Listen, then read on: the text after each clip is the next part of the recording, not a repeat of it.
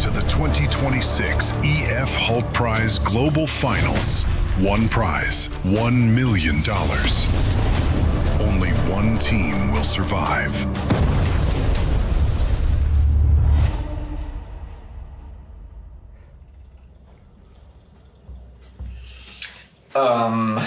This is the opening video. Who made this? Alejandra. No, fue Pablo. Yo le dije a Pablo. Guys, we can't use this. I mean, it's different. It builds excitement. Builds nothing. Ay, ¿qué vamos a hacer? I think we can just shoot it again. What are you talking about? There's no time. I have the script. Where's Lori? She's in a meeting. So perfect. Okay, so did you guys talk to the folks at Hult? Are they gonna come? Yeah. Okay, amazing. Because Lori! sorry. What?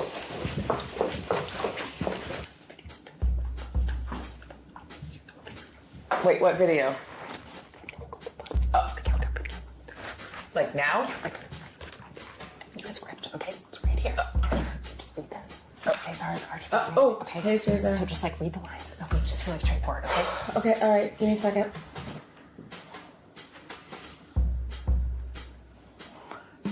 I mean, like right now. Yeah. Okay, all right. Fine. 3, 2, 1. Welcome to the 2026 EF Hult Prize Global Finals. As you know, we're the world's largest student social entrepreneurship competition, but we're so much more than that. We're proud to be the biggest and best source of early stage founder talent in the world. Every year, powered by 250,000 Entrepreneurs, experts, And organizers! all together creating one global community. one global community! This year, 18,000 teams entered the competition. Representing 130 countries from 2,000 universities, all chasing the $1 million. $1 million! To change the world. Our 21 semifinalists have been working so hard here at Ashridge House, an amazing castle in the... Hamdi, you can't say castle, you know that. Let's do it again, okay? Come on. House is not a castle, what the We gotta keep going. All right, 3, 2, 1, action. Our 21 semifinalists have been working so hard here at Ashridge House, an amazing historical property in the... I'm sorry, I don't like it. I don't like it. Okay, well, we gotta keep going, okay? Thank you so much. Is the rolling chair ready? And action! And now, after hours of work, Countless rounds of feedback. And a lot of sleepless nights. You are about to meet the top 8. Was that okay? Who will win the $1 million in funding? You're about to find out. Ready, Lori? Ready. And we're live in 5, 4, 3, 2, 1. Good afternoon, everyone. Please join me in welcoming the CEO of the EF Hult Prize, Lori Van Dam.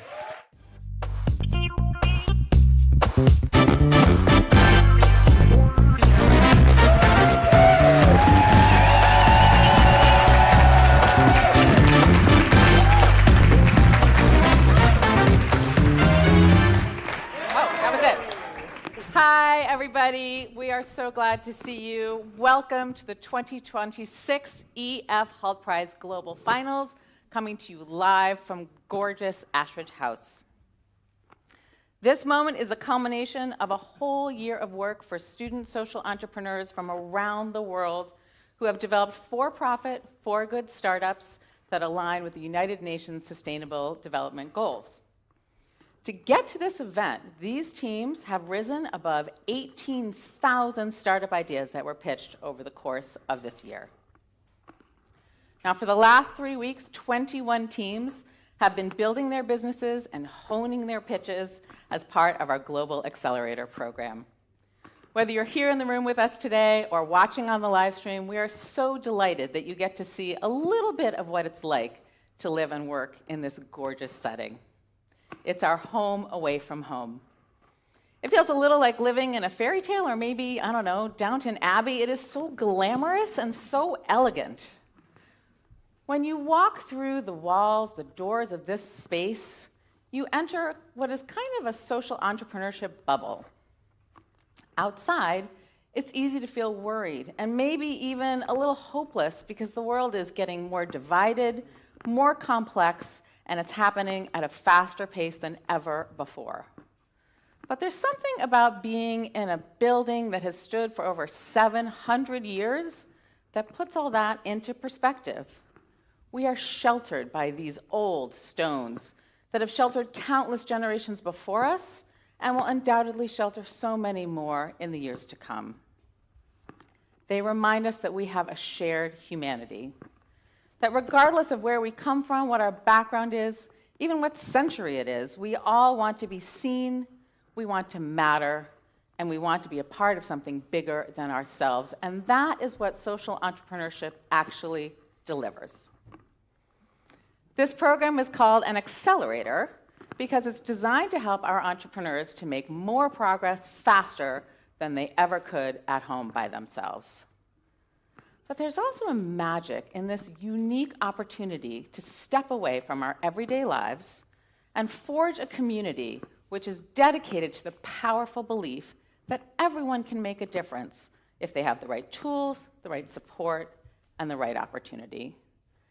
As our namesake and benefactor, Bertil Hult, the founder of EF, has said, if you want young people to make a difference, you have to let them try. And that is what is happening here every single day, and it's an incredible privilege to be a part of it. I say this every year, and every year it's true. This is the biggest EF Hult Prize has ever been. Over 250,000 people participated in the EF Hult Prize this year, which is in 130 plus countries and more than 2,200 universities. Our participants include not just the student entrepreneurs, but volunteers, campus directors, national coordinators, our judges, mentors, experts, university representatives, and government officials. Over the past 12 months, they have delivered hundreds of pitching events, but also workshops and conferences and networking opportunities, and the list goes on. Our goal to teach students that they don't have to choose between doing good and doing well is actually delivered in those locally organized events. In fact, it may be that our impact is as profound for the many participants who won't win the prize as it is for the $1 million winners. Personally, I find it very moving that 86% of our student entrepreneurs say that they are trying to solve a problem they've either experienced personally or that's experienced in their community. To me, that means that youth around the world are seeing themselves as change makers who can actually improve the lives of the people who live near them. And that spirit is what will help them make a difference, whether they continue in social entrepreneurship or take a different path. We are really proud to be a part of their journey. Okay, what is going to happen this afternoon? Obviously, we're going to hear from our 8 finalists, right? But this year, we have a twist. We have staged all 21 teams right across the courtyard. They have no idea which 8 of them are pitching for the $1 million. Correct. We are going to announce the team's name, mic them up, bring them in. They're going to come up on stage, and they're going to pitch. So, since they're watching us on the live stream, I would love for us to give them a little encouragement, send them some love, let them know we're rooting for them. Go team!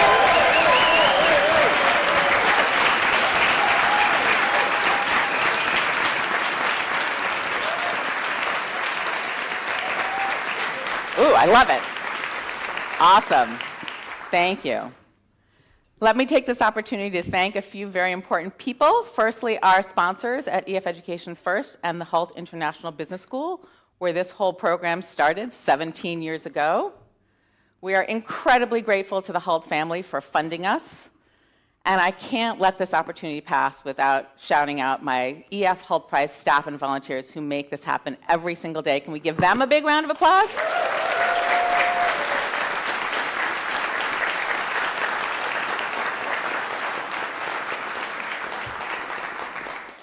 Now, before we get to our pitches, we wanted to give you a little taste of what happens to teams that win the EF Hult Prize. With us today are 3 $1 million winners, co-founders from last year's global final winners, Stickham, represented by Kai, co-founder of 2 years ago, 2024, Corian Health, Anna is here, and a co-founder from our 2019 winning team, Rucha Pia, Emiliano, is here. They will be moderated by Laura, who is a co-founder of our 2022 global finalist, Open Versum. So please join me in welcoming Emiliano, Kai, Anna, and Laura to the stage. Thank you.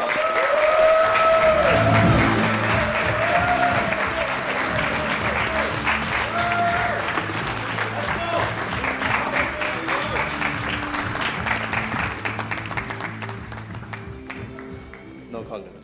All right. Hi, everyone. Thank you very much for being here. I'd like to start straight by saying I feel so lucky to be sharing the stage with these amazing entrepreneurs because actually all of us might have never even made it to the accelerator. And that's where I would love to start. Maybe Kai, can you tell us how you almost did not make it into the Hult Prize? We found out about the Hult Prize through a LinkedIn message from Belen. Shout out Belen. She sent a message, hey, you want to win $1 million? Please click on this link. And then we're like, who's crazy enough to give $1 million to students? So we ignored it. And she texted again. And then we're like, okay, fine, let's find out what this is about. And that's how we registered. Lovely. Emiliano, I think you have a nice failure success story too. Yeah, so we actually got the Hult Prize by the wildcards. So it's like a direct pass.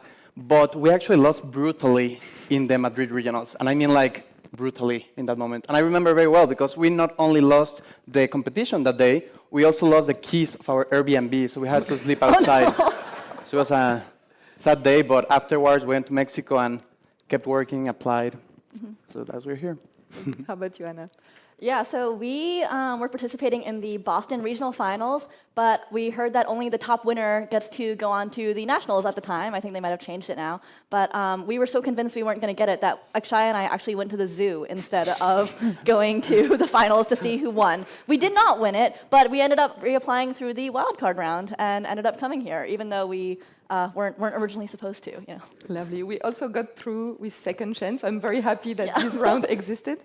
And fortunately, we all made it to the accelerator in the end. And I was wondering, Anna, did you have kind of a before and after the accelerator when it came to your business case? Oh, man. I mean, there's so many things I could say about this. The accelerator was absolutely life-changing. I have never had an experience like this. Well, maybe Bandcamp is a little bit similar, but not quite the same. But I think before this, like, you know, I'm Chinese American. My parents immigrated, and I love my parents, but they come from a very conservative, small village in China. So growing up, I was always told to kind of be quiet, be obedient, keep my head down, just work hard. And this was the first time that I had the possibility of someone giving me money to talk, which was kind of crazy. So yeah, it was just wonderful living in this house with all these other international student entrepreneurs who are just as young, not jaded yet, and excited. And we formed lifelong bonds. So I think even beyond the $1 million, like the friends that you make here, the connections you make, they really stay with you. Yeah, it's quite an addictive community. I mean, you're back today as a global judge, right? So it's a very big role. And Kai yourself, you won last year, but you're back this year as a mentor. So you've been stuck here for 3 weeks supporting startups. Is there anything that you brought back from your time at the accelerator that you're now teaching the startups? In the first week, there was a lot of yelling. Why does your slide look like this? Where is the story? Where's the narrative? So I think it was really a lot of narrative building together with them in the first week before we cleaned up all these small details. A lot of them had amazing stories, amazing reasons why they started, but it was just not getting out. So helping them to massage it out was really amazing. I know that they've been enjoying it a lot. They all told me about your story building, basically creativity, sometimes a bit too creative for certain people. And thinking of that community that you basically, shaped also together with the EF Hult Prize competition, how has that support then translated over the past year, basically? I mean, we've learned so much. I think winning the Hult Prize was so transformational. We did $100,000 in revenue in one of the months right after Hult Prize. So a lot of credibility, a lot of mentorship, all the friends you make, the support system you get. It's really amazing. Did you make some lifelong connections that you're still leveraging today? Of course. My best friend is Janice. Oh. What a lovely moment. Then maybe, Emiliano, back to you. What is something that you found really the most valuable about this community of the EF Hult Prize? Yes, I mean, I think, of course, the prize is super valuable, but looking back, I think that the whole process of applying into Hult Prize up to the accelerator, it's also just as valuable. Looking back, I think maybe we could have get the investment in other ways, but all of the learnings, the people we met, the lessons, I truly think that we would not be here without everything that we learned during that period. And not only Accelerator, but since the first day we applied and all of the different stages we went through. So, yeah. Yeah, it's a very addictive community. I mean, myself, I'm a 2022 finalist, and I came back every year as a judge, as a mentor, as a global judge, so I was in your seat, and I'm very sorry for you. It's a very, very difficult role to take. So we never won. So I really don't know how this can feel, right, to get this massive news that you actually won $1 million. Maybe Emiliano, do you remember how you felt in that moment? It was 7 years ago, so that's quite a while ago, but it stays to you. Yeah. Yes. I actually, you know, it's funny because the night before winning the Hult prize, I actually slept very well. But the night after winning the EF Hult prize, now, that was a very tough night.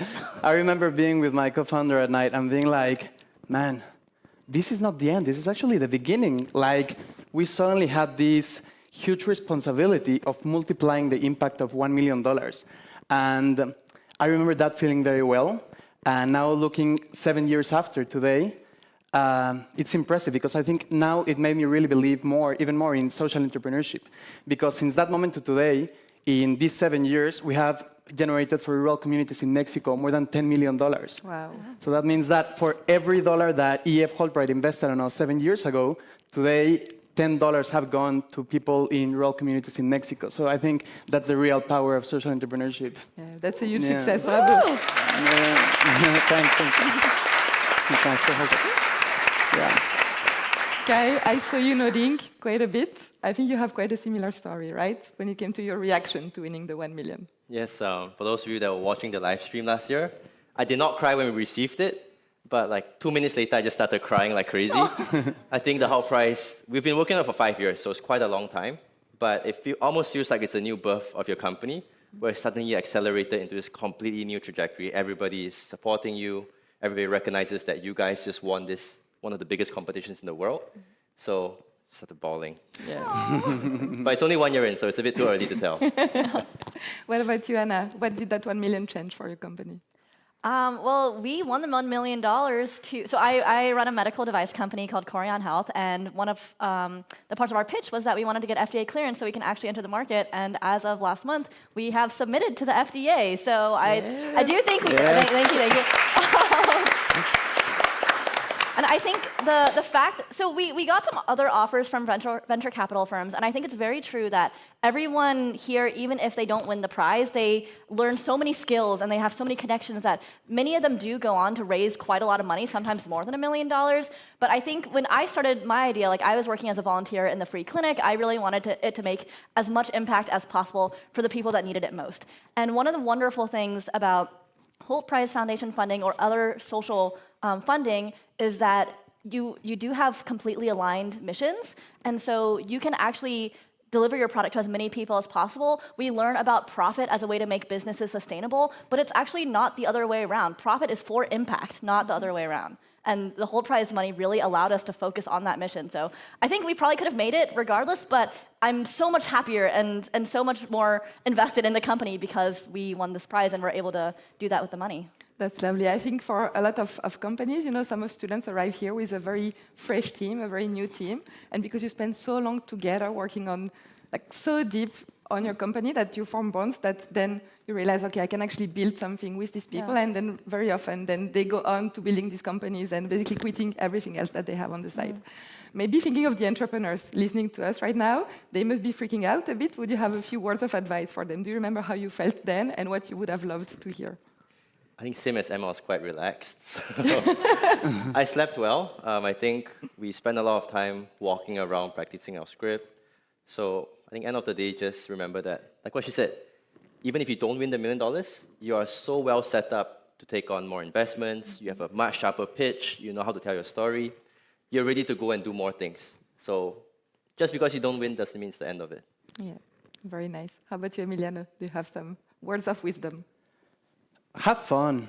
Like, I remember the day of the finals. I was actually watching the video before of the finals of 2019. And I remember we were just like in the backstage running and jumping and doing like silly stuff. And so today, whatever happens today and after, I think it's also to enjoy the ride of entrepreneurship and just like of building something cool for the world. Yeah, maybe I can share also in my time at the finals, I woke up with no voice. whatsoever. So there's this YouTube video forever on the internet of me trying to get my words out. I still remember the face of the judges looking so sad as soon as I opened my mouth. So entrepreneurs, it cannot be worse than this. So be reassured. And maybe talking about impact and also why you do what you're doing, I think it's time to get a bit cheesy. You know, as a Swiss, I need some cheese in this conversation. So maybe can you give us a bit of a story of like what makes you keep doing what you're doing? Do you have any kind of, beneficiary behind what you're doing that keeps you motivated every day? Are you asking me? Okay. I actually also have a piece of advice for the student entrepreneurs, but I'll answer that one first. So I'm currently still an MD PhD student. It's an 8-year-long program. I'm in year 6 out of 8. And I started my company in my second year of medical school during the pandemic in 2020 when many of my patients could not get into the clinic in person.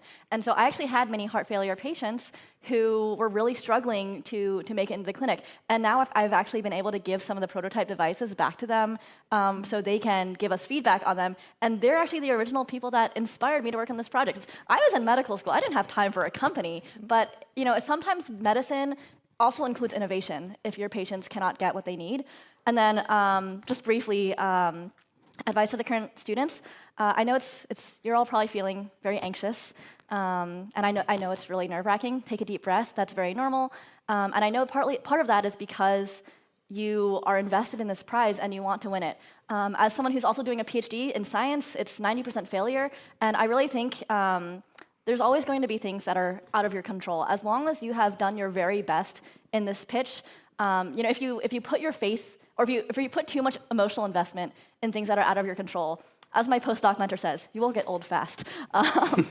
So have faith in yourself and know that you have always done your best. And I think if you always work on thinking about what you can improve next time, like focus on the method rather than just the result, I think you'll find that you go very far in life. So. Very good advice. I got this piece of advice from a mentor back in the day. So when I got to the accelerator, I had never pitched before in my life. And I had a big fear of public speaking. Mm-hmm. And I remember him telling me that, when you get on stage, you're not here to prove that you deserve to be here. You're here to make us see what you see. Yeah. And so I always could see pitching as an opportunity to basically share my passion with people. And that made it so much easier. Mm-hmm. Absolutely. Yeah. Let's get back to the cheesy stories. Oh, I already told it at the beginning. For Emiliano and Kai. For me, I think every time I go and travel to the communities that we work with in Rudopia, that I've tried to go more often in this last year, it's so fulfilling to just see in person everything that has changed in a positive way since we started working with some of these communities. For example, there's one Mayan community that is called Nuevo Durango. And when we started working with them, most of the young kids from the community had already migrated to the US or to Cancun to get jobs in big resorts.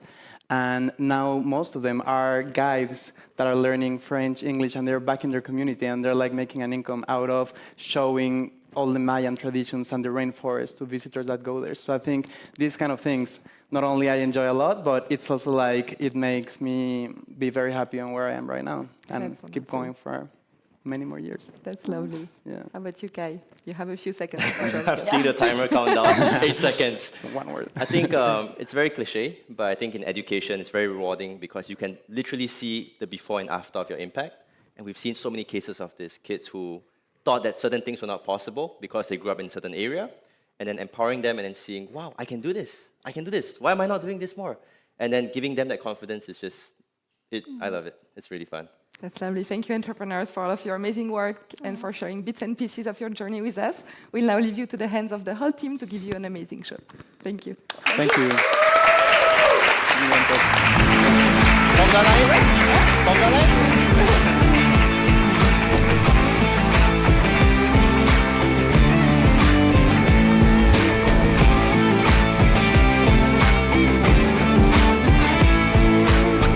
Welcome our Senior Director of Programs, Andy Benelmi.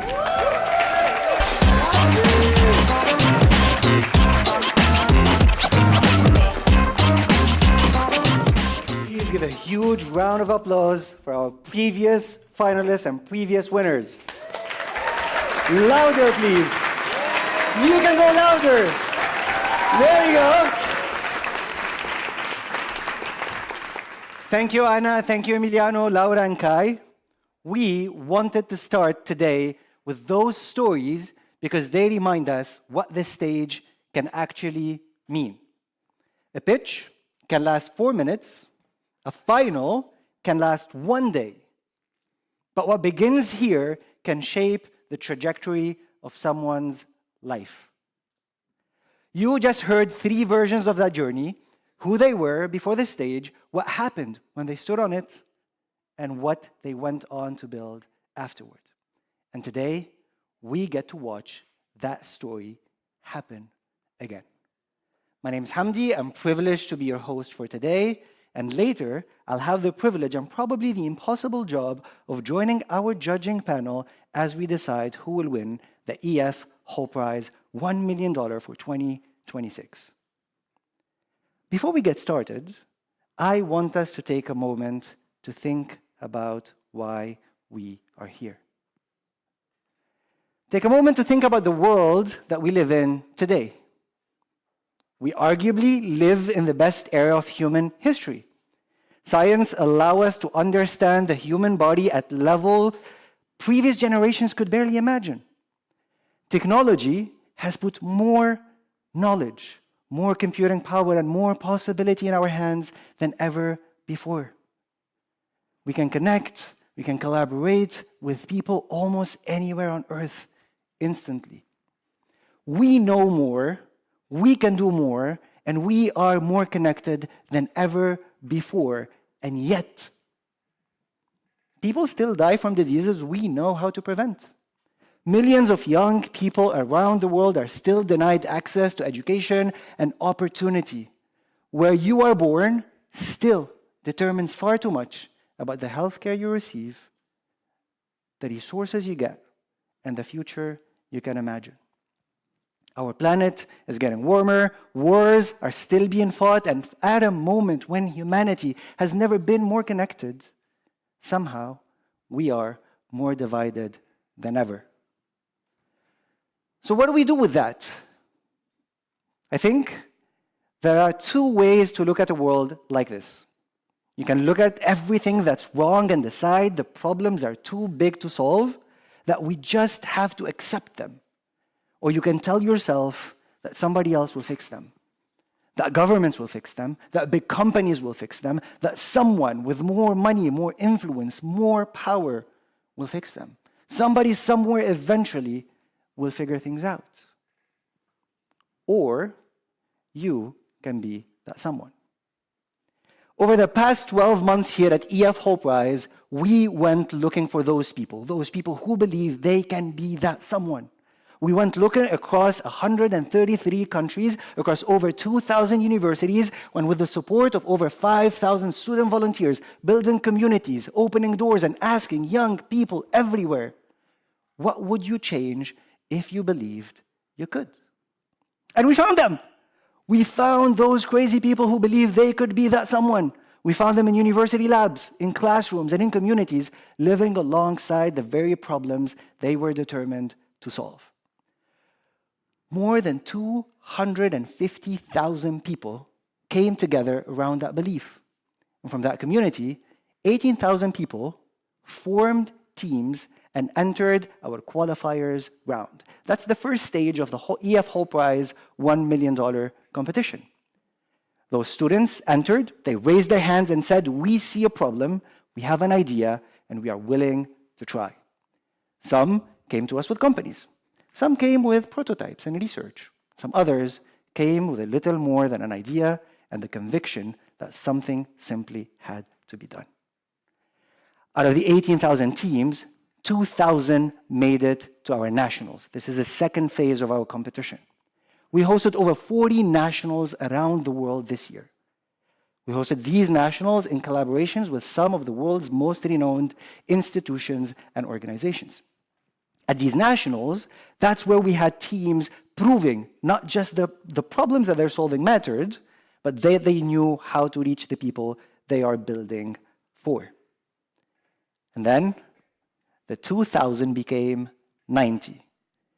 In our digital incubator, the third step in our competition, they started building their products. They started testing, incorporating, piloting, and proving sometimes painfully that what worked and what didn't work.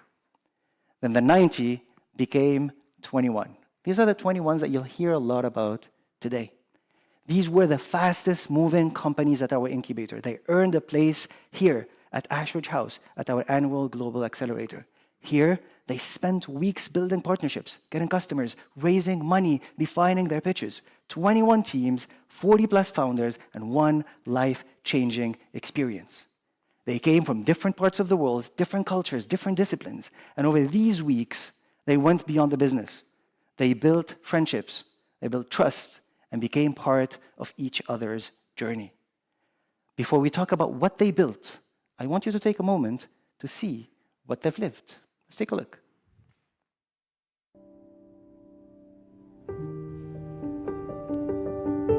I'm Addison from the United States of America, and I'm competing for $1 million in the 2026 EF Hult Prize Global Competition. I saw the castle coming from the airport. I was absolutely blown away. I have never seen a building like this before. Unbelievable to think that we were going to be living in this building for the next 3 weeks. Меня зовут Вильям, я из Reliable Labs, и я соревнуюсь для $1 million в EF Hult Prize международное соревнование. I was in Azerbaijan right before I got here. Granny lives over there. First time I'd seen her in like a good few years, and I was meant to spend the whole month there, but she knew that it was like a really big thing for me to be able to do. नमस्ते, मेरा नाम स्पष्टि है और मैं team दिहाड़ी का हिस्सा हूँ। मैं यहाँ पर आज $1 million के लिए 2026 Global EF Hult Prize Competition का पार्ट हूँ। Our flight was for 10th and it got delayed for 5 hours and then it got cancelled. And we were stuck at the airport for 12 hours, then it got delayed for like another day. I have just had the most wonderful time here. I met so many people from so many cultures. I've had the best coffee. I've tried not so spicy, but spicy food.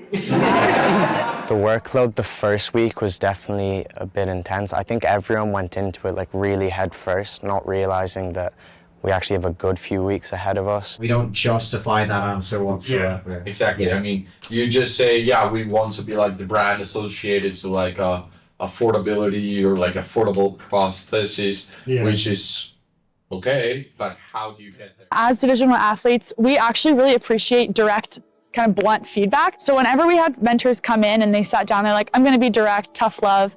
We were like, great, let's get down to it. Let's start making these changes as quickly as we can. One of our mentors, Kai, he walked in. We did not have a call scheduled, like a meeting scheduled. He just walked into our office. He looked at our deck and the first thing he said is, that is all just crap.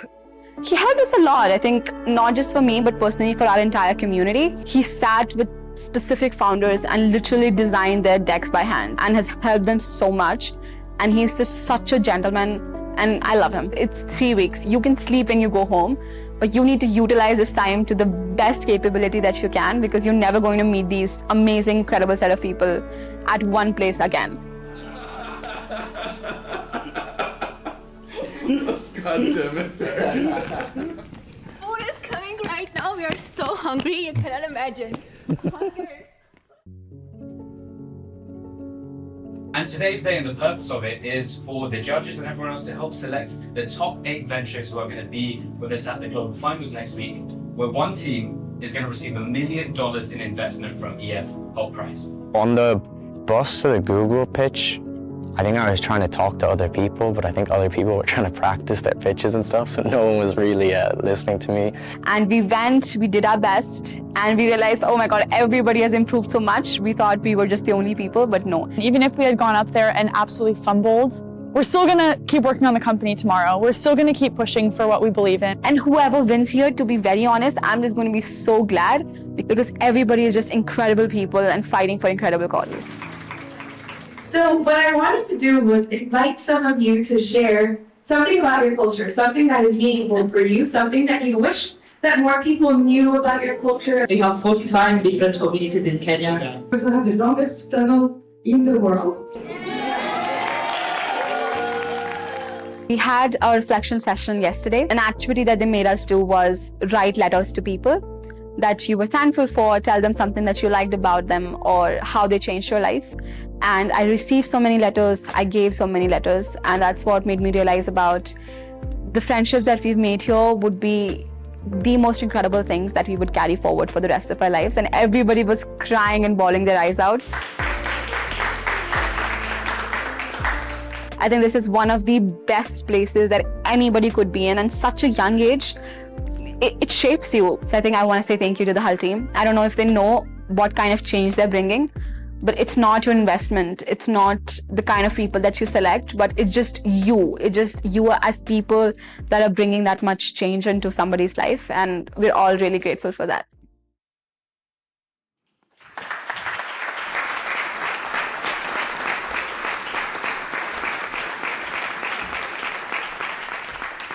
In a few minutes, the competition will keep going. We'll go from the 21 semi-finalists to the 8 finalists of the day. Before we do that, do you all want to meet the startups? You want to take a look at what they're going through right now? All right. Let's go backstage. Let's go to the green room where the startups are gathered waiting for their names to get called. All right. Here we go. Let's give them a huge round of applause.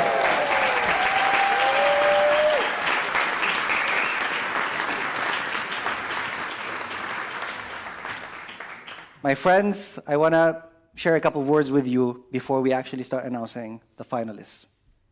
You came to this accelerator with different missions. Some of you came here to advance science. Some of you came here to build new technologies, to create access, safety, opportunity, and dignity where too many people still go without them. And over these 3 weeks, you did what you came here to do. You built, you tested your products, you launched pilots, you found customers, you made partnerships, you refined your pitches, you raised capital, you moved your companies forward. But what we're most proud of isn't only what you built, it's how you built it. You competed against each other, but still shared. You still helped each other, you still celebrated one another and became part of each other's journey. And that says something about the kind of founders you are, and I think something about the kind of the world you are all trying to build. I want to tell you how much we are proud of you, and no matter the results of today, you will continue doing great things. Please give them a huge round of applause for everything they achieved and everything they will continue achieving.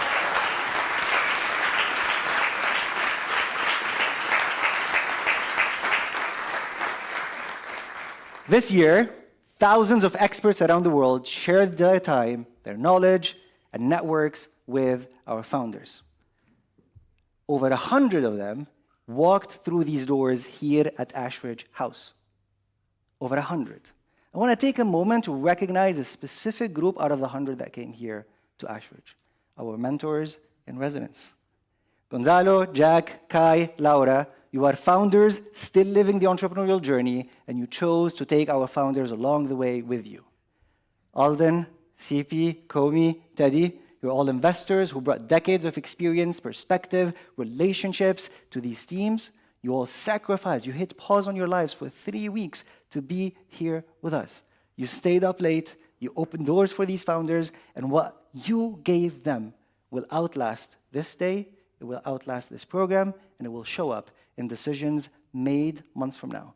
It will show up in the companies that we're building years from now. So I want to take a moment and thank you all on behalf of everyone here at EF Hult Prize. Join me in congratulating the mentors.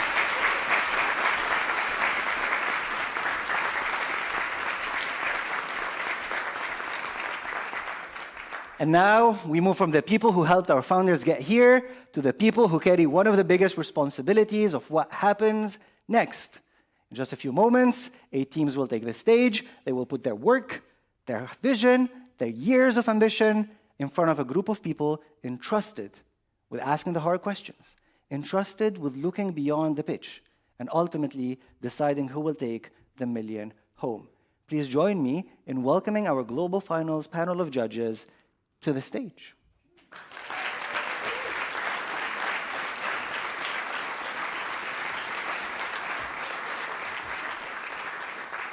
You've already heard enough from me, so we're going to start with a panel of judges. We're going to start with Amal. You flew all the way from Saudi Arabia to be here with us today. Why don't you introduce yourself to our audience? Absolutely. absolutely. I'm Alda Khan. I'm a managing partner at 500 Global. I'm an investor in early stage. It's a multi-stage firm, invests in basically early stage companies. Second time, global judge, very honored. I would do it 100 times and never bored. And I want to see more and more of these founders. And I wish them best of luck looking at them at this room. A lot of really empathy, but courage cannot be replaced. So salute to everybody. Thank and you. best of Welcome, luck. Mama. Thank you. You've already met Anna on our panel. Let's give her a round of applause. Judge Evan, this is your first time with us. Welcome. Yes, it is, but I'm very excited. So, hello, everyone. My name is Evan Yellen. I'm the co-founder and CEO of ECM&A. We are a specialist investment bank that brings together environmental, life sciences, and digital technology companies and match them up with great strategic buyers when those companies are ready to be monetized and taken to the next level. Very happy to be here and looking forward to the contestants. Glad to have you with us today.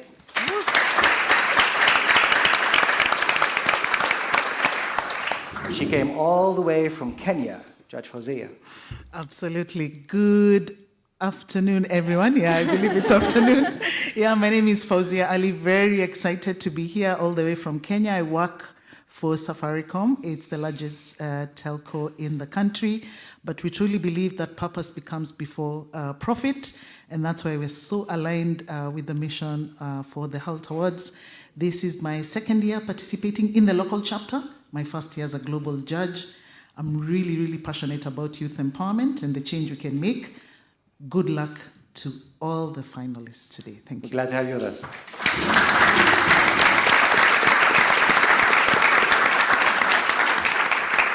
One of the smartest and most inspiring people that I get to work with every day at EF Hult Prize, Judge Narissa. Thank you so much. I'm Narissa. I'm head of portfolio and selection at EF Hult Prize. Actually, Hamdi and I had a privilege of being with the 21 teams at the accelerator. Today, I just hope to bring into their insights and their progress that they have leveled up throughout the program. Thank you, Narissa.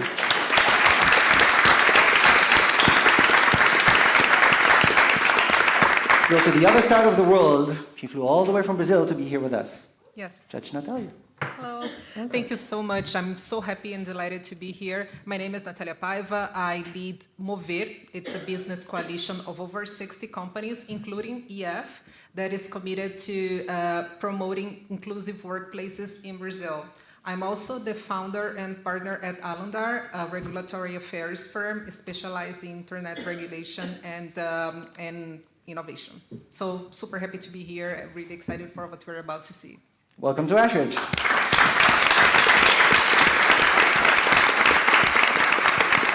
Judge Priya, you're familiar with Ashridge, aren't you? I am indeed. Lovely to be back. So my name is Priya Guha, and I have roles that range from non-executive director to advisor to trustee across the technology and innovation ecosystem with government, venture capital, startups, and then also some publicly listed boards as well, and the third sector. And just a thrill to be back and to participate, and just best of luck to all the amazing teams that are here today. Thank you for joining us today.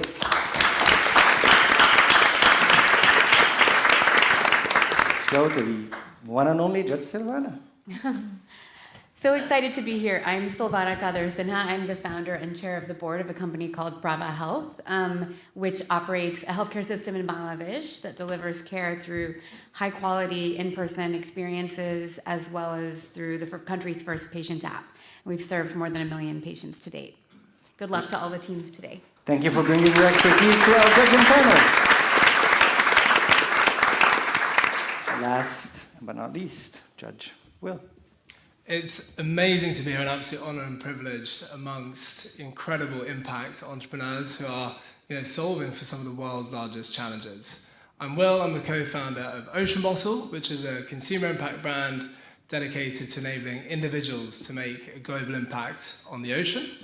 We do that by investing in plastic collection projects around the world. I should also confess that our idea probably wasn't good enough at the start to win the Hult Prize, let alone be a finalist. And so, yeah, honestly, congratulations to all of the global finalists that are here today. It's incredible they've come this far.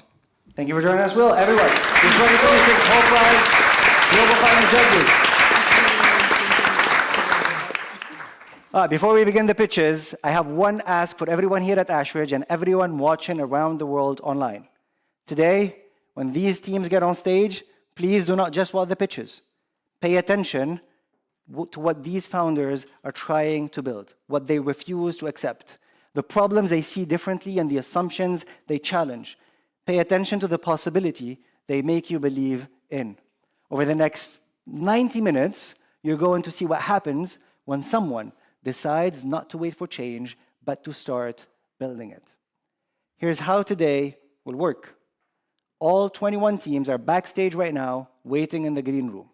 They do not know who the 8 finalists are.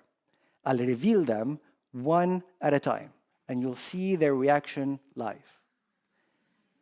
Yep. Once a team hears its name, they will only have 3 minutes to get here, get mic'd up, get ready to walk on the stage. How crazy is that? I know, we have trust in them. Once they get on the stage, they will have 4 minutes to pitch their ideas to you and to our panel of judges. Then they will have 2 minutes of Q&A. They will interact with the judges and they will try to ask some of the questions that they've been discussing earlier this morning. After the 2-minute Q&A session, judges will get 1 minute to score these startups. And while they score, you will all get a moment and get an opportunity to meet some of our previous founders, some of our previous winners, and some of our Hult Prize community members from around the world. Then we will do it all over again, one finalist at a time, until we have all finalists pitch. Are you ready? Yes. Okay, talking about that. Please, when these founders walk on stage, I want them to feel this room behind them. If you're here at Ashridge, always make some noise. And if you're watching us online on the YouTube, light up the chat. These founders have worked for months to earn these few minutes, so let's make sure they know we're with them. All right, let's find out who's the first finalist of the day. My friend Roger is going to come on stage. He's going to give me the envelope that contains 8 names of 8 startups that will be finalists. Let's see. Whew. 18,000 startups entered the competition. 2,000 made the nationals. 90 made the incubator. 21 lived for 3 weeks here at Ashridge. And 8 will be finalists. The first out of the 8 finalists will be Bounce Back Pickle.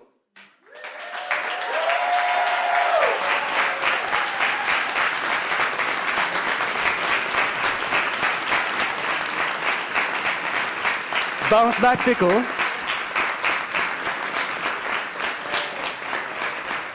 Bounce Back Pickle will be representing Florida Gulf Coast University from the United States. We're a Bounce Back Pickle from Florida Gulf Coast University in the United States of America. Bounce Back Pickle is solving the millions of pounds of plastic waste that goes straight to landfills from pickleball. Will and I met online through a mutual friend. He's an incredible creative talent, and we met through him online. We're not dating, by the way. A working day at Ashridge has been both hands fully on deck on the computer. I've been just coding until I don't want to live anymore, but that's when you feel most alive, so I'm very happy to be here. All the other teams have such high energy. It's been a pleasure and an honor to meet everyone and get to compete against everyone, but it doesn't really feel like a competition. It's more of a place to grind, work, and build a community. It changed the way we thought we were going to run this business, because originally we were thinking about maybe a much slower expansion. Now it's like, how do we sell 1 million pickleballs tomorrow? Week over week, we're iterating our pitch to give us the best shot of making it. And The global finals awaits. We're so ready. Let's go, baby. Come on.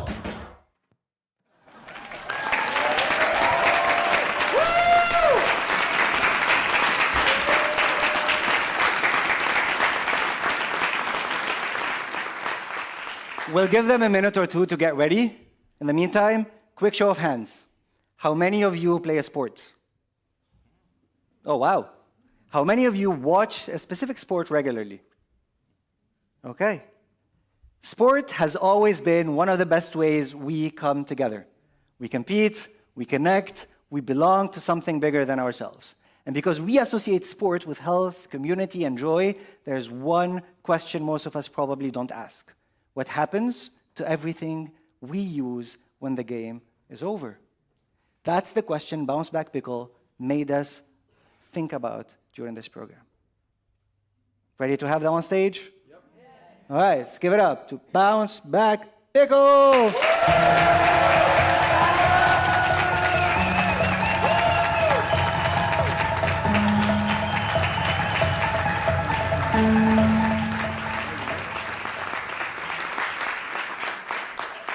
Well, Dylan, you have 4 minutes to pitch.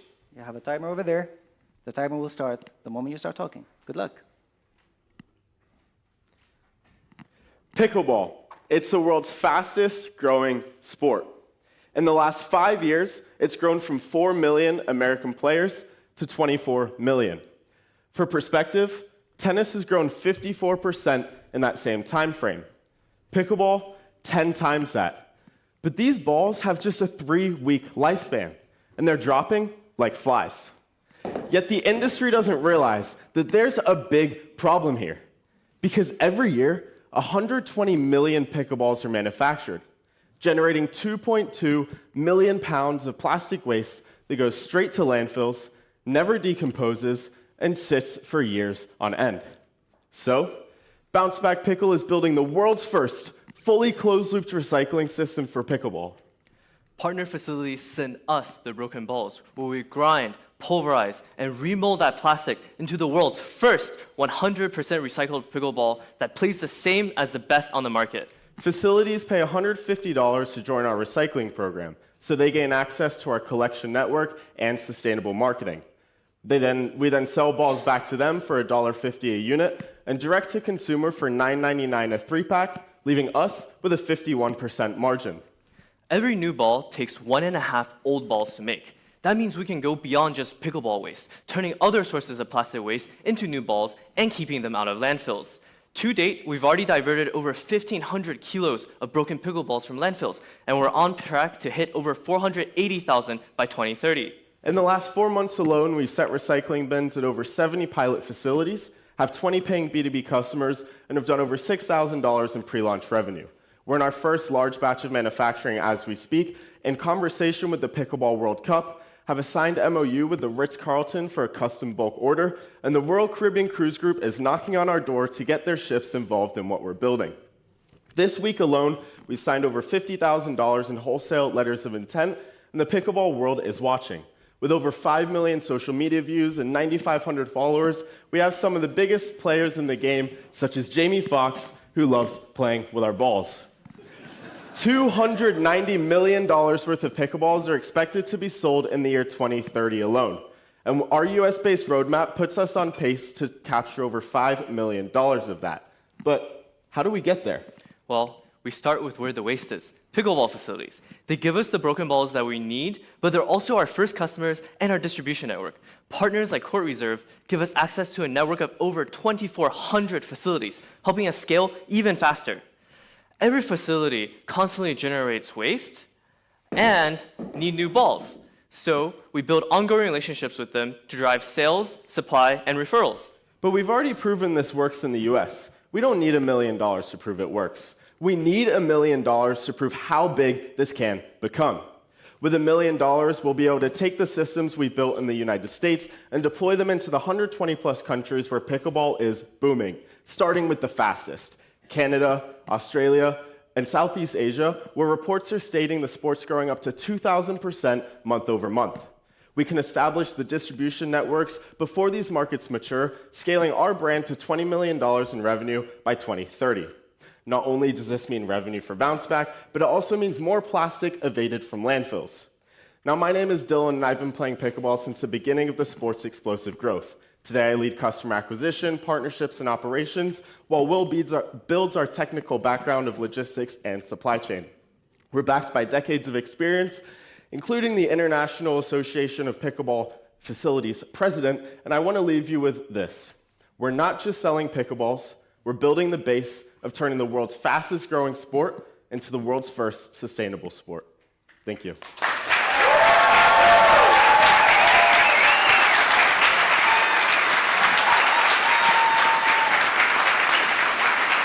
Congrats.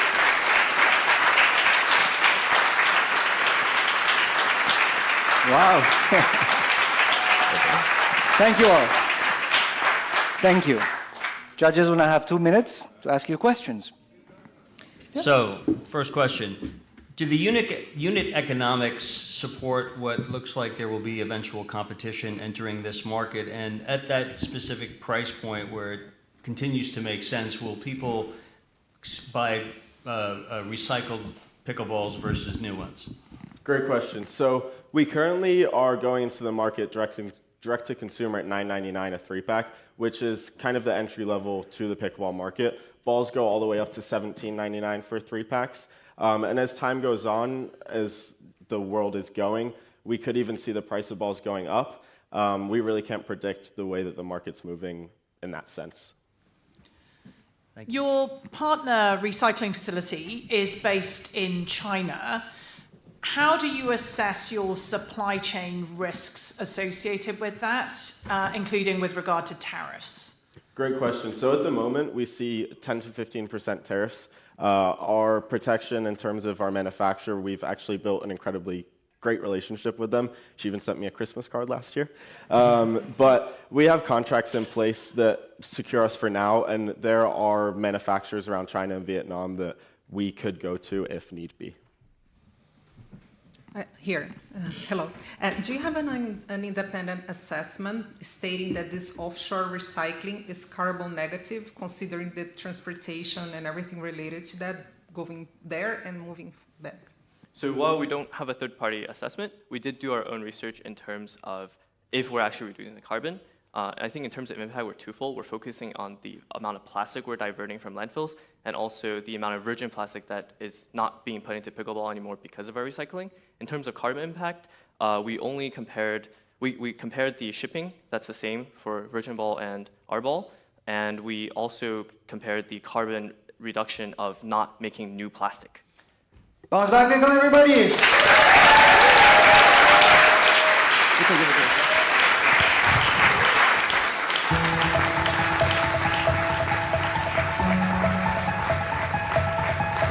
Judges, I love the excitement in the room. Wow. Judges, don't let that excitement distract you from scoring the team. My name is Kylie Mudoni, Chief Operations Officer and co-founder at Ecobana Limited, and we are the Hult Prize 2022 winners. At Ecobana, we manufacture organic sanitary pads made from banana fibers, empower women through community and communications. We also aim to end period poverty by providing affordable solutions to all girls and women. So when participating in 2022 Hult Prize, the rest of my co-founders get their visas. I don't get my visa. Oh my God, I don't have my visa. I'm part of the pitch, so we need to switch the whole pitch. When I was unable to get my visa, Hult Prize basically created a watch party for me in Nairobi. And the winner is Ecobana. When we won the Hult Prize, it was amazing. Everyone started shouting, screaming, and running towards me, and I'm like, what is happening? What is happening? The best thing that could happen to me was shed tears. Since we won the Hult Prize, we were able to get a fully automated machine, which can make up to 230 pieces per minute to be able to deliver all girls' schools in Kenya with sanitary pads. You're waking up, you're screaming, you're like, yes, we did this. The next minute, you're like, okay, that means more work. I used to feel like some things are meant for particular people. If you have the courage, I'll say go for it.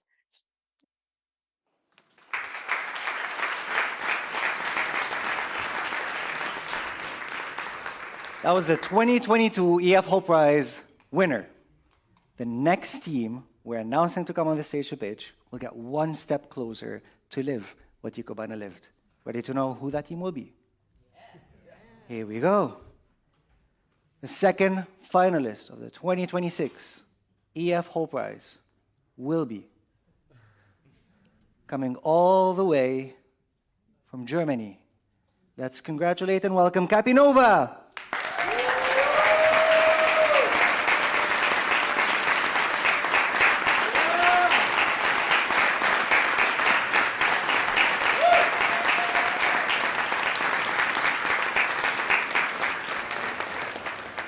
We are Capinova from the Eastern Bavarian Technical University Amberg-Weiden in Germany. Yeah, it's a long name.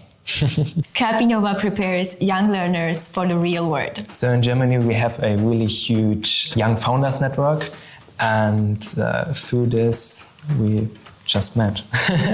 Just met. Yeah, Before I was building a prototype by myself and I'm a non-tech person struggling. Hey, can someone help me with this? And Johannes were like super kind. He looked into it and was like, this is such a good idea that you do it by yourself terribly. Like, let me help you. We are super different. Like I'm outgoing, I'm there, I'm here. These differences are clicking together perfectly because of our shared values and our vision where we both want to go and change the world, change the education system. We are really excited and also a little bit stressed about the big pitch that are coming. But also super confident that it's going to be our best pitch ever. Of course. Which will decide about the million, which is ours. We are the winners and you know it.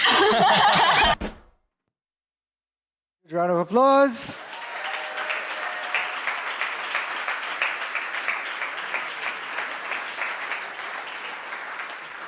As they get ready, let me give you some fun facts that we learned from the Capinova founders over the past couple of weeks. Annie lived and studied in 4 different countries before the age of 16. So from a very young age, she saw something that most people only notice much later in life. Education can look completely different depending on where you grew up. What young people learn is different. How they learn is different. And the ways students fall through the cracks are different too. That experience stayed with her. Her co-founder, Johannes, came from a different angle. He started coding at the age of 12. Today, he is the youngest founder that we have at the cohort. He turned 18 only a couple months ago. And when they came together, they put that lived journey and the knowledge and the skills together to build Capinova. Just got a sign that Capinova is ready to come on stage. So please, let's give them a huge round of applause.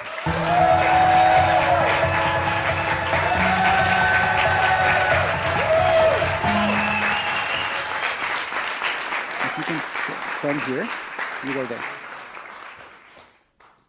All right, you have 4 minutes. The timer will start whenever you're ready. Most education startups struggle to make money, but Capinova made $30,000 just last week. 8 months in the market, we already crossed $100,000 revenue. That's because out of 1.5 billion children right now, half are not reaching their full learning potential because the school system is outdating learning goals, materials, teaching methods. UNESCO already highlights what are the most important skills: critical thinking, financial literacy, AI skills. Yet, 75% of students leave school unprepared. Judges, we are in a global learning crisis. Introducing Capinova, life-relevant, personalized learning to teach all of these relevant skills, but differently. How? We have a 3-step framework: assess, adapt, and engage. First, Capinova assesses each student's learning style and personality profile. Then, the content is uniquely being adapted to each individual learner, whether you are a high-ability learner or need more guidance. Like me with autism or Annie with ADHD. And that every learning experience is becoming super fun, engaging, and adaptable. Our AI is Socratic. It's not just simply asking students questions, it's helping them to reflect, help them to think for their own selves. So, instead of brain rot, we create brain muscles. Our content is created by world-class leaders who build curricula for institutions like Stanford or Harvard University. We already have 80% course completion, and compared to the global average, which is just 10. Capinova also did a pilot study where we measured the impact learning confidence improvement, learning skills improvement. In a compound effect, these skills are staying with students for their entire life. We have right now 450 students learning from 22 countries with us. And they are saying, finally, something meaningful to learn. Our business model is affordable and scalable in pricing for each of our customer groups, parents, private, and public schools. We are growing super fast. We already have an $8 million signed partnership agreement to reach 250,000 students. And there, it's not stopping. We started in Germany, and all German-speaking countries made 100K just 8 months. Next, we are partnering with our distribution partners, school networks, to enter the global market. We even have an EF pilot upcoming next to enter more markets. Yes, we have the first mover innovative advantage, because whatever is out there right now, they're just focusing on school subjects. We are the ones that made true personalization possible for life skills, gamified, fun, from young people, for young people. Our moat is our ecosystem built with our international community, user base, established school network, and we are a super cool team. I am a 3-time founder in education, leading business and educational part. Johannes started to code at the age of 12, developed multiple apps. The Angry Birds founder is behind our gamifications. We have EdTech exited founders. Even my Stanford entrepreneurship professor is on our board. And in case you forgot, guys, we are already profitable with 96% gross margin, and we are going to make $40 million just in the next 2 weeks. Quality education at 2 years. I mean, yeah. We are go fast, but quality education shouldn't depend on where you are born. So we are helping children from Uganda, Ghana, and Kenya through our partnership with the Grow Foundation to scale those skills also in public schools from underdeveloped regions. That's why we need your $1 million to impact 3.2 million students, make with that $46 million, enter 8 new markets. It will be matched with our angel investors, impact 10 million learners. We have a business model which works, and with your help, we can shape 10 million better futures.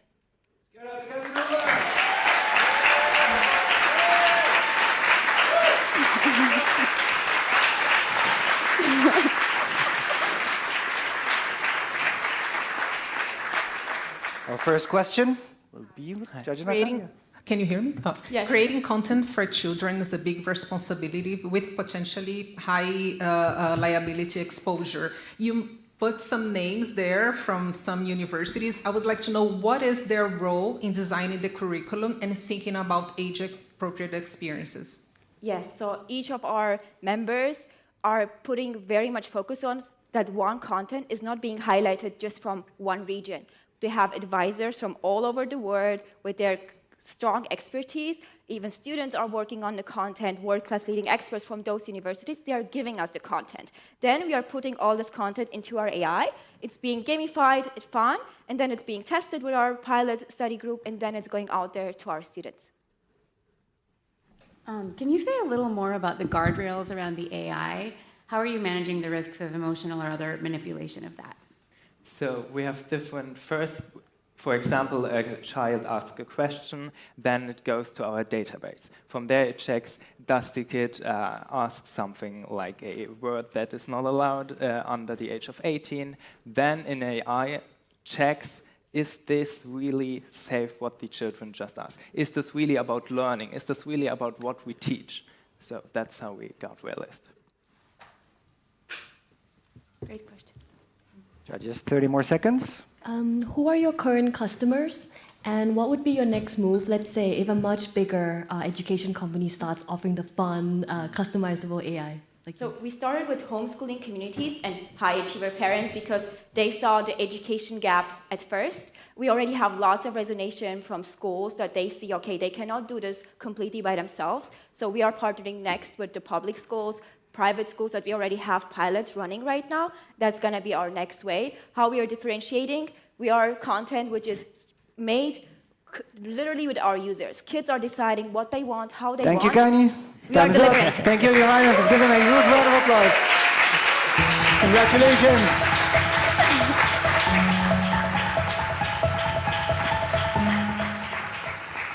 Judges, as always, you have a minute to score. In the meantime, let's hear from some Hult Prize community We truly members. believe that we can change the fashion supply chain for the better. So I'm Nicholas. I'm the co-founder and CEO at Labware. We were one of the top 6 startups in 2023. We did not end up winning the $1 million prize, but that's okay. Labware is a digital manufacturing platform for fashion brands. The Hult Prize experience was very intense. The Hult Prize winner of 2023, Nofi Lever. Sitting there in the audience and listening to the announcement of who won, at first very disappointed, but soon after we were just as hungry. 7 or 8 months after we launched our very big software update, we had insane traction on our website, production requests, life was hell, things were falling apart, but it's the best thing if you see the demand and the reaction on the market. I'm more scared to see supply chains in fashion continuing on the way they are. I feel extremely motivated by the impact we want to achieve to still push on. So we did not win the 1 million, but we achieved 1 million in revenues a year later.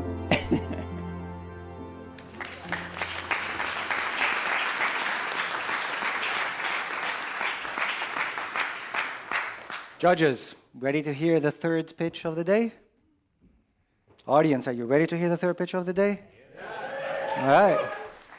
Startups, are you ready to hear the third pitch of the day? There you go.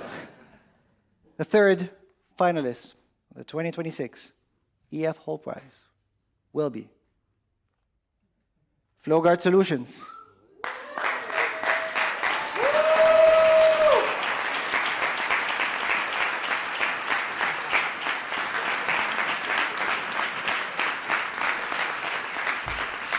FlowGuard Solutions will be representing King Abdullah University of Science and Technology from Saudi Arabia. We are FlowGuard Solutions, and we are from King Abdullah University of Science and Technology, Saudi Arabia. At FlowGuard, what we are trying to solve is the non-revenue water problem. We designed a smart water management system. Me and my co-founder, we are old friends since 18 years old. We got accepted, but then he wasn't able to come. Fortunately, we had Hamza working with us, and he happened to be born and raised in London. So, hey, Hamza, guess what? You are a co-founder now. And yeah, he saved us. It was an opportunity that I really couldn't miss out on. Yeah, and it's the first time we have met in person, so it's nice. Yeah. We're trying to have as much fun as possible and make friends, but again, we think about the $1 million. It makes it a bit harder, but again, I think just having these wonderful people around is, I don't want to sound cheesy, but it's the actual prize, and I'm sincere about it. We got this far, so I really don't see why we can't go all the way now. We have all the ingredients, and the hardest part now is to put them in the perfect shape possible in a 4-minute presentation, and that's it. Born ready. Always.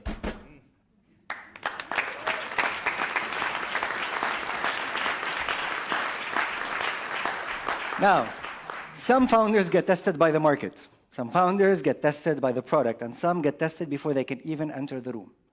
You heard it. FlowGuard is one of those teams. One of their co-founders is Yemeni.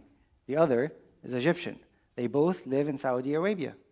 And for this accelerator, one of them could not be here with us because of visa complications. They didn't let that stop them. That co-founder, Muhammad, joined us every single day online through Zoom calls from like 3 or 4 different time zones. And today, Omar is going to come here on stage to present the work that they've been working on so hard. Please join me in giving Omar a huge round of applause as he comes on the stage.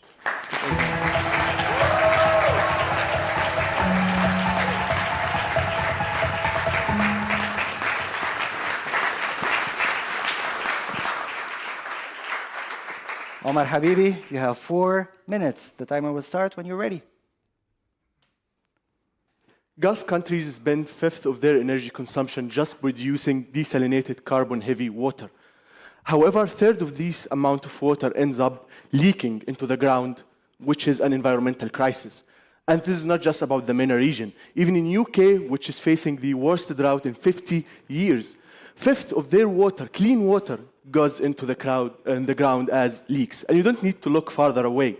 Actually, here in the Ashridge Castle, This leak have been running for 3 weeks now and have caused this much damage. By the time it's visible, it's already too late and will cost thousands of pounds to fix. So you might be wondering, if it's a huge problem, why there is no adoption of the solution? The adoption is actually less than 10%. This is because these are the products that our competitors are building. Sitting indoor nicely with access to power source and Wi-Fi connectivity. The reality where our devices are installed, as you can see, is in manholes, in the ceiling voids, and in the rooftops under direct sunlight. This is the product we have built that can survive these conditions for 15 years while on a single battery and communicating directly to cellular network. And all of this was enabled by a novel AI algorithm that runs on the device itself using ultrasonic sensing and pressure sensing to detect even micro leaks and report them. And even it has an internal shut-off valve. When a leak happens, when you are away, it can protect your home. And more importantly, we provide a city-scale dashboard that provides utilities with the management tool to control millions of households from a single screen. And this is how we scale massively and install the device in a few minutes at any house or any inlet. We afford to sell this device at $250 with $24 annual subscription, and yet manage to get 70% profit margin out of it, and it pays back for itself in only 18 months for the end user. And these are not just numbers. Actually, this is one of our users who managed to save $300 in his monthly water bill, saving 250,000 liters of water each month just from hidden leaks and unreasonable water consumption. This is why we managed to get 185,000 in signed paid contracts across different countries. Not any customers. We are talking about Saudi Arabia real estate developers. We are talking about UAE's largest water utility, the entire water utility of Abu Dhabi, who are assessing full city rollout following the pilot and even expanding beyond the MENA region into Germany, beyond drinking water into wastewater management. And we are also expanding in Qatar with the largest educational city. Now we need your help. We only launched 4 months ago, and we have gotten so much organic demand that we can keep up with, but up to the pilot stage. We want the help to, in parallel, build a team that can handle the full city rollouts following this, and by 2029, even expanding into neighboring sectors. We estimate that with your help, we can tenfold our water savings. This 50 billion liters difference saves annually can provide all year around clean water access to 7 million people who currently cannot afford it. And all of this was made possible by my co-founder, Mohammed, who unfortunately not here with us due to visa rejection, but he lived 6 months in China building a bulletproof supply chain that can currently provide 40,000 devices each month and holds a master degree in venture building. And me, Omar, who holds a PhD in IoT systems, spent 5 years building IoT systems that communicate and survive in the middle of the desert, which are the exact trade secrets we use in our product. And a world-class advisory board and a dedicated team based in London.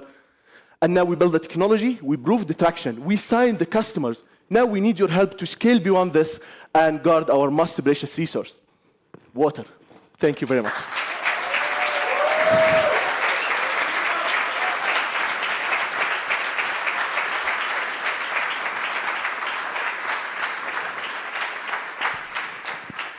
The 2 minutes of Q&A will start with Judge Amal. Amar, you just showed us in the slide what the competitors' work in terms of hardware looks like. And if your competitive edge is the hardware, but you source it from another company, right? So what is your differentiator? How do you stand against competitors? What is your real moat, really? Actually, we do not source it from another company. We only source the mechanical parts, which is the enclosure and the pipe. So it's pre-certified from the European Union. But everything inside is designed by ours and manufactured and even programmed inside Saudi Arabia to protect our trade secrets. The moat or the software? Sorry? Is that your moat protection, basically? The part of it is the device itself, but also we own the entire wireless network and the entire server, back-end server, that's completely ours and self-contained. Did you close Ashridge? Soon enough. Maybe one other question. Because there's clearly a CapEx requirement, how do you plan to manage your cash flow? The good thing is that our supply chain provides only 2 weeks lead time. So we can only manufacture once we get the down payment. This is why we spend this amount of time in China making sure to provide this exact same problem a solution. So we don't need to stall inventory. Regarding your connection to KAUST, who owns the IP and everything related to commercialization? We got a full IP transfer for 5% equity, and in addition to up to $2 million investment as we go on and need more expenses. Can I ask, what is the accuracy of your device? Do you ever have it shut off water when it shouldn't, like if someone's in the middle of a shower? No, because it only shuts off the valve automatically if you are not around and register on the app that I'm out of the house for a travel or something. Otherwise, you get a notification and press a button and then it closes. The accuracy is up down to 5 liters per hour, which is like the state of art currently in measurements. Any more questions? 5, 4, Thank you. 3, 2, 1. Let's give it up to Omar and Flogard. Thank you.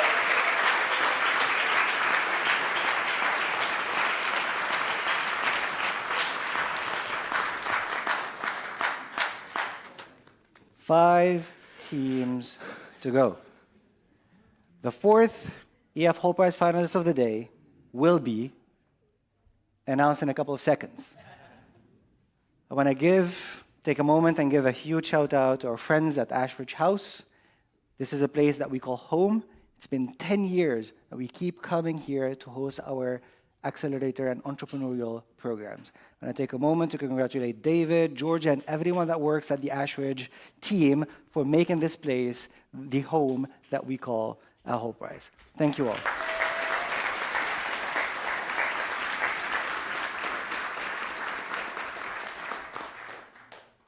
The fourth finalist of the day will be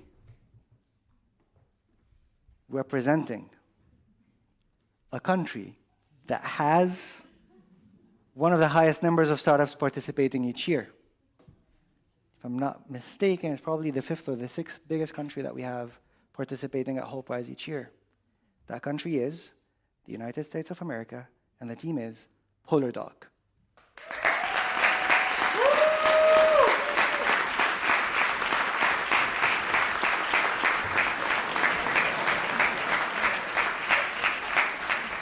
Polar Dog will be representing Florida International University. I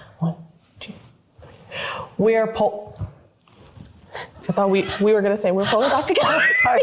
We are Polar Doc. We are a medical device that can help physicians save preterm babies. I was originally her TA, and she forgot we met there, so that was kind of crazy. But then I joined this lab, and she was actually the undergrad working in that lab. And of course, as the only 2 girls in the engineering lab, we've grown very close. Very close. I tend to be the more outspoken one, but I'm always asking for her opinion afterward. It takes a little bit to drag it out of her, and it almost always transforms my way of thinking. Being at Ashridge has been really fun. We never thought we would make it this far. We've learned so much about this business side of our products. Women's health is under-researched and underfunded, unfortunately. And so if we can just convert somebody to being interested, that would be a huge win. We got this! Was that bad? Was that too much? I'm sorry. No, that's good.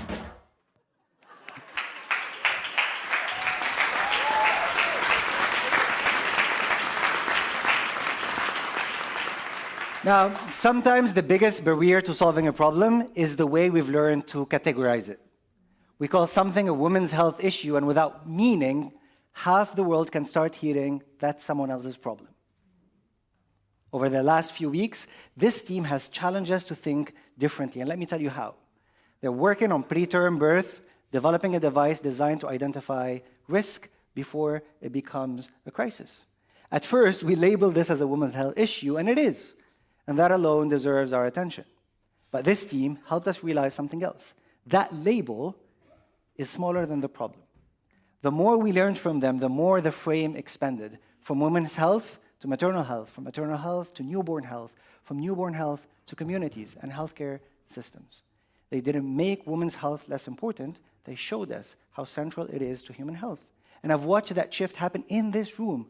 Conversations they started with the technology quickly became conversations about the problem itself. And I think that matters because great founders not only convince us that their technology, their solution is worth building, sometimes before they do that, they make us stop and say, wait, why are we talking about this more?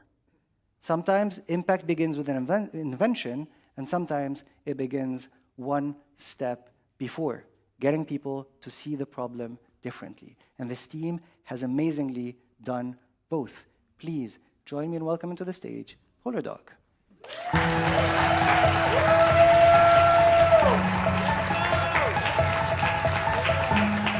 You got this. There you go. You have 4 minutes. Every 40 seconds, a baby dies because it was born too early due to a weakened cervix, the structure that holds the baby in the womb. Today, the standard to prevent this is the physician's 2 fingers assessing the cervix. But fingers miss 70% of at-risk pregnancies. A lot of these deaths can be avoided if the weakened cervix are identified in time. Time can mean the difference between life and death. We are Polar Doc. We give families time. Waving the red flag 3 months before current devices can identify risk, here is how it works. The cervix holds the baby in the womb, and it's held together by fibers that weave like a rope. When the fibers fray, the cervix weakens. Nobody can see these fibers. We can. Our device is inserted into the vaginal canal during a routine prenatal visit, and our disposable camera cover opens the canal. We use polarized light to show how the fibers are arranged. This can be done with minimum training. Our software then looks at the image and identifies if the fibers are misarranging or fraying too early. The child can then be saved with a simple stitch that is 97% effective. By 2030, we will identify 30,000 at-risk babies and save thousands of lives. We sell the camera at 50% margin, our disposable camera covers at 99% margin, and our software subscription at 87% margin. We're starting in Florida, where our beachhead is $33 million. Then we expand in the US, a $540 million market, and globally, a $1.5 billion market. Incentives are aligned across the entire system. Hospitals face less pressure on limited infant intensive care units. Families get better pregnancy outcomes, and insurers save money because a single infant born too early can cost up to $1 million. In the future, the same platform will expand into cervical cancer screening, growing our market. Standard practice detects risk late and is subjective. PolarDoc directly measures fiber organization, giving an earlier data-driven result. Jenny, our CEO, is a biomedical engineer with research experience in Harvard and MIT labs. I'm Amanda, our CTO. We are both National Science Foundation PhD fellows, and we have worked together for over 4 years, building on decades of overlooked research. And we're led by advisors that are leaders in their fields. Dr. Amela Roman, inventor of polarization diagnostics. Dr. Holness, maternal health expert. And Augusto, founder of multiple e-health companies. Ultrasound detects 3 months late. The finger exam varies by doctor. For decades, physicians knew that the cervix was changing but had no way to see it. We saw that gap and decided to close it. 1 patent has been granted. More than 20 peer-reviewed papers validate our technology. In just the last 3 months, we secured a binding pilot agreement with a private OBGYN clinic. And Baptist, spanning 12 hospitals, is one of our biggest supporters and will host our phase 2 clinical trial. In just the last 3 weeks, we secured 3 letters of support, including one from the director of Institute for Women's Health at University College London, and began direct discussions with the CEOs of 3 additional US hospitals. After FDA clearance through the 510K fast-track pathway, we will launch to 65 hospitals in 3 years, earning over $4 million in revenue. The device is ready. It has been validated in animals and humans. The EF Hult Prize 1 million would take us through FDA clearance and manufacturing, so that by 2030, we will identify 30,000 high-risk pregnancies. We are PolarDoc. Join us to give families more time. Thank you. Congratulations. Thank you. Okay.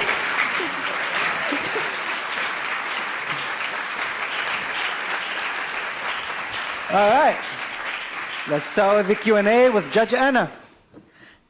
Hi, congratulations on your many publications around the technology validation. My question is on the clinical side. So premature births can also be caused by many other causes, such as premature contractions, and I'm wondering what percentage of premature births are actually due to this specific problem of the disorganized collagen fibers around the cervix.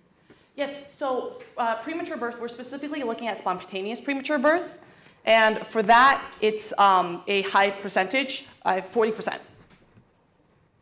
A question for me. Your earlier pilot was relatively small. Did you manage to test it with a diverse population, like pregnancy terms, ethnicity, weight? Yes, so we are looking at comparing between pregnant and non-pregnant in that term because we wanted to make sure that it's validated in humans. We validated the actual process in mice, and so that is also going to add to our algorithm. Okay, then maybe another question on the FDA cost assessment. How did you come up with that figure? It looks a bit low. How much it would actually cost you to get the approval? For the FDA clearance, we're going to be supported by Baptist, who's going to help us implement our phase 2 clinical trial, which will allow us to go through the FDA 510K. And we've already identified a predicate device, which is the colposcope, which is responsible for cervical cancer screening as well. Okay. Thanks. Judges, we have time for one more question. Okay, I'll jump in. From a non-specialist perspective, how would you differentiate and how can your tech differentiate a normal change of cervix due to pregnancy, a normal one, to one that actually signals preterm birth? Yes, so this is what we see with polarization imaging. And so we actually would track that throughout the whole entire gestation. So every single prenatal visit. Give it up to both. Thank you. Thank you.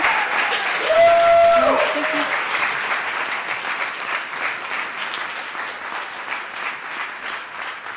you. I promise you they will have the chance to finish answering that question in the callback sessions they will have after all 8 finalists finish pitching. Judges, as usual, you have a minute to score this team. And in the meantime, let's hear from some of our EF Hult Prize members. My name's Sive. I was part of the Bean Around team in the 2024 Global Finals, and we didn't win the million. Bean Around is a sustainable skincare company that repurposes spent coffee grounds into sustainable skincare products. During the Global Accelerator, we did a complete 180 from skincare into biogas. It took us till the second week of the accelerator to actually commit to the pivot. Once we did, it allowed us to focus more on our actual business plan, how we were going to bring this biochar to life and build a pitch that got us to the global finals. The winner is Korean Health. As soon as Korean Health got called, I felt an immediate sense of relief. We were so happy for them. When we went back home, we continued with the sustainable skincare where we were competing in a VC world. A lot of companies aren't necessarily VC backable. It's like mostly organic growth. This is our way to succeed. We didn't win the million, but we have been stocked nationwide, have our own production facility, have won major awards. It's been a whirlwind. It's all down to the work and the mentorship we received in the Hult Prize.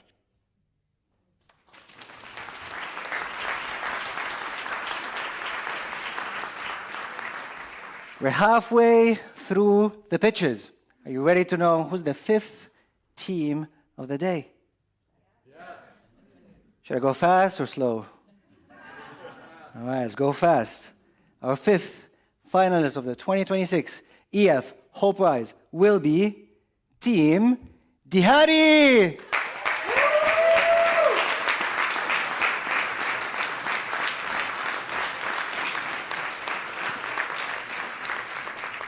Team Dihari will be representing BITS Pilani from India. Hi, we're Team Dihari from BITS Pilani, India. We are building an app that connects the employees with the right employer using accessible channels such as WhatsApp and voice calls. So all of us were in the same club in BITS Pilani, and I was their senior, and I used to bully them a lot, maybe. And then they come He came to me with the idea and I was like, super, I want to build something like that and we can do that. But then it looked very complicated to us. Oh, I personally don't know anything even now. So there's only one person in the entire club that new tech, and that was Srijan. Great. He's still in college, by the way, so he Yeah. has his classes going on, and he didn't inform any of his professors that he was leaving. So if you guys are seeing this, please help him. I think they're having a lot of fun. The people are nice, the place is nice, and of course you get to live in a castle. Who will complain? We've got great mentors. I think they're the most likable but still honest people. They're very upfront. They just come and they're like, okay, they're just bad. We're scared. We're excited. We're hoping to win. We know we're gonna win. See you after we win $1 million.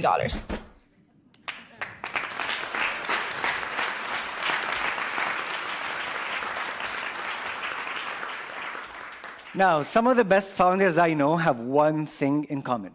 They move fast. Dihari is a team that proves that. They move so fast. And let me share with you some of the things that they've done over the past couple of weeks. It's a platform connecting daily wage workers to jobs in India.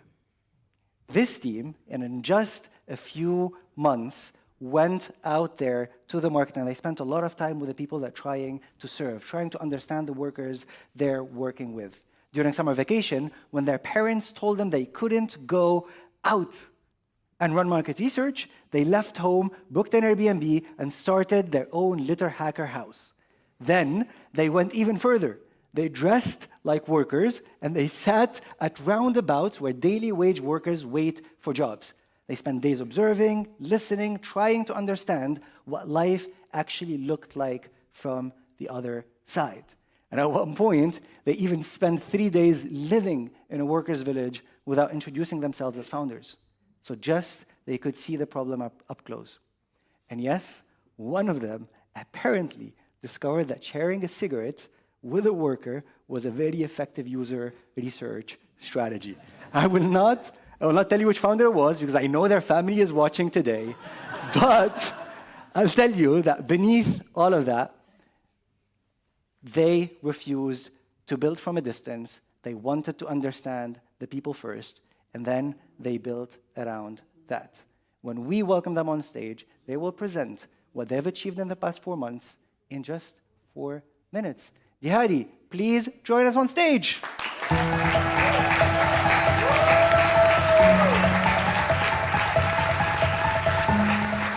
If you can just, a minute. Yep.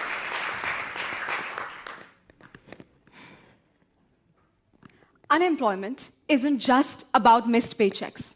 It's often the difference between life and death. As per the National Crime Bureau in India, 1 in 3 suicide victims are daily wage workers, and Ramesh was one of them.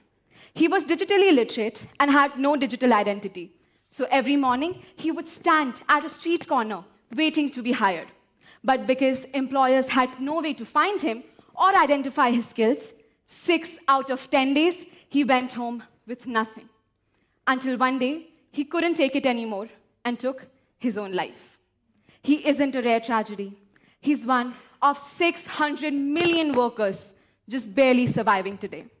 On the other hand, meet Suresh, an employer who's forced to hire whoever shows up at the corner with no way to check their skill or reliability. This leads to project delays and days lost handling payments and compliance. To solve this, we built Dihari, an AI-powered platform connecting verified workers with employers and also handling payments and compliances. For workers, we ensure fair pay for the right jobs and unlock billions in family benefit schemes through proof of work. We do this through an app for employers and easy-to-use channels like voice call agents and WhatsApp chatbots for workers. So even those who do not know how to read and write can still be found and hired. Dihari has the first mover advantage in unskilled workers and is the only player offering end-to-end fulfillment. Every interaction builds data on worker behavior and reliability, improving fulfillment quality, while our streamlined distribution rapidly scales worker availability. Both of these together strengthen employers' trust and raises barrier to entry. For this, we charge our employers on an average $300 a month per worker provided, at an average 13% commission. In just 5 metropolitan cities in India, the construction sector alone amounts to $2.5 billion in worker wages. Since founding 4 months back, we've received 260K in LOIs, are backed by Axel, UNICEF, and the Government of India, receiving 30K in grants. We've also onboarded Asian Development Bank as compliance advisory and partnered with 5 benefit providers. In just a month pilot, we proved that the model works by providing 490 job opportunities to 1,000 workers. Of that success, we're now scaling to B2B and have already onboarded more than 20,000 workers and 300 employers, plan to fulfill 36,000 jobs over the next 2 months. Introducing the team behind this success. Swasti is our CEO, I'm Himanshu, the COO, and Srijan is the CTO. Combined, we hold over a decade of experience across construction, social ventures, and building scalable technology, giving us a deep understanding about the employers, the workers, and how to bridge the gap between them. Alongside us, we have an incredible set of advisors helping us in sales, marketing, finance, and fundraising. The $1 million we win will be used to upgrade our technology in more than 10 regional languages, expand on-ground hiring across 5 states. By fulfilling job opportunities, we will validate our cash flow movement, unlocking scalable solution for worker advances. We will also onboard builder networks for recurring revenue. We plan to hit a $8.7 million revenue target in 3 years, being profitable from year 1 itself. Our revenue fuels our impact, reaching 20 million workers, giving them employment and uplifting their income by 60%, and unlocking benefit schemes for 50 million of their family members. Right now, someone is standing at a corner deciding if today is worth living. What you decide next could be the reason the answer is yes. Thank you.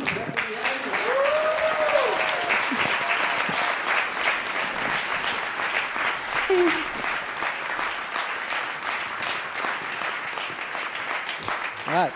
The first question will be coming from Judge Priya. Hi.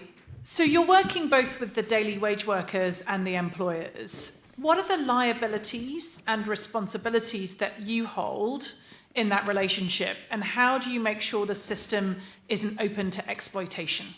Okay. So the first liability we hold is the worker safety and the wages are being paying. So we are not just a connection platform, we are a fulfillment platform. The wages are disbursed through us, so we make sure that the workers are paid. Second, on the end of the employer, they want that compliances are not lacking. So all the workers need to be in the required helmets, the jackets, and every safety instruction. We also take care of compliance. So we are taking care of the end-to-end cycle, so we make sure both the parties are happy. I have a question about how you're financing the daily wage payments to each employee if the employer pays you only once a month. Is that a working capital issue? How do you finance that? So currently, we have been fulfilling our B2C requests that are day-to-day payments. Going forward, we are trying to raise one round that will help us validate those LOIs we have. Once we have validated those, we will have a cash flow validation and we will go for scalable options. So those include revenue-based financing and traced receivable transfer. We might lose out a bit on margin, but then again, there are 600 million workers, we will earn back a lot. Thank you. Operations, 600 million people is not a small number. What is your biggest execution risk, and what are you guys going to be doing to address them? Okay, so we're going to start small. We started our pilot in a very...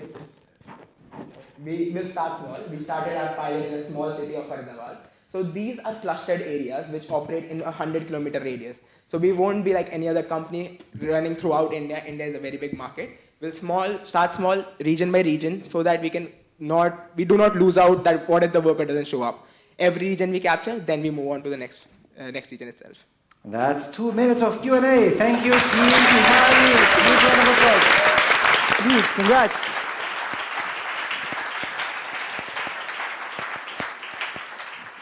Let's hear another EF Hult Prize story as the judges are scoring.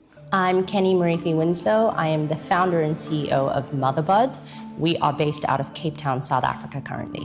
Motherbud is a mushroom farm that takes development funding from extractive industries, and we use it to build mushroom farms that help rural women develop new economic opportunities and new agricultural skills. My mom was a mining executive, and my dad was a development strategist with the United Nations. I was trying to put those two perspectives together to honor their legacy. It's important to me to help develop the place that I come from. My experience at Hult was incredible, and winning was just confirmation of all the hard work that we had done. Since winning the Hult Prize, we built a modular container farm. We are distributing nationally. I won the Women in Innovation Award in 2024. I want young women to see that you are capable and that your passion is valuable. I want to be a symbol of that hard work and dedication and perseverance for young women in innovative startups across the world.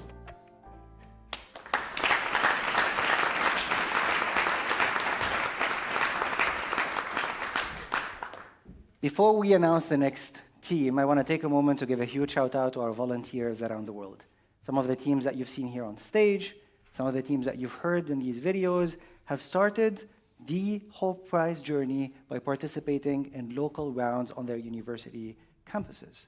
This year, we had over 5,000 volunteers representing over 1,000 universities. These are student-led competitions that we had around the world.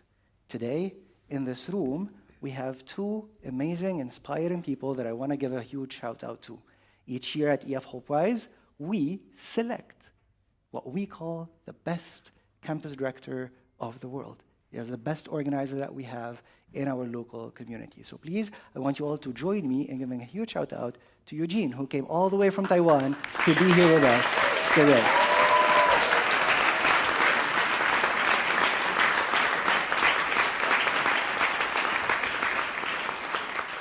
I also spoke earlier about the nationals that we host around the world. We host them in partnership with universities, and in some countries, we have local teams of volunteers running the whole competition and community. We also do select what we call the best national coordinator of the year. He's here with us today. He came all the way from Morocco. Please join me in giving a huge shout out to the one and only Abdul Qudus.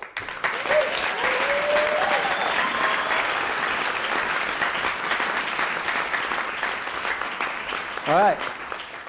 The last shout out that we're going to give now is to the 6 finalists of the day. 3 teams to go.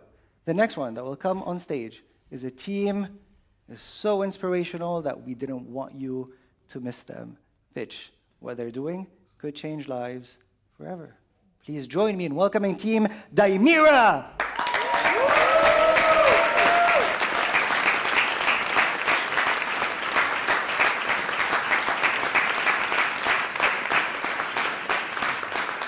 Daimira will be representing the University of Cologne in Germany.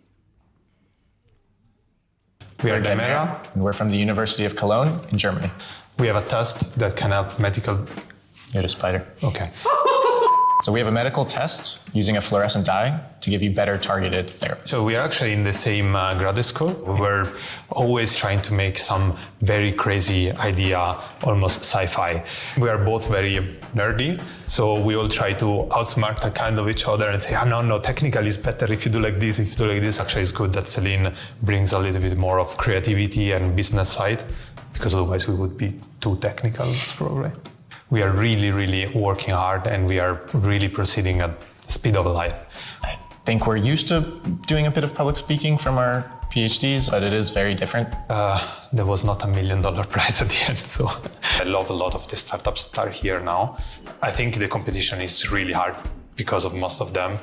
They're a great bunch of people. We are competitive, obviously, but it doesn't feel so much like a competition. We're feeling confident and excited. And we're going to win.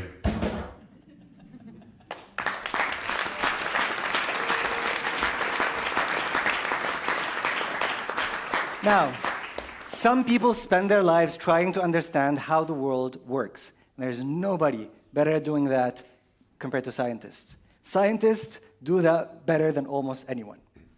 They ask questions, they test, they study, they spend years in labs trying to understand things most of us will never see. And that's what our next founders did. They spent their careers doing that, just focusing on the science, until one day, at a science conference, they had a conversation that changed how they thought about it all. They were speaking with a cancer patient They explained the research they were doing, the science, the discoveries, the progress being made, and he asked them one simple question. Can your research save my life in the next 5 years? And that question stayed with them and forced them to confront something uncomfortable. Science can generate extraordinary knowledge, but knowledge alone does not change a patient's life. And at some point, somebody has to take what we learn in the lab and turn it into something that can actually reach a person. And for this team, that became Dimira. Please join me in welcoming Dimira to the stage.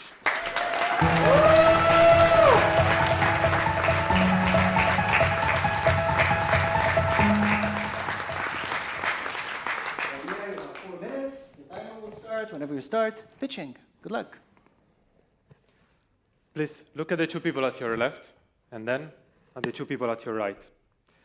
Really sorry to tell you that statistically, 1 of you 5 will develop cancer in your lifetime. And even scarier is when therapies do not work and patients get cancer again. This is therapy resistance, and it's linked to up 90% of all the deaths related to cancer. Let's take as example Lisa. Doctors couldn't tell before giving her the chemotherapy if she had chemotherapy-resistant cells. So she got a standard chemotherapy, but unfortunately, there were cells that survived because they were resistant. This grew back in a new cancer that eventually killed Lisa. So what if I told you now that this doesn't have to happen? What if we could back in time? And what if the doctors could see these cells before deciding the therapy, and so personalize it specifically to Lisa, and maybe save her life? Imagine that these are sampled from patients. Could you tell the difference? Because doctors can't. With our dye, doctors can predict which one will be the best therapy for each patient. And our science is validated, peer-reviewed, patented, and backed by the German public fundings with 330K non-dilutive fundings. We have 3 clear use cases. Our technology is being used for a major breakthrough in leukemia. We successfully used in drug screening and identified 3 potential chemotherapies. And at 5 hospitals, it's being tested with patient samples to predict their cancer resistance. We start with a 50 million research market, expand through pharma collaborations, and ultimately access to a huge diagnostics market. We monetize this through 2 B2B revenue streams. We sell our kits at more than 90% gross margin, and for pharma, we license our technology with deals starting from 100K. And the best thing is that we can sell our product without FDA approval. And during this accelerator, we actually started selling. This generates further validation and establishes our product as the standard cancer test.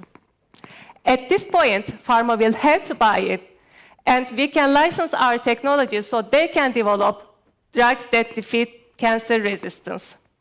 And this will take us to a huge diagnostics market, because the drugs pharma develops will have to be tested with our diagnostics first. And this is just our first test. We're already working on 5 others, not just for cancer, but for other diseases with similar biology.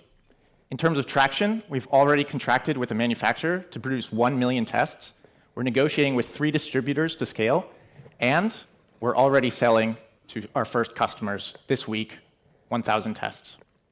We have the team to make this happen. Matteo is the biologist and inventor. I'm the chemist and previously worked at Sanofi in drug development, and Celine is a 3 times founder leading commercialization. We also have a great set of advisors who complement our skills, so we complete the entire path from science to business. I know our product is technical, but the impact is real. We can improve the lives of 400 million patients just like Lisa, maybe someone in the room today. With Hult Prize, we can get them better treatments faster. We're not asking for $1 million. We're asking for 400 million lives. Thank you.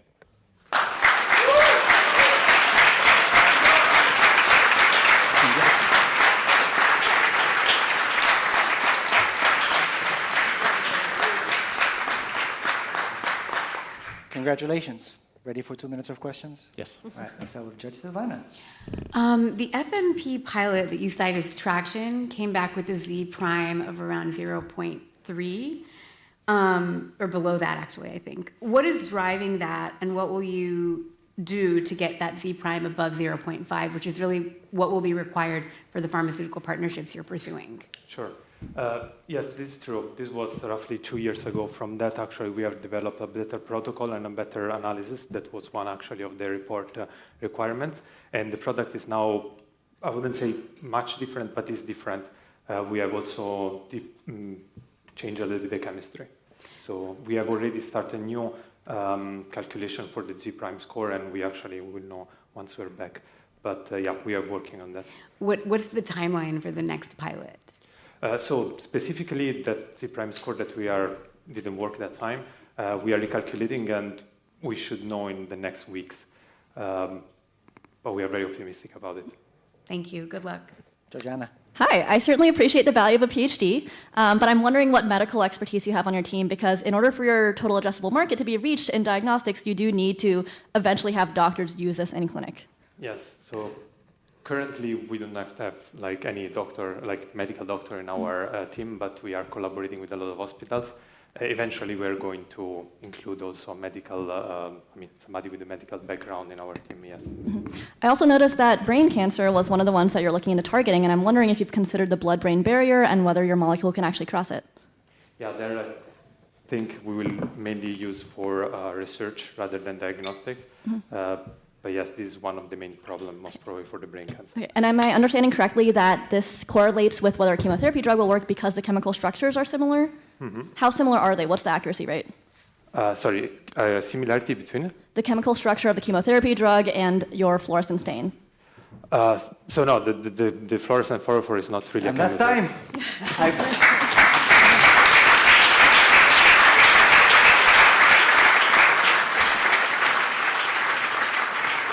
I promise you will get to answer that question and many more from Anna in the callbacks after this speech.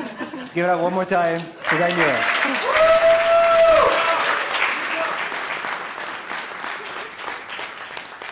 One more minute for the judges to score, and one more EF Whole Prize story. Hello everyone, my name is Hamza. I am the founder of Lodga, and I competed in Hult Prize as a finalist in the 2024, and I didn't win the $1 million. We built AI-powered speech therapy app to treat speech disorders like lisp, stuttering, aphasia without need any human. I am from Egypt, so when I came to Hult Prize, I didn't speak English. So it was very, very hard journey. I want to commend him. This is the first pitch ever for him in English. I think I memorized my script, the sound of the letters. It was amazing. After Hult Prize, we was just 40,000 users, but now Lodga has 100,000 users from 85 different countries around the world. Also, we recognized by Forbes 30 Under 30 as a social entrepreneur when didn't select to win the $1 million. It was crazy because we was very, very happy because we started thinking about what we earn from Hult Prize. I didn't win the $1 million, but I win the connection, knowledge, and the global impact.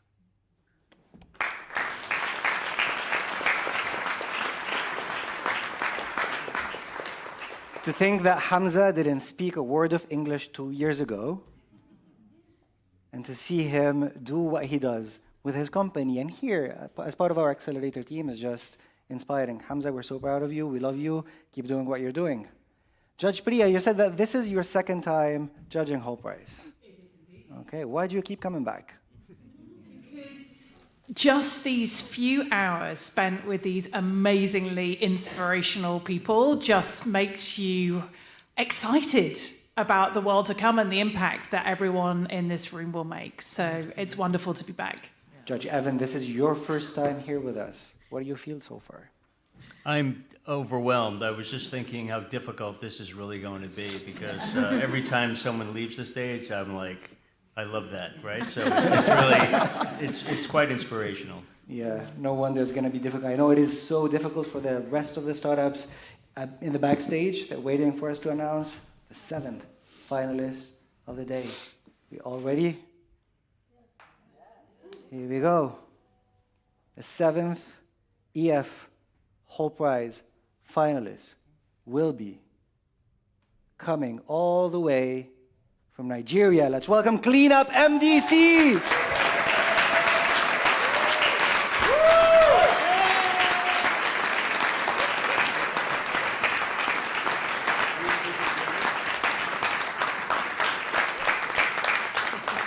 Clean Up MDC will represent the Air Force Institute of Technology, Kaduna, in Nigeria. We are Clean Up MDC from the Air Force Institute of Technology, Kaduna, Nigeria. At Clean Up MDC, we are connecting households and underserved communities to waste collectors. We are classmates, we study the same course. So we kind of found each other. We saw the problem, remember the problem we both faced while growing up, and we saw it as an opportunity to build together. I deals with a lot of executions, and he deals with a lot in operations, and the other third founder deals with communication. This kind of diverse experience, make us a strong team. Our mentor during the incubator questioned our business model. We saw a whole new perspective towards our business, and we really thank him for that. And with that, we are seeing ourselves as unicorn in the next 5 years. How are you feeling about the $1 million pitch coming up? Excited. We are winning $1 million. Yeah, we are winning. Yeah.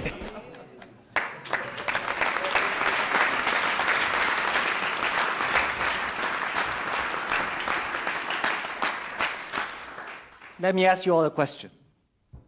Have you ever had that feeling that on paper, everything in your life looks right, but something inside you feels that it isn't?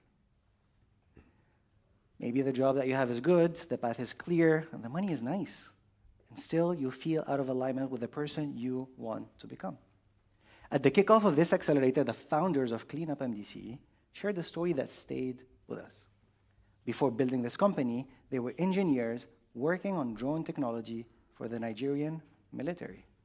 It was serious work, it was stable, and it could have become a very profitable and comfortable career. But at some point, they started asking themselves a harder question. Is this really what we want to spend our lives building? And eventually the answer was no. So they walked away from certainty and started looking closer to home, to Kaduna, Nigeria, to the streets they knew, to the communities around them, to a problem they saw every single day: plastic waste and the people working at the very bottom of that system, often without access to the income and opportunities their work should create. They didn't know if they could solve it, they didn't know if the company would work, but they knew they wanted their skills and their values to point to the same direction. So they tried, and here they are today with us at the EF Hult Prize 2026 Global Finals. Please join me in giving a huge round of applause to Clean Up MDC!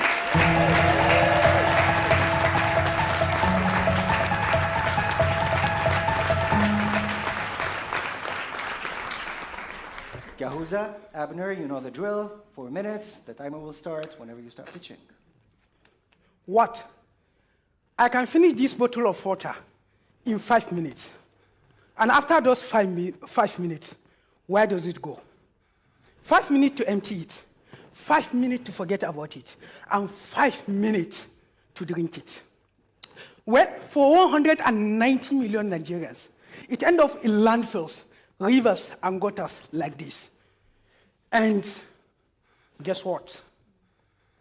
One bottle into one bag, and one bag into one street, and one street into one community. And suddenly, Nigeria generates 2.5 billion kilograms of plastic waste, with less than 10% be recycled. Wait, do you know why less than 10% be recycled? Because most recycling platforms require internet access, limiting 48% of Nigerians with poor or no internet connectivity. And this experience led us to keep asking this question: what if recycling should be as easy as making a phone call?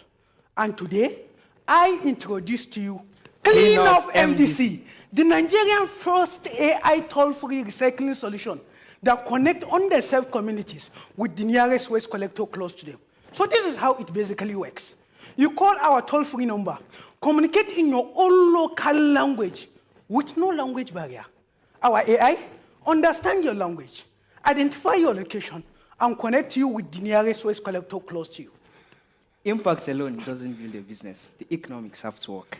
Our model is built around connecting waste collectors with households. Upon a successful connection, just 15 cents is deducted from the waste collector's dashboard. With us, the waste collector proceeds to the house, weighs this waste, purchases it, and resells it to recycling plants for a profit. We generate 15 cents per transaction, 9 cents go into the unit cost, and we're left with 6 cents. You're giving us a 40% profit margin. And $1.5 is our customer acquisition cost, allowing us to break even at just 25 calls. Recently, during this accelerator, we partnered with the Waste Pickers Association of Nigeria, giving us a network of 13,000 waste collectors across 36 states in Nigeria, and we acquire households through radio ads, poster ads, and billboard ads, and we scale through partnership with telecommunication and waste management bodies. Other companies tried to solve this problem, but they all made a mistake. They brought technology built somewhere else and asked Africa to adopt to it. We did the opposite. We built for Africa, from Africa.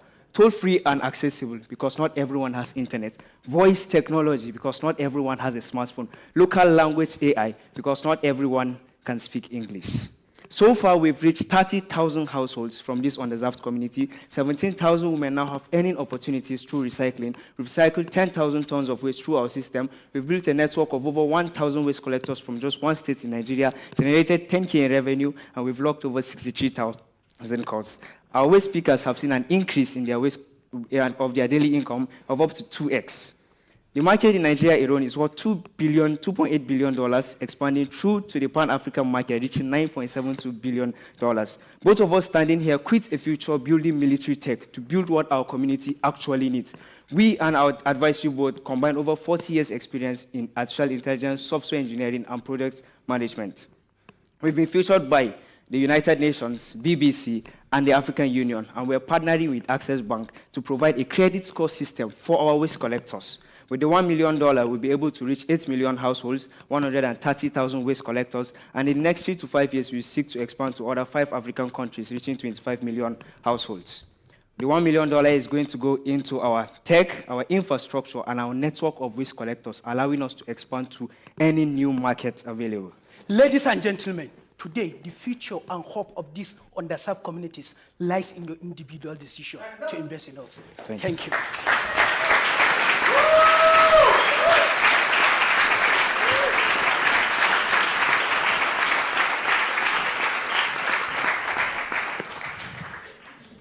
Congratulations, guys. Judge Jamal. Charged and excited. So, are you looking to formalize the collectors that you have here? Do you have some sort of like a labor structure inside what you're building to avoid exploitation or any kind of corruption there? Can you tell us a bit more on that? All right, so the current recycling system in Nigeria for these waste collectors is not efficient. What we are doing is we don't own any infrastructure. What we do is connect these households. Now, they are already there collecting this waste. We're bringing efficiency into an already existing workflow. They now know exactly where the waste is and the amount of waste that is there for them to be able to purchase and make more money. So there's no room, actually, and no need to put more on it at this stage? No, there's no need. Thank you. Brilliant. Yeah, you're tackling a very big problem with the local solution and creating jobs at the same time. It's amazing. I wanted to ask, just do you have any social impact programs planned ahead around the waste collectors, and also what happens to the plastic once it's collected and sent for recycling? Do you have traceability around that? All right. As I already said, the recycling system is already functional in Nigeria, just that it is not efficient. We're bringing that efficiency.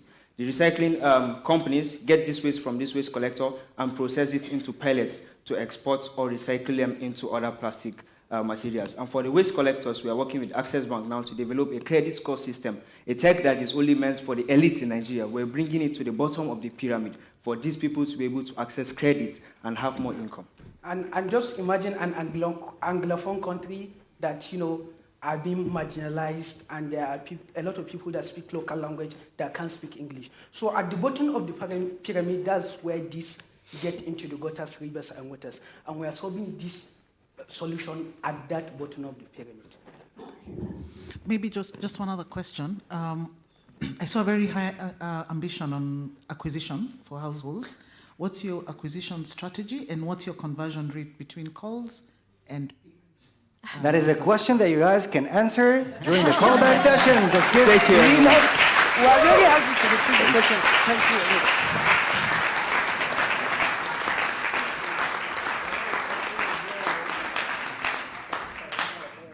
All right. 14 teams are waiting for the last spot to get on the stage to pitch for $1 million. Before we do that, I want to invite one of our Hope Prize staff members to come here on stage so we can have a quick chat. Cliff, give him a huge round of applause, please.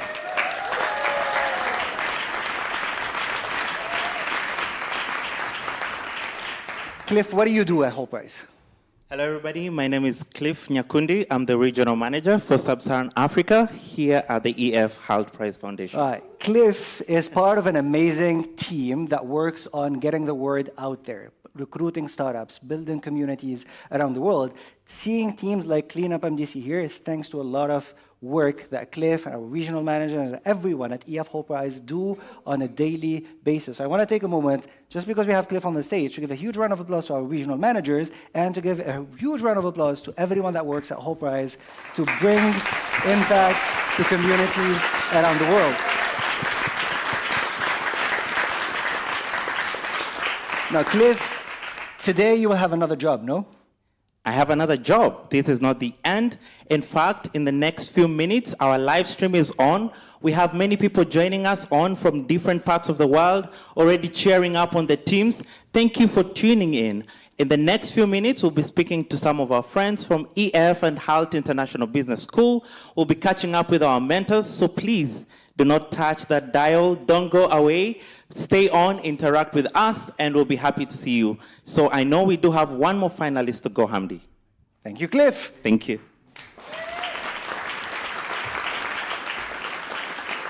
All right. Everyone watching us online, please put in the chat, who do you think the last finalist of the day will be? Ready to know? Ready to go? The last finalist of the 2026 EF Hope Prize will be coming all the way from McGill University in Canada. Let's give it up to Kalam Health Solutions.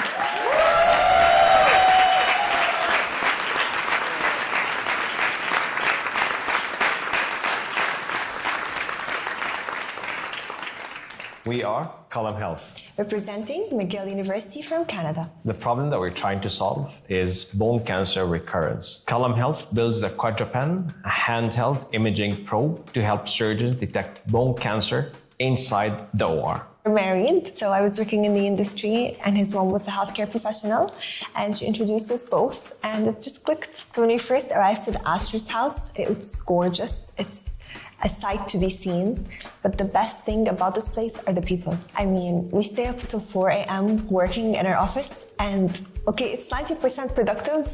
The other 10% is just all of us gathering, telling our stories, joking all night. We try to work hard, but we end up hardly working. As the finals are getting closer, inside it's like drum rolls. As much as we want to win, we're also rooting for everyone else to win. But I'm 100% sure that we're gonna win. We're ready. Born ready.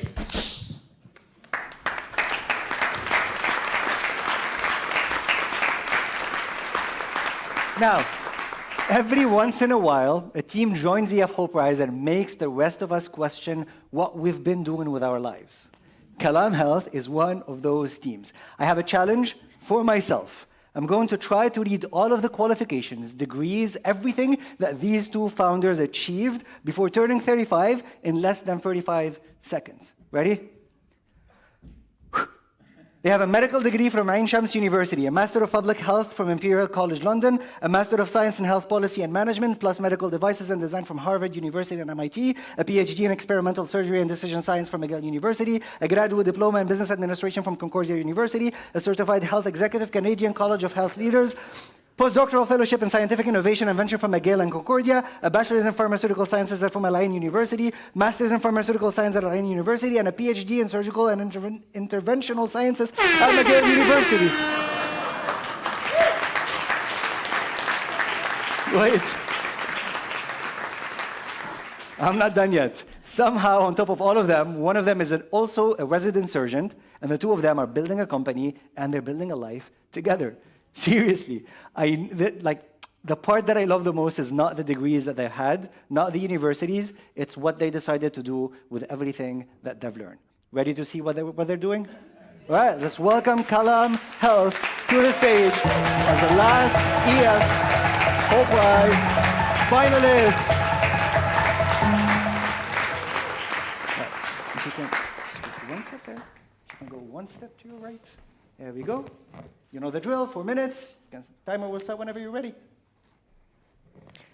This is my Aunt Suad, 2 weeks before she died from an aggressive form of bone cancer. And she's one of the 2 million people diagnosed with bone cancer annually, with 50% chances of survival. And the same treatment path since the 1970s. And as a doctor, every time we must pick between two harsh choices. Amputating an entire limb that could lead to amputation and disability, or removing what we can see by our naked eye, causing recurrence because of leftover cancer cells. Either would lead to 40% chance of cancer to relapse, costing $100,000 per patient for a revision surgery. And this is where we come in. Introducing the QuadraPen, the world's first ever bone cancer detection device. It includes an AI-powered probe, a built-in software that is developed based on our proprietary world's first biomarker library for bone cancer and a disposable lens. How does it work? Inside the OR, surgeons remove the tumor that they can see by their naked eye. But there are some leftover cancer cells in the margins. And with our probe, they can scan the remaining margins, and they get live feedback where red is cancer positive and green is cancer negative to preserve functional tissue and precisely remove cancerous tissue. Our impact is clear. For the patients, is to reduce death and disability from relapse, and for the healthcare system by reducing readmission rates. This is the world's first ever intraoperative bone cancer detection technology. While other probes target soft tissue and pathology with limited accuracy, our probe targets hard tissue, is cost-effective, and gives immediate results in the OR. Bone cancer is just the start. The market is huge, where we will be expanding to breast, lung, liver, and prostate cancer. We sell B2B and B2G through an adaptive model to developed nations by selling a hardware probe, software subscription, and disposable lenses, and to emerging markets through a leasing profit-sharing model. We forecast 70% gross profit margin from 2028, and by the time we get FDA approvals, our growth is exponential. So far, we've published some papers showing more than 95% accuracy. Probe has been validated from more than 110 experts, patent pending, and 4 patents identified for filing. And we've done animal tests. In fact, since starting the Hult incubator, we are halfway through our phase 1 clinical trials with 10,000 data points acquired. We have also raised $300,000 from different investors and international organizations. And our first pilot is currently being done at the Montreal General Hospital and McGill. We have also been backed by some of the top organizations, such as the Harvard Innovation Labs, McGill Dobson Center, and a couple of government agencies in Canada, and we've raised $1 million. And to us, the math is different. 1 million unlocks 3 million. How does it work? $1 million from Hult will help us match it to existing funding programs of $2 million in Canada to be spent on our regulatory approvals, getting our certifications, patents granted, and expanding to breast cancer. By the 2028, we will sell to animal hospitals, research centers, and even expand to other tumors. And by 2030, we will get our regulatory approvals granted. We are a team of experts. I started my career as a doctor, did my master's at Harvard and MIT, did my PhD in McGill, and my business degree at Concordia. Dr. Ahmed Aoud is a world-renowned orthopedic surgeon and the head of the orthopedics department at McGill. Raf Ahmed is a PhD student at McGill, an ISO-certified pharmacist, and she worked at pharma giants such as Abbott and Novo Nordisk. We're also joined by a team of technical experts in AI, engineering, and a suite of scientific and venture advisors. Unfortunately, my aunt didn't make it. But with your help, we can save your loved ones. We are Column Health Solutions, and we won't stop until every cancer cell is detected. Thank you very much. Thank you.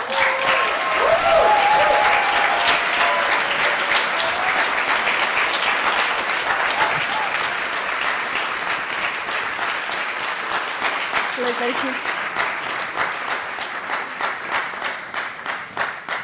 Judge Anna, 2 minutes of question. We'll start with you. Hello, I'm wondering how your AI algorithm is trained to have such high accuracy. Yes, so we started, first of all, doing our analysis on some frozen sections, and then we use every case that is taken out from the surgery. We actually do our trials on live excised tissues. So we look at normal bones, cancerous bones, we look at normal muscles, normal fat cells, and also diseased tissues. And then we get to expand our library and compare our results with currently ground truth, which is histopathology. How does this compare? So are you able to do histopathology in the surgery clinic? I know some clinics do point-of-care pathology, and I'm wondering if that is the case for bone cancer, and if so, how does that compare with that kind of point-of-care testing? Yeah. Yes, so actually the long-term plan is actually to use it as well, doing biopsy per clinic. So actually rather than when you open a patient, rather than having to wait for a pathology result to come back a couple of weeks later, you can just have a small incision, the probe gets in, gets the result instantly for the surgeon. And then you can also compare the results down the line by histopathology. Yeah, thank you. Another question from this side of the room. Savannah. Just wondering how you calculated your estimated FDA approval costs of $300,000 and whether you think that might be an underestimate? Yes. What the risks are of that? Of course. So actually, we have a comprehensive slide just right here that explains our full regulatory and clinical roadmap.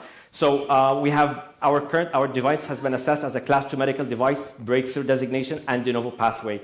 We have spoken and we actually work with a couple of consultants back in Montreal, and we have a counter agency in the US as well that is helping us with the Q-Sub meetings and the submissions.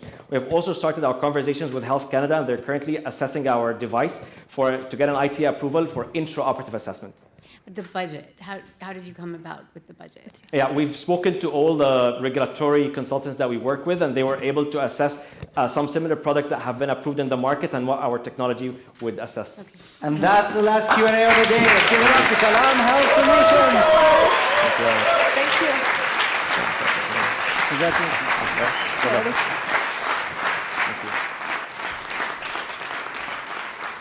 One more time to the 2026 EF Hult Prize Global Finalists.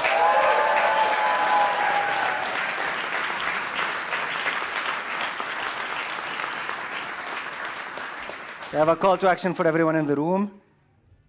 I want you to get louder in a bit, okay? Here's what we're gonna do. I know we just saw 8 teams pitching here. They had the spotlight. Now, it's time that we put that spotlight on the 13 semifinalists of the EF Hult Prize. They've been waiting to get their names called, so we are going to call their names here on stage. Please, team, if we're ready, let's start having the semifinalists here. I'm gonna invite everyone in this room, if you can, to please stand up and join me in giving these semifinalists the biggest round of applause. Let's start by welcoming Team Amano from Canada. Team Avaya from the United States. Team Brain Inc. from Rwanda. Select Laboratories of Canada. Crescendo from Hong Kong. Flashback from Tunisia. Hero, Palestinian founders representing Qatar. Deponia Innovations and Pragma Clin representing Canada. The Able Labs from Ireland. There you go. Savia from Colombia, Signbirds from Kenya, and last but not least, from Small Blue from India.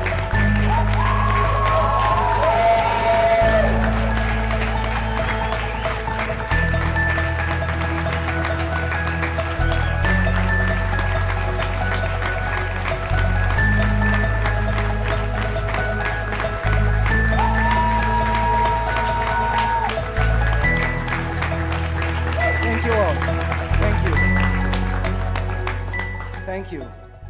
We are so proud of you. You knew the odds were stacked against you since the moment you entered the competition. 18,000 teams. You were the last 21. We're so proud of you. I know that some of you will continue building these businesses beyond the Hult Prize. Some of you will succeed, and I know that some of you will also pivot. Some of you will start new companies, and maybe you will change trajectory and build a new career. And I know that if you do, you're going to keep impact at heart. I want to tell you how proud we are of you. I want to tell you to keep going. And I know that one day we're going to look back and we're going to say how privileged we are that we got to meet you before the rest of the world did. Congratulations. Keep building and keep creating impact. Let's give them one more round of applause. Thank you for everything that you've been doing. Yeah, thank you.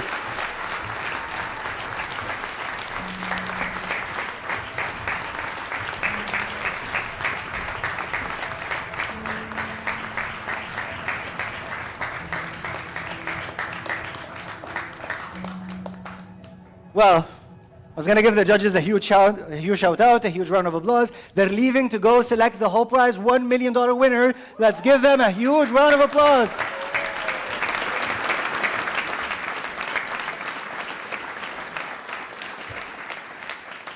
All right, some closing thoughts. Before I do that, how fun was that? How fun was today? How inspired are you?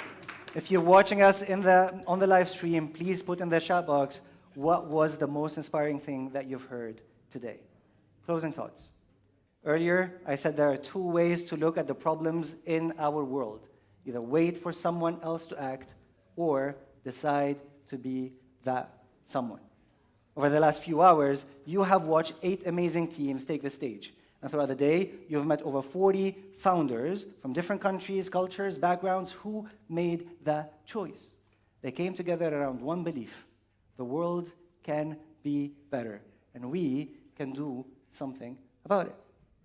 If these founders have reminded us of anything, it is this: the world as it is today is not the world as it has to be tomorrow. We do not have to accept a world in which where you are born determines how far you can go in life, where technology advances faster than our ability to understand one another. We do not have to live in a world where science can reach the stars while millions still lack the basics here on Earth. And we should never, never accept that these problems are too big, that we are too small to do anything about them. Because you are not powerless. You have the power to question what others have accepted, the power to create what does not yet exist, the power to use science and technology and business in service of people and in service of the planet. So use it. Please use that power. Use it to improve how people live, learn, and heal. Use it to expand access to opportunity and dignity. Use it to build a future that is safer, fairer, and more sustainable. Use that power one action at a time. Start by asking one better question. Open one door for someone. Take one step towards something you believe should exist. That world is possible, and that possibility means nothing without action. Someone has to question, someone has to create, and someone has to take the first step. Please be that someone. Thank you all.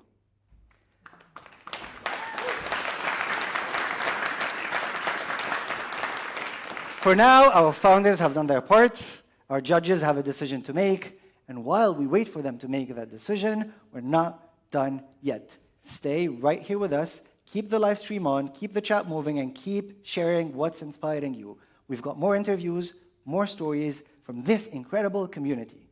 Everybody, we've got one big question left to answer.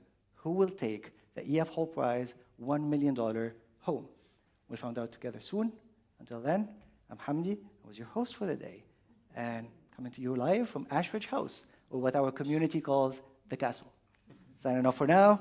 Stay with us, and we'll see you at around 7 p.m. BST to get to know who's the winner. Thank you all.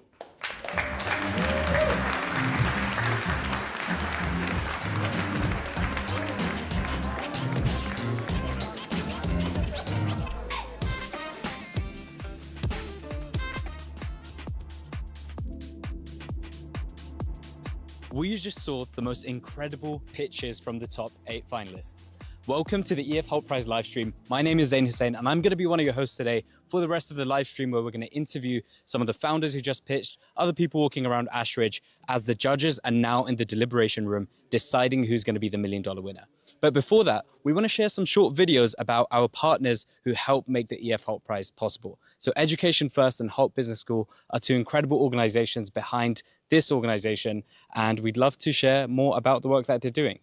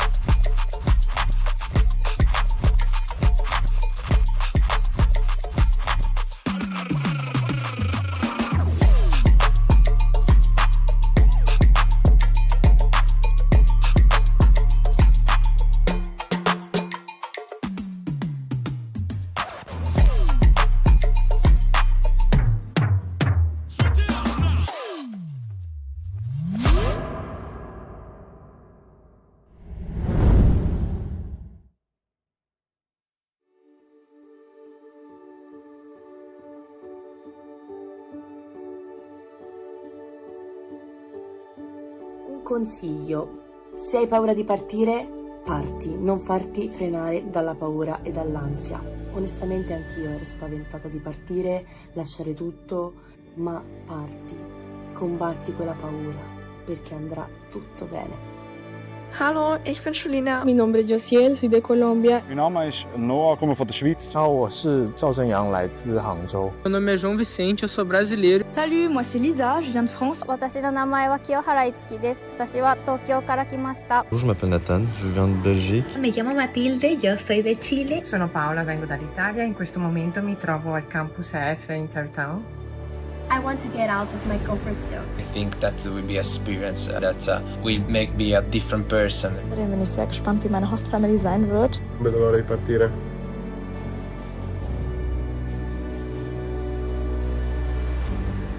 ここではたくさんの問題と出会うことがあったけれど、たくさんの人とも出会ったので、その人たちと一緒に問題が解決できました。We're currently living one of the best experiences of our lives. From the lights of Times Square to walking across the Brooklyn Bridge, riding a roller coaster at Coney Island, and even taking a day trip to Philadelphia, it all feels like a movie. Una delle esperienze più belle di tutta la mia vita. Mi sto divertendo, sto facendo tantissime nuove amicizie. Da pavor al principio, pero de verdad te lo pasas increíble, es una experiencia inolvidable y yo sin duda lo repetiría unas 1000 veces. We're learning so much, building confidence and making memories that will last forever. Fiquei numa casa de família, completamente fora da minha zona de conforto. A família era incrível, a comida era ótima, super enriquecedor. EF での経験を通して自分自身がすごく変わったと実感しています。 Das Allerbeste aber an der Reise waren auf jeden Fall die Menschen. Ich habe super viele neue Leute kennengelernt, Freundschaften geschlossen, mit denen ich auch noch heute in Kontakt stehe. Und ich würde echt sagen, es war mit die beste Zeit in meinem Leben. Io ho 33 anni, ho fatto questo passo, lascio tutto e sono venuto qua. Perché se volete fare un'esperienza, ragazzi, fatele, perché vi può cambiare veramente la vita. ここで出会った人たちは種を持っている私にたくさんの水をくれました。まだ花は咲いていないけれど強い根を私は持っています。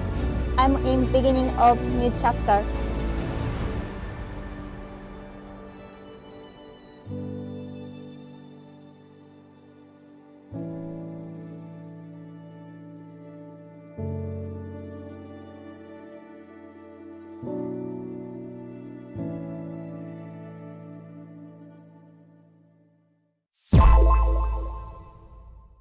Hey, my name is Sarut Islambat Bayer. I am originally from Mongolia and currently a fourth-year student at Hult International Business School. Welcome to my last day on campus.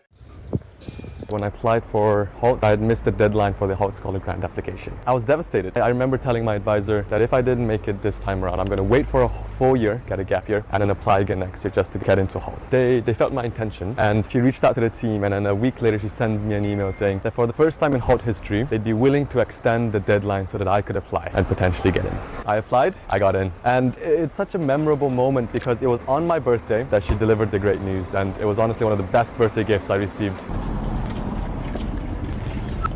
Good morning, Hazan, brother, how you doing?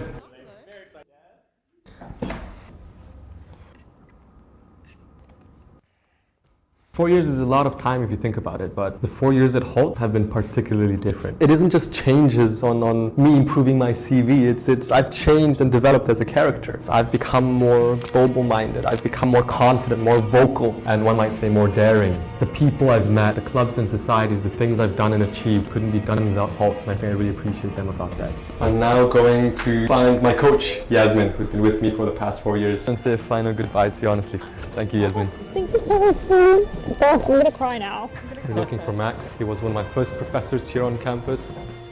Stay in touch, but some advice. Just because you finish your degree doesn't mean your learning is finished. This is where like all of the things that you've been practicing for the last couple of years, they will go into reality, but it's still messy, it's still complicated, it's still all over the place. So don't feel like your learning is finished just because your degree has.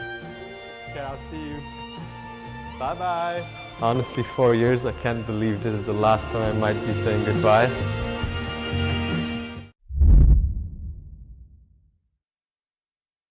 We humans, we love to learn.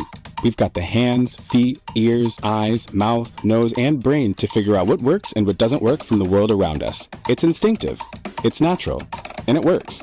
So why not learn business this way? The secret to building the skills employers actually want is practice. Practice, practice, practice.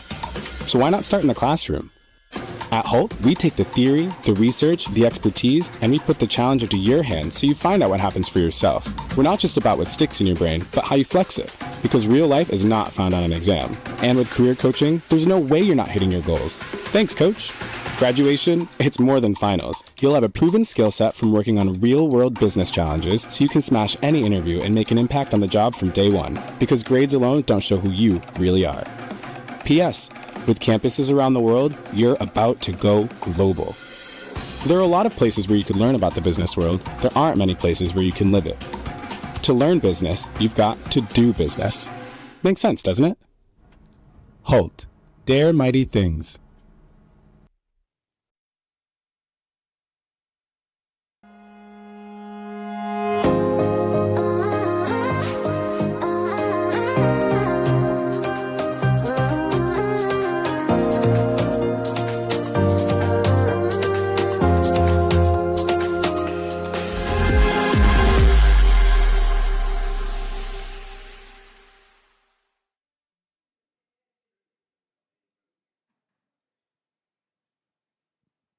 Welcome back to the EF Hult Prize Global Finals, live from Ashridge House in the United Kingdom. My name is Yan Dabaghiya. And my name is Zain Hussain, and it's a pleasure to be your hosts for this live stream. We just watched 8 incredible startups stand on this stage and pitch for the $1 million Hult Prize. And now the judges have the toughest job ever, which is to select the $1 million winning team. We have 8 incredible teams that made it to the finals. We have 8 different businesses, so it will be a difficult decision to make. So in order for us to give the judges enough time to make that decision, we will be now backstage here with you, showing you more about our community, telling you more about our program, and of course, maybe meeting some of our experts. Definitely. We're going to be meeting plenty of special guests that are here at Ashridge House today. But there's plenty of other amazing stuff happening at Ashridge, outside of the gardens. And so we are really excited to get to meet them as well. But Yana, how do you feel about the experience so far? You were here in the room watching all of the startups pitch as well. Definitely, Zain. It was amazing to watch all the top 8 startups. All of them did amazing job. We were stressed for them, but it was a great experience for everyone. And the judges were also happy with all the ideas. No, definitely. I mean, we've been living here at Ashridge, kind of helping run the program, and it's really sort of nerve-wracking sitting with the founders, not knowing who's going to come up, and then seeing them within a matter of minutes come onto the stage fully prepared and delivering such incredible pitches. So, Yana, what is your role at the Hult Prize? For those who are watching, what do you do? So I am the MENA Regional Manager at Hult Prize, and I grow the program across the Middle East and North Africa region. I work with universities, with partners. I find startups some of them that we have seen on stage today. So it is an incredible job, and I believe that it does make a lot of positive impact. So I'm so happy with that. No, definitely. How about you, Zain? So I look after venture programs, which is the incubator and the accelerator. Today, obviously, we saw 8 incredible pitches, but the startups do so much work before that. We help bring in experts. I help design the workshops, fireside chats, just basically all the many ways in which we can help startups go from being the business that was initially an idea with something to becoming 10 times better after they've left the program.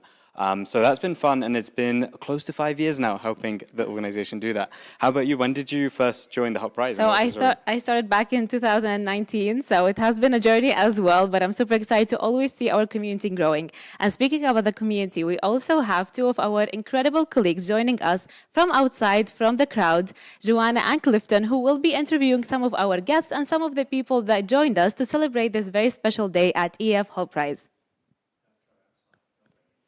So I think people are still walking around the gardens and they are getting refreshments, breaks. So we're still going to wait a bit before we give it over to Joanna and Cliff and talk to them.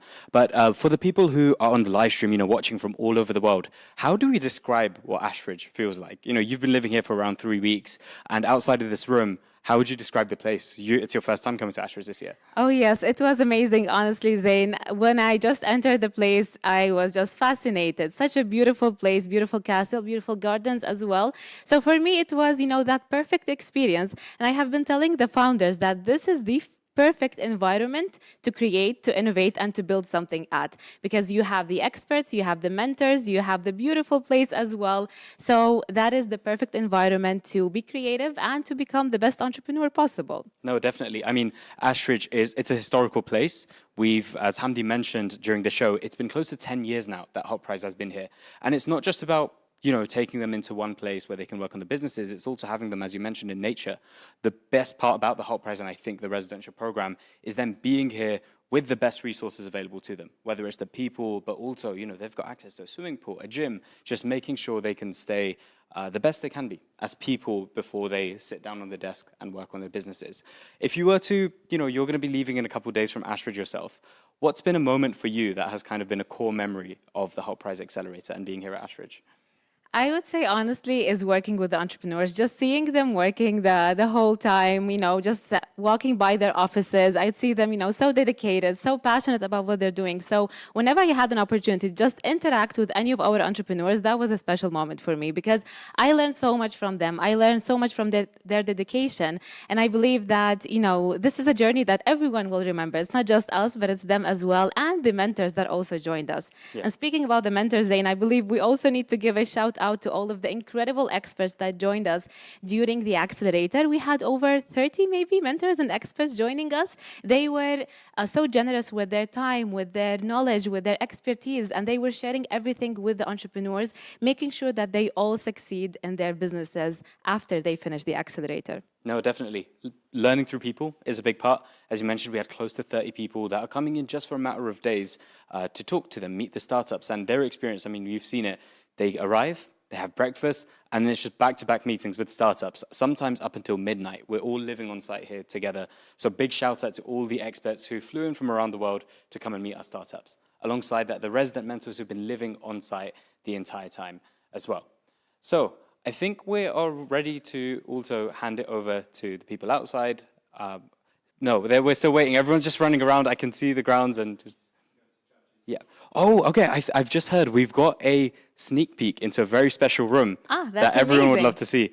Which room is that, Yana? I wonder which one, but I'm sure that it is the judges' room because this is the room that everyone in Ashridge House now wants to know what is happening in there. I feel that there's some serious tension maybe in the room.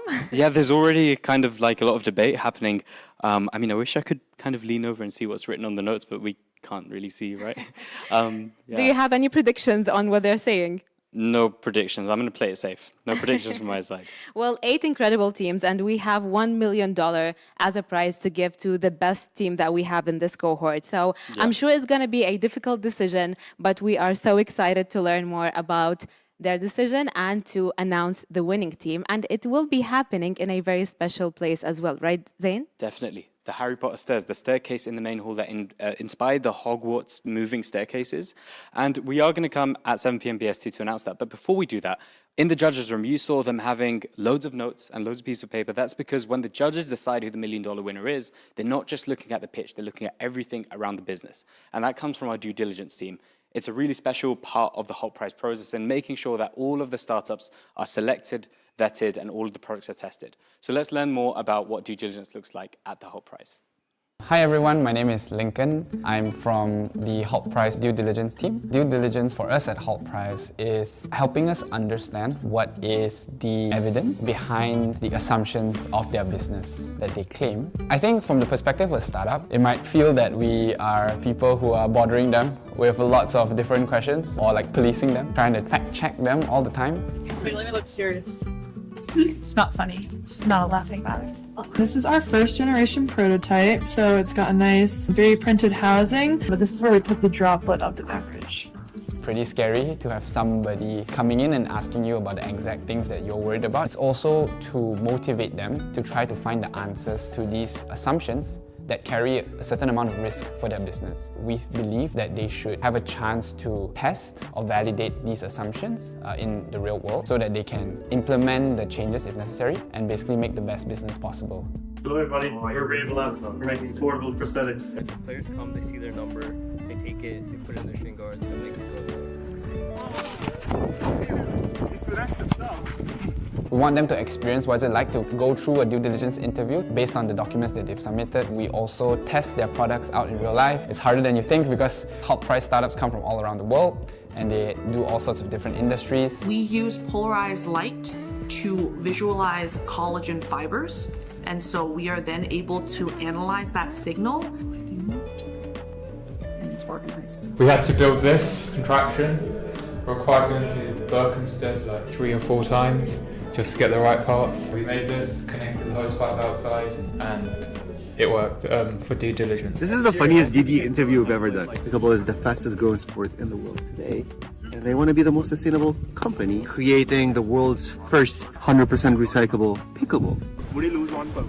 Let's go. Are you kidding? I never lose one pump. I know you would. And then the second thing, gathering all the documents to create their own data room. Startups initially hate the process. They also rank it as one of the most useful things. I think I'm really surprised this year. Nearly 80% of them have submitted all their documents. I think at this point we've received nearly 2,000 documents. There's about 100 documents per startup. Our team will have the next 48 hours to go through them. We are really looking forward to that process, but no, the team has been hard at work for the past few weeks. This cohort in particular has been very proactive and we're really happy about that. It also gives us a chance to really give a lot of feedback. Maybe you should present it in this way, or like these are the kind of documentations you need to get signed as evidence, and it's not just for us, but it's for other investors out there, that if you have this will be a really great proof point to fundraising or to actually building the business and getting more customers and more revenue. And I think like it brings a whole different dimension to the information where we understand about the company more than just a pitch can communicate.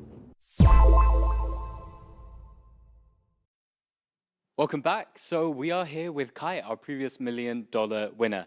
Now, Kai, we actually heard you speak earlier today, and we got to hear a snippet about your experience mentoring the startups, going into the Hardy's room and giving them advice on their deck, which we obviously saw improvements. But we know, and you know better than anyone, that the accelerator isn't really a 9 to 5. It goes on till midnight. And I want to hear about your experience. You came back as a mentor this year. What's that been like? What have been the experiences for you this year as mentoring the startups? It's fun. Not just mentoring, but even being in part of deliberation. I think last year we were so nervous trying to figure out how everything works, how they're judging us, how they're looking at us. And this time I see everything. I was in the room in the 10-hour debate where 10 hours literally everyone is just arguing over who should be in the final 8. And it was really cool, just seeing all the behind-the-scenes processes. Awesome, Kai. So we will have very soon a winning team for this cohort. So what advice would you give the winning team? I think the most practical advice I would give is that the moment you're announced as a winner, globally, every single eyeball is going to be on you. So many students, so many communities, so many universities. Put together a media kit and put it on your website. Because the first thing journalists are going to do is to go to your website, try to figure out and piece together what exactly these guys are. One of the things we did very, very quickly was put together a media kit so that they don't have to research and stalk our Facebook and try to understand who we are. They can understand what we do, why we started, what's our plans after the Hult Prize, and it made things really, really easy for people to put out media about us.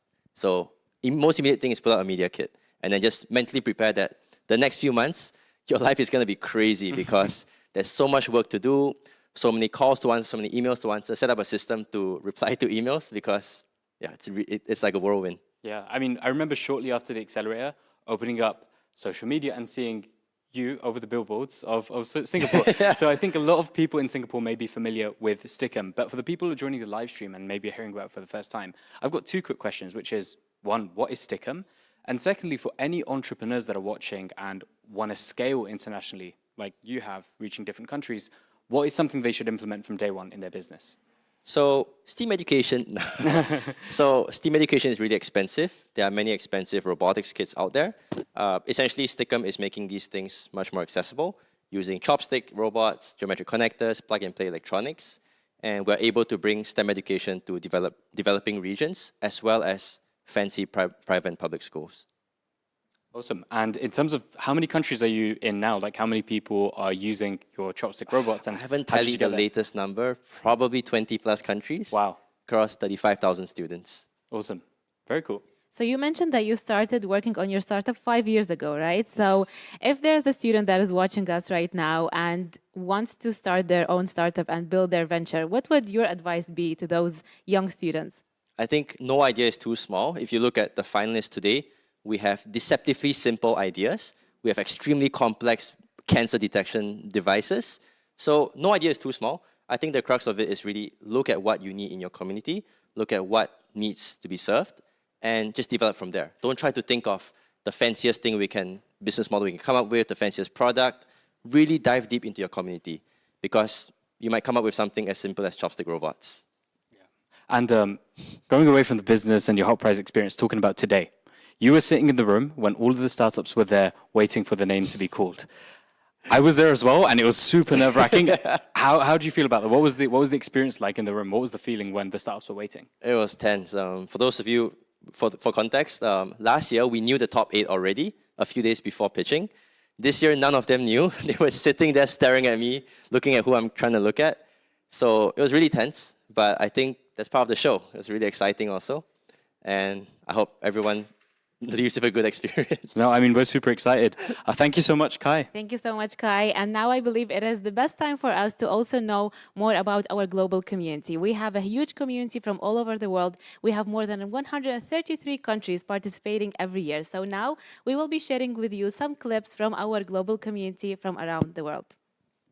A single opportunity can transform everything. In 2022, I had the opportunity to participate in Hult Prize Accelerator program. I wanted to bring that same opportunity to students at my university. In the heart of Sudanese war, I became an internally displaced person. In the middle of the darkness, I was chosen as a campus director at University of Fashion. We had to travel long hours just to access the internet. I made the hardest decision to leave my family behind, just to reach a safe place and continue the program. I believed so deeply that our students deserve the chance to create hope for our future. By it all, we made history. Hult Prize changed my life. It gives me the strength to rise from conflict and live with purpose. Welcome back, everyone. We're so happy now to introduce to you our CEO, Laurie Van Dam, joining us on the stage as well. Laurie, how are you feeling? I'm so happy. It was an amazing, amazing pitch day, and I can't believe, even in the last week, how much the teams have really narrowed in on what they want to say and how they want to say it. I think they did amazing. I'm super proud. Amazing. And can you please tell us about the beautiful dress that My you are outfit. wearing today? I know, so I didn't have time in my speech to talk about it. But these decorations are actually made out of seaweed. They're made out of kelp. So it's a product called Kelptex. It's developed by a woman named Runa Ray, who very kindly made these custom just for me. But she's a sustainable fashion designer and advocate for sustainable fashion. works a lot with the United Nations, and I've gotten to know her over the years, and she agreed to do something just for this event, and it's been super fun to wear. So thank you, Runa, wherever you are. Loved wearing my decorations today. That's amazing. A very beautiful dress. And I would love to learn from you, how do you feel the connection between the dress and what we do at Hult Prize with innovation and sustainability? You know, I really try to think very strategically about what I'm going to wear on stage. I wore these shoes last year. You can't see my shoes. But I wore them last year, and I'm wearing them again today because the most sustainable thing you can do is wear stuff out of your own closet. And I really try to model what we tell people, which is that you don't need to go out and buy new stuff. You can find things that either you've worn or someone else has had in their wardrobe, and hopefully people are learning to be much more conscious. I saw recently that France is starting to add a tax to fast fashion as a way to try to get people to understand the cost of these very cheap clothes that they're capable of buying, and I thought that was a really interesting mechanism at the Hult Prize, EF Hult Prize. We're just trying to make sure that people are aware of the impact they have on the world, and they can each take small steps that don't make take a lot of effort, but that can actually really make a difference when they add up.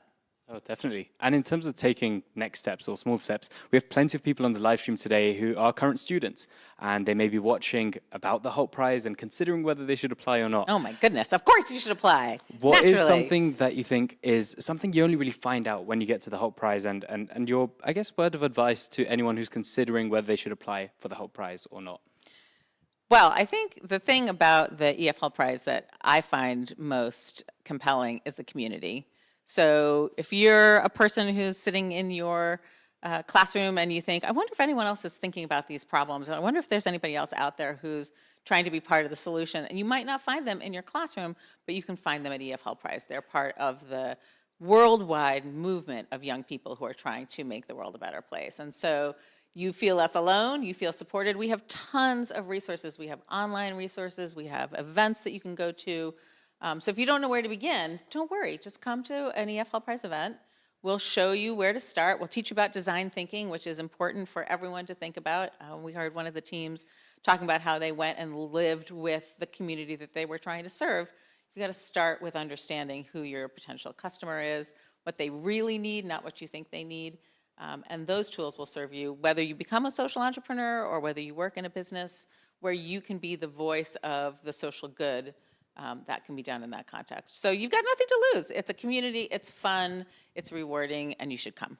Definitely. I mean, you walk in and you meet a community, you make loads of friends, and if you really, really win, you win a big prize of $1 million. For sure, But to talk more about community and all of the people here at Ashridge House today, let's give it over to Joanna and Clifton to talk to some more people outside on the gardens at Ashridge House. Hi everyone, my name is Joanna Beslar and I'm the Global Community Manager of the EF Hult Prize Foundation. And my name is Clifton Nyakundi. I'm the Regional Manager for Sub-Saharan Africa here at EF Hult Prize Foundation. Today we are very happy to tell you that we have special guests with us. We have Abdel Khoudous, our National Coordinator of the Year, and we have Eugene, our Campus Director of the Year. Every year, we award our best community members. So today, we really want to let you know a bit more about their experience. So I will start with you, Abdel Khoudous. You were the National Coordinator of the Year. You are from Morocco. And I guess people are interested in knowing a little bit more about your experience. Can you tell us a bit more of that? Sure. So my name is Abdel Khoudous. I joined the Hult Prize in 2018 as a participant. I joined the Hult Prize just to learn, to discover, to grow. And after I applied to be the campus director, I kept my position for 3 years, organizing the program at my university. And after I applied to be the national coordinator of Morocco.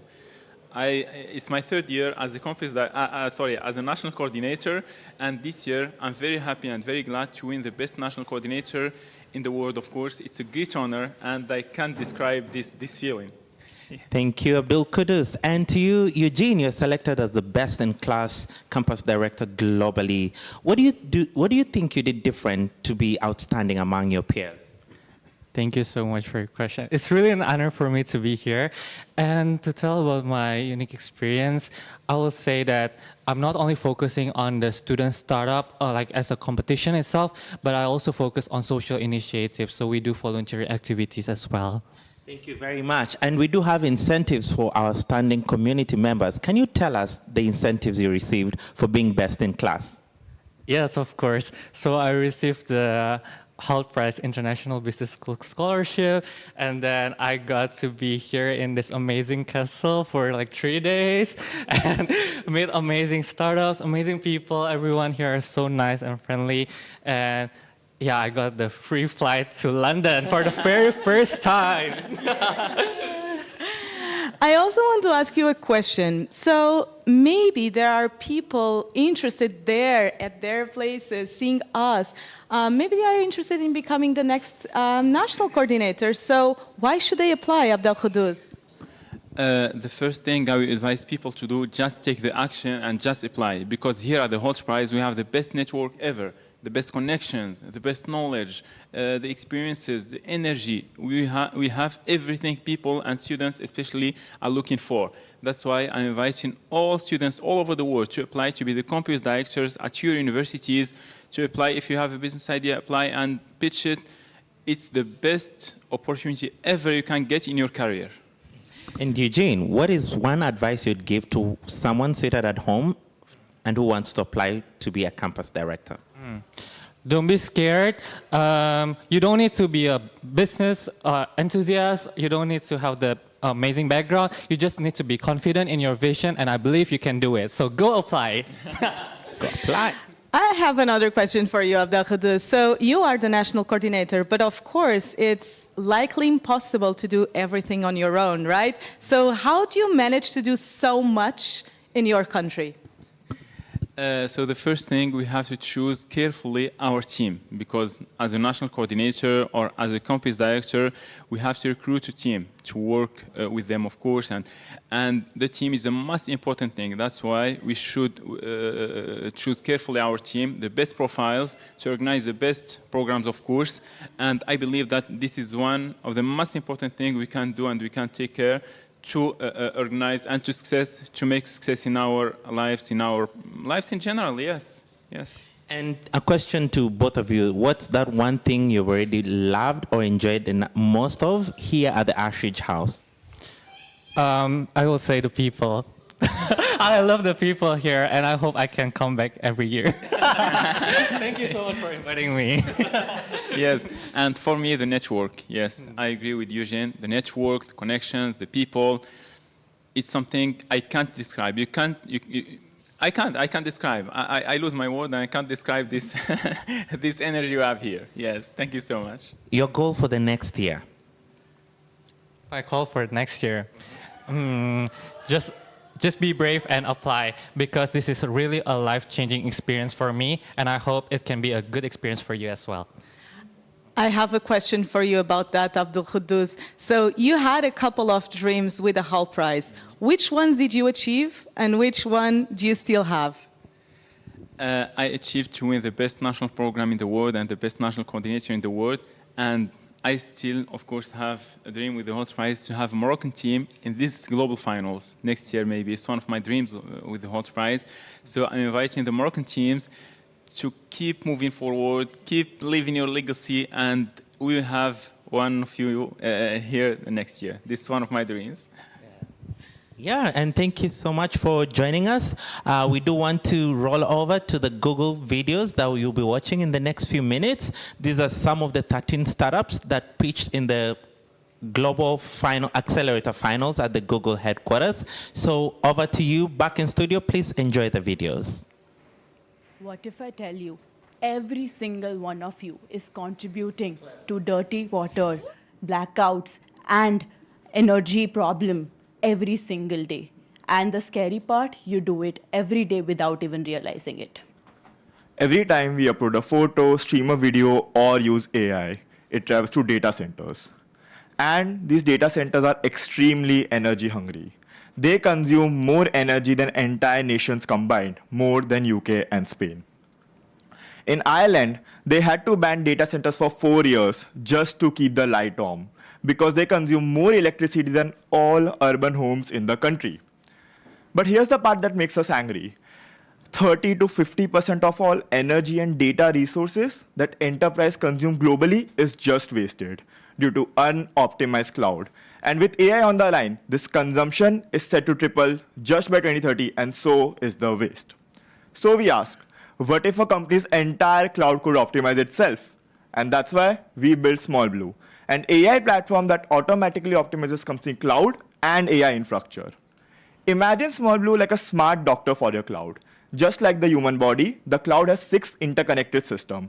A good doctor takes a look at your entire body. Similarly, SmallBlue applies hundreds of optimization techniques across our entire cloud, all 6 primary data layers. It works in 3 simple steps. It collects and analyzes data across cloud, recommends the best possible optimization techniques, and executes them with human approval. And the best part, every deployment strengthens our optimization intelligence, giving us an edge. We have already done multiple case studies, one company where we saved over $500,000 and 40 megawatts of energy. And we have partnered up with India's largest micro data center, handling the workload for State Bank of India and Infosys. So the results are clear. Enterprising using SmallBlue achieve up to 40% cost saving and 35% lower energy usage for the same task. We plan to save 600 gigawatts of energy by 2030. That's essentially powering 500,000 Indian homes for an entire year. We have already done 10 plus enterprise LOIs, $40,000 in paid POCs, and just this week, we signed 2 more contracts worth $80,000. We are backed up by the Indian government and technology partners, India and global. We are on track to do $15 million in revenue in just 2 years, and we have already achieved break even with our current contracts. We charge a fixed platform fee plus a percentage of saving, so companies never pay out of their own pocket, and we capture the upside, partner with cloud marketplaces as a distribution channel. And here's the team that's making all of this possible. There's me, Garv Goyal. I previously co-founded QuantBlue, a quant and data analytics company. Shaurya Gupta, heading our AI/ML from India's largest AI company. Khushi Gupta, heading our marketing and sales from Essex Singapore and L'Oreal. We are backed up with 100 years of industry experience and have raised $150,000 in capital to solve the biggest energy crisis of our time. With the $1 million, we'll be able to achieve 1,000 deployments, $350 million in economic impact, and 600 gigawatts of energy just by 2030. And we have a clear plan to set this in motion. So, every one of you, before you sleep tonight, are gonna be using a data center. The question is, while you do it, will you be wasting energy or working smarter? For the first time on this stage today, we have an opportunity to solve a problem before it gets too late. So we need to act now, because big impacts start small. Thank you.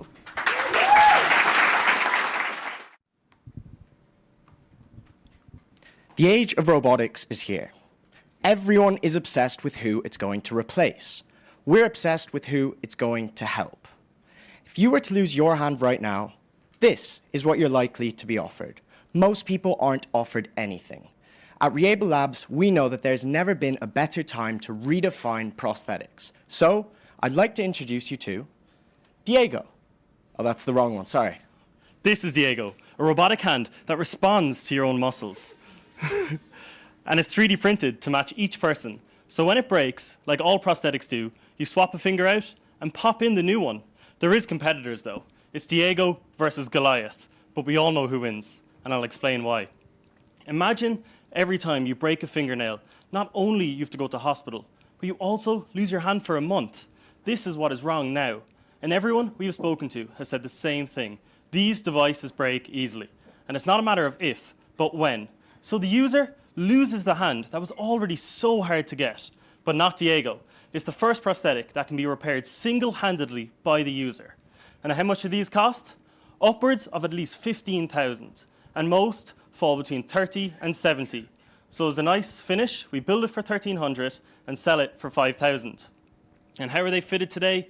Using Stone Age technology like plaster Paris. And some competitors are moving towards custom scanning rigs, but these are expensive, slow, and require in-person visits. So instead, we built Remold. It takes a scan of most iPhones and yields the same custom piece as other processes do, but with no plaster, with no weighting, and no rigs.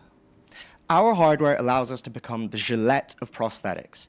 Diego is sold B2B to clinics at a 73% margin billed through existing L codes. The finger replacements are sold B2C as a subscription, 200 annually. And finally, the software is again sold B2B to the clinics at 300 a month. And there are 560 million people worldwide living with limb loss. Of those, Diego could help give a hand back to 6 million right now. And if we reach just 5,000 of them by 2030, that would mean 25 million in device revenue alone. And that number is no longer inconceivable to us. This was us only a few months ago. And since then, we've signed our Irish pilot site, the National Rehabilitation Hospital. We've been evaluated by Ireland's highest health authority on medtech and are now backed by their expert advisors. We've signed our US pilot site, the largest rehabilitation hospital in Florida, and we raised $120,000 in angel investment and are continuing to pursue a further 120 from Europe's largest startup funding body. Sean's the engineer who builds the hand and the vision. I'm the medic who ensures that what we are doing translates to a real, patient-ready solution. And from here, we have 3 simultaneous tracks. User testing of both our software and our hardware to hear back from the very people we are trying to help.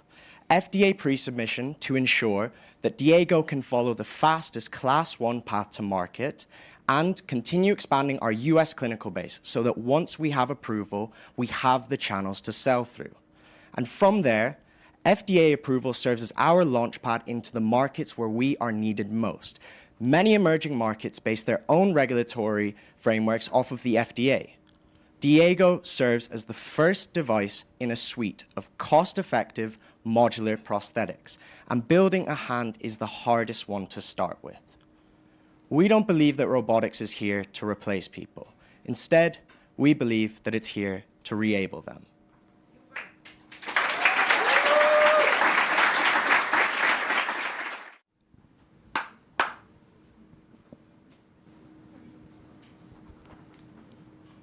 Now, imagine being deaf and not having someone to do this for you in your everyday life. From watching funny interactive YouTube videos to joining Zoom call with no interpreter. And captions alone aren't enough. Sign language has its own structure, grammar, and expression.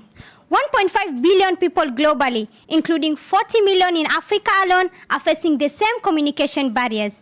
And this just doesn't limit communication. It limits access to education, work opportunity, and independence. And what we're talking about here today is not just lack of communication. This goes beyond the human dignity and economic connection. Human interpreters are scarce, expensive, and difficult to scale in every conversation, every service, and digital experience. As the world becomes increasingly digital, we are bridging the gap. So join us, Team Signverse, Meet Tap, our platform that translates speech and text into natural sign language in real time, enabling live conversation, accessible sign language websites, and video captioning through a single scalable technology. With maturing AI paired with global rising regulation, this makes the precise moment to make Signverse build this. And we distribute our products through two channels, enterprise sales, where we work directly with institutions that work with the deaf community, as well as API licensing, where we are able to integrate our platform into the everyday apps that they all use. Currently, the global sign language accessibility market is valued at approximately $10 billion, and Africa presents a $1.2 billion opportunity, with us targeting an initial $150 million market. We monetize our solution through B2B and B2G, enabling our customers to be able to access tiered pricing ranging from $100 per month to $300 per month. But what exactly makes Signverse stand out is currently we are the only solution offering real-time interpretation. And we do this using our 3D avatars and are currently building the largest African dataset in the continent. So far, we've been able to raise $2 million that has gone into the research and development of our solution, enabling us to build the first motion capture studio in Africa in East, West, and and Central Africa of its kind, and this has enabled us to be able to validate how our solution works. But we've also been able to generate $20,000 in revenue through our paid pilots. This has enabled us to result in securing $850,000 worth of LOIs. But this is the team to make this happen. We understand this problem, have been working on this for 3 years, and we combine our expertise from machine learning to product development while being supported by an advisory board with over 40 years of cumulative experience in different sectors. But it's not just our technology that makes us stand out. We work hand in hand with the community, building this solution with them, validating that it actually meets real user needs. And so far, we've been able to carry out 3 school pilots using our solution, had 300 testers validate the platform, as well as taking 8,000 hours in testing and development of this platform. Millions of people are waiting for a world that builds that language. And with Hult Prize, we are able to scale this impact that we've already been able to carry out by expanding into 2 international markets, doing more integrations with different platforms in the continental space, and increase our revenue growth to $2 million by 2028. Millions of people are waiting for a world that speaks their language.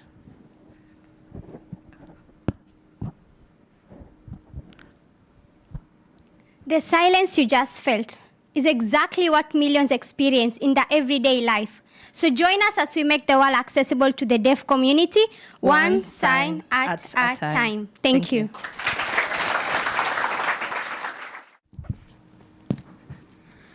Imagine 100 years ago, my grandfather studied this way.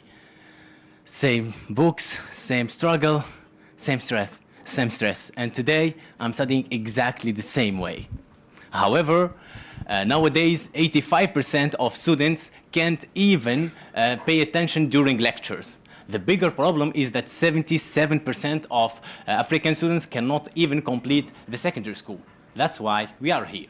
We are here to change the system.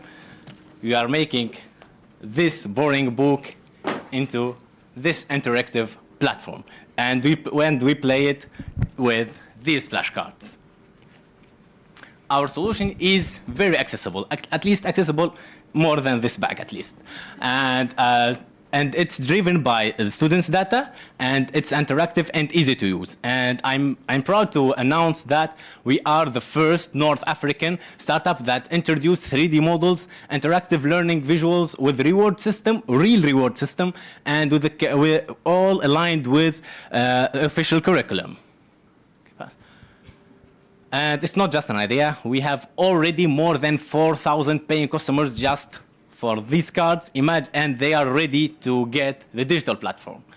And you are able to get more than $130,000 in 18 months alone selling these cards. Imagine what we can do with the new digital platform. And we do it because we have an affordable product and we have a high gross margin. Our revenue stream is very easy. We sell physical cards in online and in bookstores, and then we have also digital subscription, which will be our main revenue stream in 2028, and also we take partners' commission. Okay, our users just likes us. This is 2 stories. For example, Asma, who graduated without paying any penny in private tutoring, just using our methodology, or Muhammad, who takes the best grade in his class just using our methodology. Actually, 78% of flashback users show an improvement in their academic results, and that's why we have competitors, but we are already ahead of them because we are the only ones combining playful elements, digital format, physical formats, and with 3D models in an incentive framework. Actually, we built a strong community of more than 170,000 followers across all platforms, which gives us a very low cost of acquisition. And we are just beginning in Tunisia, and we are expanding to Morocco, then Algeria, then the whole Francophone countries. And we are sitting in a 4 billion total market size, and we have the plan to do it. We will begin in social media to build the trust in our community. Then we will collaborate with local schools and local bookstores. Then we will take part in educational events. and we are already going so fast. We will launch the next week our digital platform, and we will launch also our lower grades products, and we will in 2027 we will be in Morocco, 2028 in all North Africa, and in 2029 we will be in the whole continent. And we have the strong team to do it. We combine more than 50 years of experience. I'm the creative mind behind the idea, and we have the IT team, we have marketing, we have sales, and we combine together. And we are not working together. We work with teachers and top performing students, with educational advisors and startup growing advisors.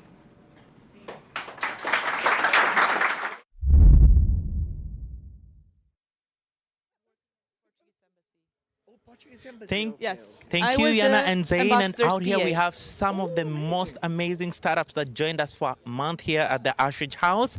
We have Team Kuponya Innovations from Canada. Team, would you please introduce yourselves? I'm Madison. And I'm Jordan. What is one thing you'll carry yourself with back home once you leave this estate? Definitely to take it slow and really believe in yourself and the confidence that you have in it. How about you? I would totally agree. Take some time away from your venture just so you can collect yourself and make your best step forward. I'm curious, how was your stay here? What are some of the things you liked being here at the estate, the gardens and everything? What did you like most? I mean, Jordan and I spent a lot of time in the sauna practicing our pitch and taking some time to ourselves and relaxing. And then myself, I would go on runs around the property, and that was like my way to get outside when I could. We also had some nights where we took night walks to practice our pitch and also just to like reconnect and touch grass after being in our office for so long. So that was good. But how is it like 21 startups in one big estate together, competing, pitching every week, just so that people back at home know how it feels like? How did it feel for you? It was crazy. It was actually insane because you're working so fast and moving so quickly that you sort of lose track of time while you're here. Things blow by, but it's very energizing to be around a bunch of startups who are working towards solving some of the world's biggest problems. And if you're asked one startup you're going to do a partnership with or keep in touch with after this Accelerate and Final, what will that team be and why? I mean, I would hope to keep in touch with all the startups, of course, that have been here, but definitely Pride McLean, our fellow Canadians. They are our fellow Canadians, so we love them dearly. Thank you very much, and that was it from Kuponya Innovations. And now my colleague Joanna will take us through another important guest. I'm here with Romal Pereira. He's a university representative from University College Dublin, Ireland. Hi. Hi. It's very nice to meet you here. Romal, I've heard a lot about you. So you hosted the very first nationals in Ireland. How was it for you? It was amazing. It was amazing because about 3 years ago was when I first introduced the Hult Prize to UCD, University College Dublin. Actually, the first year itself, we got into the final 8, which was quite amazing too. And then we started to get more and more universities. And I think we have now about 8 or 9 universities. And as a result of that, we hosted the regional finals in Dublin. And I hope, fingers crossed, that next year we'll be able to make it an all-Ireland event and get the universities from the north of Ireland joining us. Hopefully. Thank you so much for sharing this. I also want to ask you what would you tell to other university representatives from all over the world? Why is it so beneficial for your university to join the EF Hult Prize? You just have to be here to see the final pictures. It's just incredible.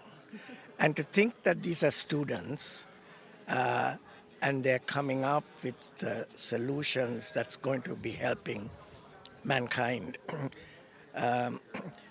Regardless whether you believe in that whole impact and climate change, but the whole entrepreneurial mindset that we need to ingrain in our students. So it's important to embrace programs like the Hult Prize. It's an amazing initiative. Do you see the difference between the students before they start the Hult Prize and after they join the program? Oh, absolutely. I mean, if you're lucky enough to make it here for the incubator, it's a life-changing event. Now, we've had 3 teams in the 3 years making it to the incubator, and they said it's just changed their life completely. And that's absolutely fantastic. Thank you so much, Romal. I'm now heading back to you, Cliff. Thank you, Joanna. And now with another team from Canada. And what's the name of this team? Preg McLean. Amazing. And what are your good names? Bronwyn. And I'm Iman. And what university are you representing? We're representing Memorial University of Newfoundland and Labrador in Canada. So, team, you spent 1 month here at Ashridge House. What are some of the things you enjoyed doing while you're here? I really enjoyed meeting all the people here, all the different teams from all over the world. Everyone's bringing such diverse experience. It was honestly a really great time. How about you? I would say the exact same, and just really the people that we got to spend time with, staying up super late and talking obviously work things, but a lot more on personal, getting to learn the different cultures, songs, dances that are important to everybody's culture, and then from a business perspective, all different aspects of business as well. All right, what about food? Did you enjoy the food? Favorite food? Oh, yes. Food was great. I think they do potatoes really well here. Potatoes for breakfast, lunch, dinner, always the best. One thing you'll tell a startup that's still at home and thinking to apply for next year's cohort?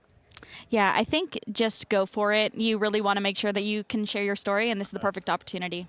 Thank you very much. And now we'll continue enjoying some of the pictures that were done at the Google headquarters. Thank you, team. Please keep it live and let's go.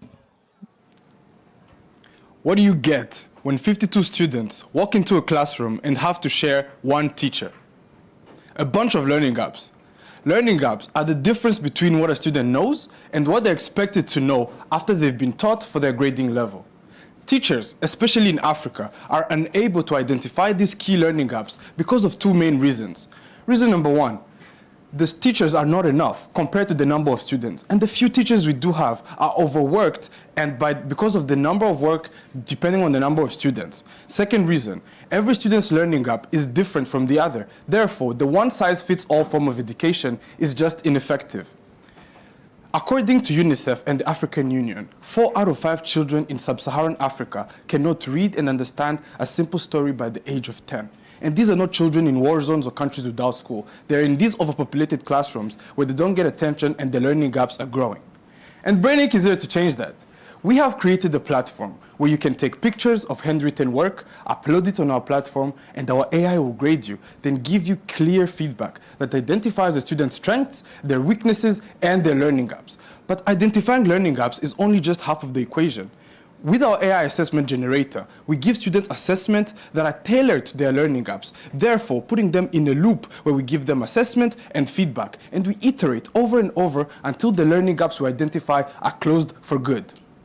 So far, we have piloted with 3,200 students, and in the last 6 months, we have identified 21,000 learning gaps, and we have closed 16,073 of them. Students on our platform report an increase in performance of 12.4%. These results have allowed us to partner with the MasterCard Foundation and get into a fellowship that works with the government that gives us access to 2,000 schools with 1.4 million students. We are also a company that makes money, and we do it in 3 ways. Firstly, schools pay us $3 per student to use BrainInc on a daily to assess and grade. Secondly, students use BrainInc outside of classrooms to practice more for a subscription program of $2 a month. And lastly, we aim to work with the government to grade national examinations at scale. Rwanda alone has 5,000 schools with 4.7 million students. Our impact and business model can scale across the continent to reach 400 million students, a $7.3 billion market. But what is our unfair advantage?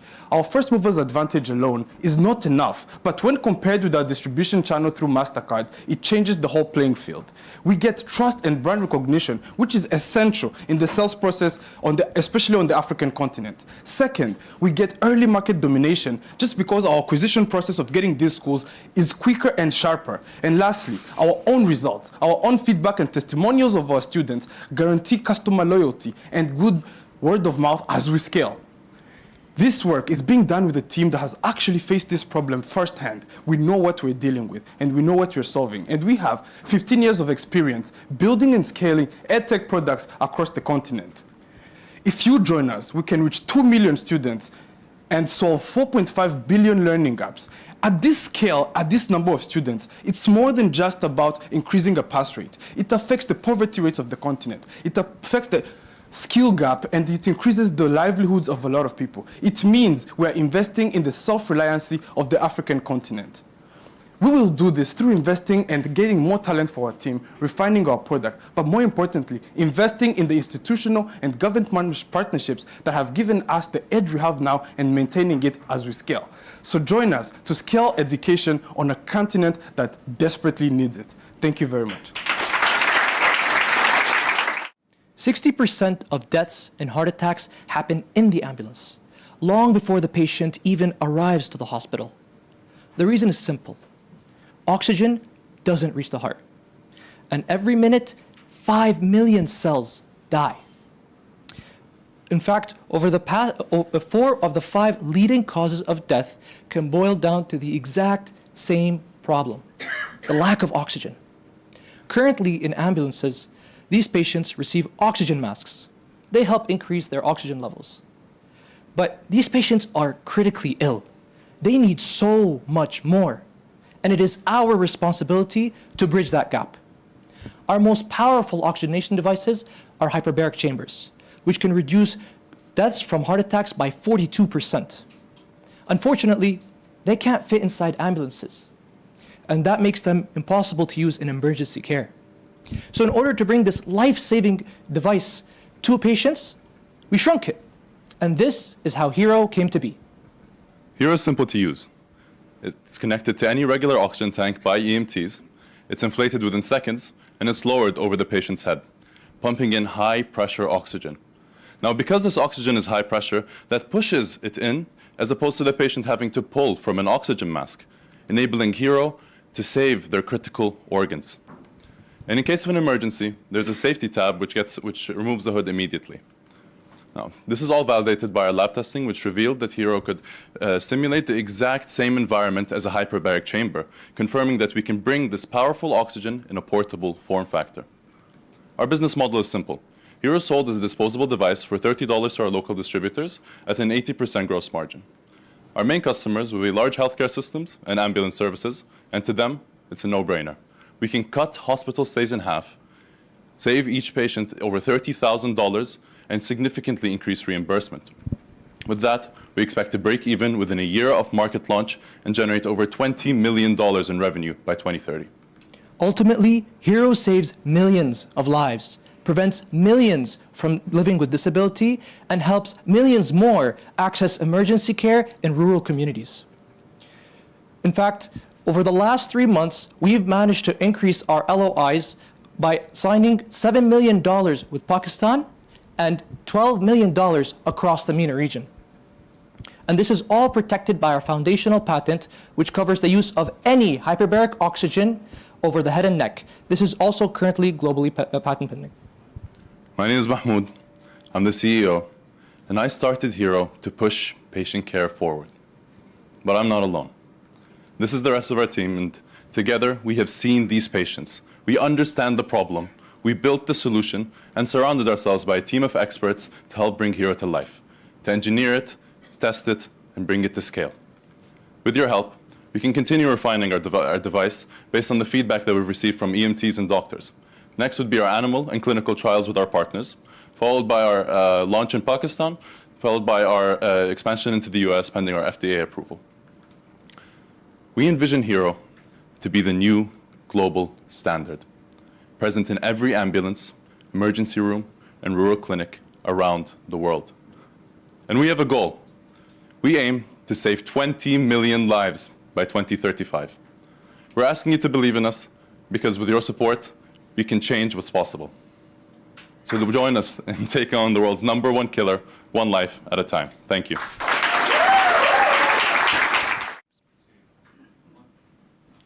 This is what we heard at parties growing up compared to what our grandparents were hearing.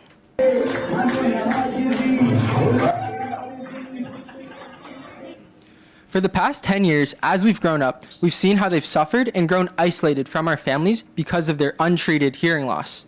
And the entire time, we couldn't do anything about it. Unfortunately, they are not unique. There's 1.1 billion people around the world who suffer from mild to moderate hearing loss. And of those, 90% have no access to any of the help that they require. It's often because the average cost of a hearing aid is $1,500. And when left untreated, the risk of dementia doubles or even triples. Which is why we have created Amano, the world's most affordable hearing aid that's completely mechanical and requires no batteries at all. The user simply takes a scan of their ear using their phone, then does a simple series of hearing screening tests, and finally, it's a custom fit hearing aid, patent pending, printed out for them, delivered in just 2 to 3 days. So how does actually our hearing aid work? Similar to how the ear works, we take the biomechanical properties of how the ear works with the membrane and the bones, and we put it into our own hearing aid itself. Each device is tailored to each user's needs, with the tensioning membrane, the bowl size, and the hook shape all tailored to exactly what the user needs. With only a $2 manufacturing cost, it drives a 90% gross profit margin on our product. We've already conducted lab testing at Stanford and McMaster University, where we are seeing how our product is also comparable to a $500 hearing aid. Amano is the only device that focuses on custom fit and affordability at the same time, rather than just standard sizing and expensive electronics. With a $50 billion market worldwide, we will start from the ground up, targeting a $338 million market in Ontario and northeastern USA. The path to 100,000 people impacted is simple. We already have 1,500 people who have pre-ordered our product. From there, we launch and validate with FDA clearance, which only takes 6 weeks. From there, we will then have North American distribution and finally have worldwide expansion. By 2030, we aim to have 1.1 million people impacted, with 80% reporting an improved quality of life and 50 international NGO and clinical partnerships making the quality of life improved. We revealed our biggest customer when we launched with the Founders Inc., the world's largest hardware accelerator. From that, we were the most viral health tech launch video on that day, and we even got interest from Mr. Beast, the world's largest YouTuber in the world, which a potential collaboration for next year. In 3 months, we've generated over 1,500 pre-orders and $30,000 in revenue with a 200-patient pilot program with the HDF, as well as a 50-patient pilot program with St. Joseph's Healthcare Hamilton. We've been featured internationally on news articles, which are driving up more and more pre-orders every single day. Built by experts in hearing and engineering, I'm Arish. I lead the sales and overall vision, where I did research at Harvard and Johns Hopkins in audiology. Aaron is a CTO, where he leads the software aspect of things, and Raman is a CPO, where he leads mechanical engineering. We're advised by experts who have raised multi-million dollars in funding, who lead audiology as well as the legality side. $1 million will help us reach 100,000 lives impacted, with money going towards facilities, regulatory approval, as well as global supply chain. Hearing aids have been expensive for way too long. Amano is here to make them affordable. Join us to revolutionize hearing care and help revolutionize families and stop that gap and help reunite families again. Thank you.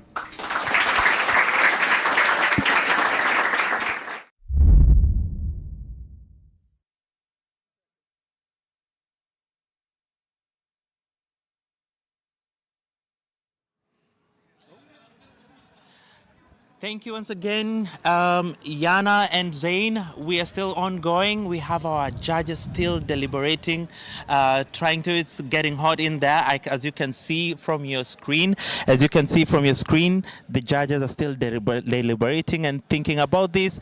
And we might be a little bit late. I think about 15 minutes past 7, Joanna, is when we are likely going to have a winner. So please stay there and please don't leave. Thank you very much. It must be so difficult to actually pick the very best one, right, Cliff? No, it's very tough. You know, as one of the judges said, after every team pitched on stage, they were like, this is the best team. And then the team leaves, another one comes, they're like, oh, wait, this is even a better idea. Another one comes, they're like, what are we going to do today? So, yeah, that's what I think. And I'm glad I'm not one of the judges today. Oh, yeah, for sure, for sure. I think we all have favorites, but it must be so difficult to predict who is winning, right? I know. And we're going to speak with some of the mentors and coaches who are able to speak to some of our startup. And I'd like to welcome on set Miss Caitlin Fries. Caitlin, welcome. And my colleague, Joanna, will speak with you. Wonderful. Hello, Joanna. Hi, Caitlin. Thank you so much for accepting being here on our live stream. So, Caitlin, let me ask you, you have been with the EF Hult Prize for a while. How has your experience been? I have been so lucky to have been working with the EF Hult Prize since I want to say 2021. And every single year, the students, the startups, they keep getting better and better. And it's great to see the diversity of teams, ideas, and problems they're solving, especially this year. That's amazing, Caitlin. So tell us a bit more of your role with the EF Hult Prize. So this year, I was thrilled to be a mentor from the incubator stage all the way to the semifinals, as well as a pitch day judge for one of the in-house pitches here at Ashridge. That means I'm working hands-on, one-on-one with the startups, supporting them with their pitch prep, and giving them that critical feedback to get to the next level. That critical feedback that everyone loves. So, Caitlin, let me ask you, what you do on your daily basis? What's your expertise? What you bring to these startups? Yeah, so I have a heart for the founders. I have been a Forbes-recognized entrepreneur myself, enterprise educator and business coach, and I've built 7 different accelerators around the world. So I absolutely love the startup ecosystem. That's amazing. I have a last question for you, Caitlin. So you've been living with startups here for a while, for the past couple of weeks. How has this experience been for you? It's amazing. I think when these founders first join, there's that world of momentum, but every single day, every single week, they are growing exponentially fast, and every single one of them should be proud of themselves. I know I am as a mentor.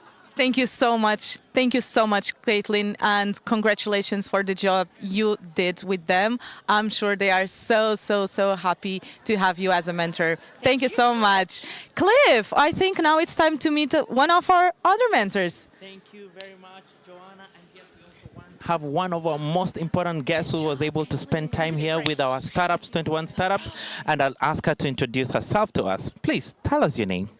Well, my name is Ching-Ping Lin. I'm COO and partner at Orbit Ventures.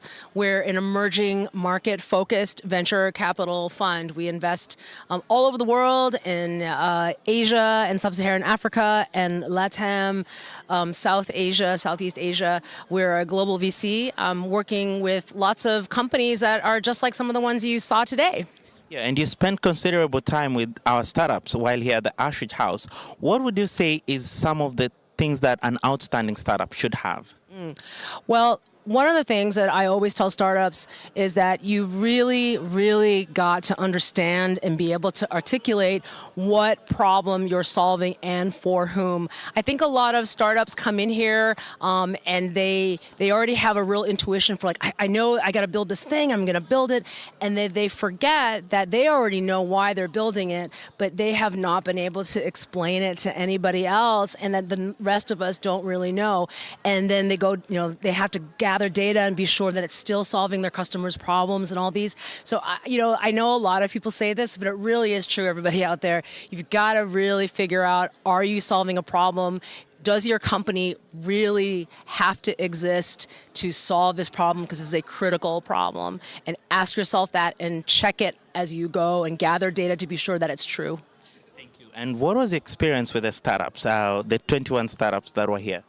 It was actually incredible. I think that this kind of program, which brings people together in a residential residency setting, is one of the most effective ways to be able to work together, to get to know each other. One of the things about the entrepreneurial journey is that it can be a very lonely one, and community support really is everything. And so I'm so glad to know that the Hult Prize, the EF Hult Prize, brings people together, and they have these lifelong friendships which are going to support them through the good times and the bad times. All right. Being a mentor for Hult Prize is a volunteer role. What drives you? What leads you to be so gracious with your time to spend with our amazing startups? It's really what I can learn from them and to understand, what people are working on, to understand where people are coming from, to be able to be engaged in the student community, which is the next generation of entrepreneurs. So I'm really learning a lot from them and what it is that they bring. So I oftentimes, many of our founders are not students, and so this is a real opportunity for me to specifically get to meet students, which is super exciting. Thank you very much. Great to hear that also mentors can learn from startups. And once again, back to you on studio. Please enjoy some of the Google Global final pitches from the accelerator of the other 13 startups. Thank you very much, and back to you. All right. I grew up playing football with the dream to play in the World Cup. Like many young athletes, I thought that training harder was always the solution, until I suffered a terrible hamstring injury, which derailed my entire footballing career. Unfortunately, this is the case for millions of young athletes around the world. 1 in 5 of all footballing injuries are directly related to muscle overuse. This leads to 75 million hours that are directly taken from football players off of the football field. So that's why we decided to build Crescento. Our AI-powered smart shin guards are designed for injury prevention. We can track these key fitness parameters, which are crucial for injury prevention. Every single game and session creates thousands of data points that gets passed through our AI coach, which can then give personalized injury recommendations. So elite clubs, they already have data scientists and sports scientists to understand and make use of all this information.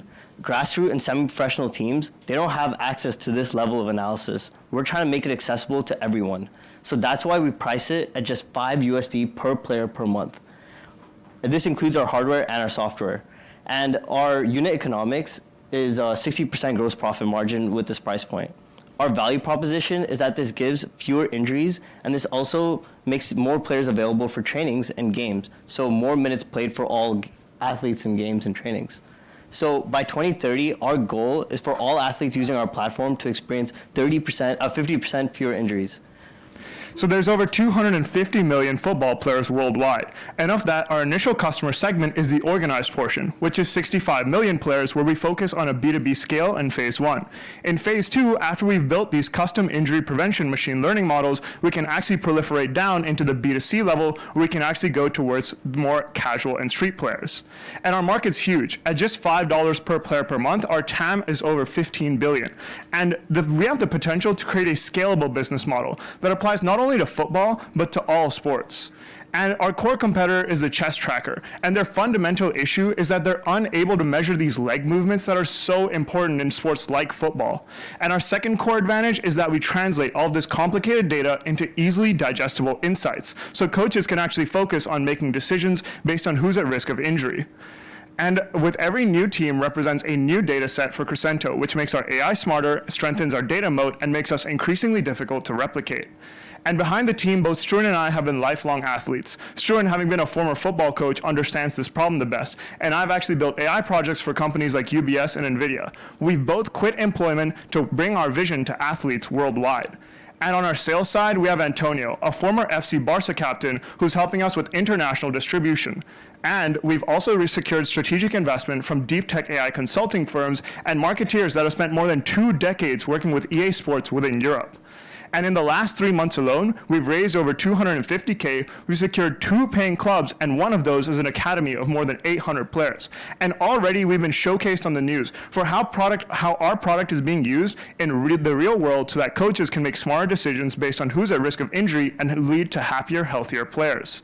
And that's where we are right now. Our model is already working. And on top of that, think about when we add biodata and technical metrics like shooting and passing. The depth of analysis of our AI can increase significantly. And that's where the million's going, in actually scaling this R&D and scaling our company. And we can see ourselves by 2030 adding 200K hours back to athletes worldwide. That's 200K hours that would have otherwise been lost due to preventable injuries. And with Hult, we can triple this impact to over 600K hours being saved from athletes worldwide. And with every team we onboard, that represents an additional 160 hours per team per year. Judges, I want you to think about the future of football. We want to make it more than just elite professionals having this data, but bring it out to grassroots and amateurs. Thank you so much for listening. Love to open the floor for questions.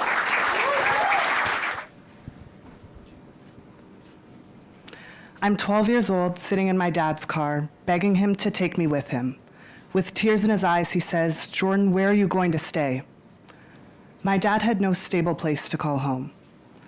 I learned early the value of having a home you can count on, not just today, but for whatever comes next. And what comes next is arriving quicker than we're ready for.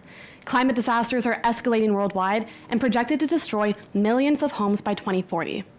The way our homes were built aren't going to withstand these impacts. In fact, the way they built are going to contribute to the problem.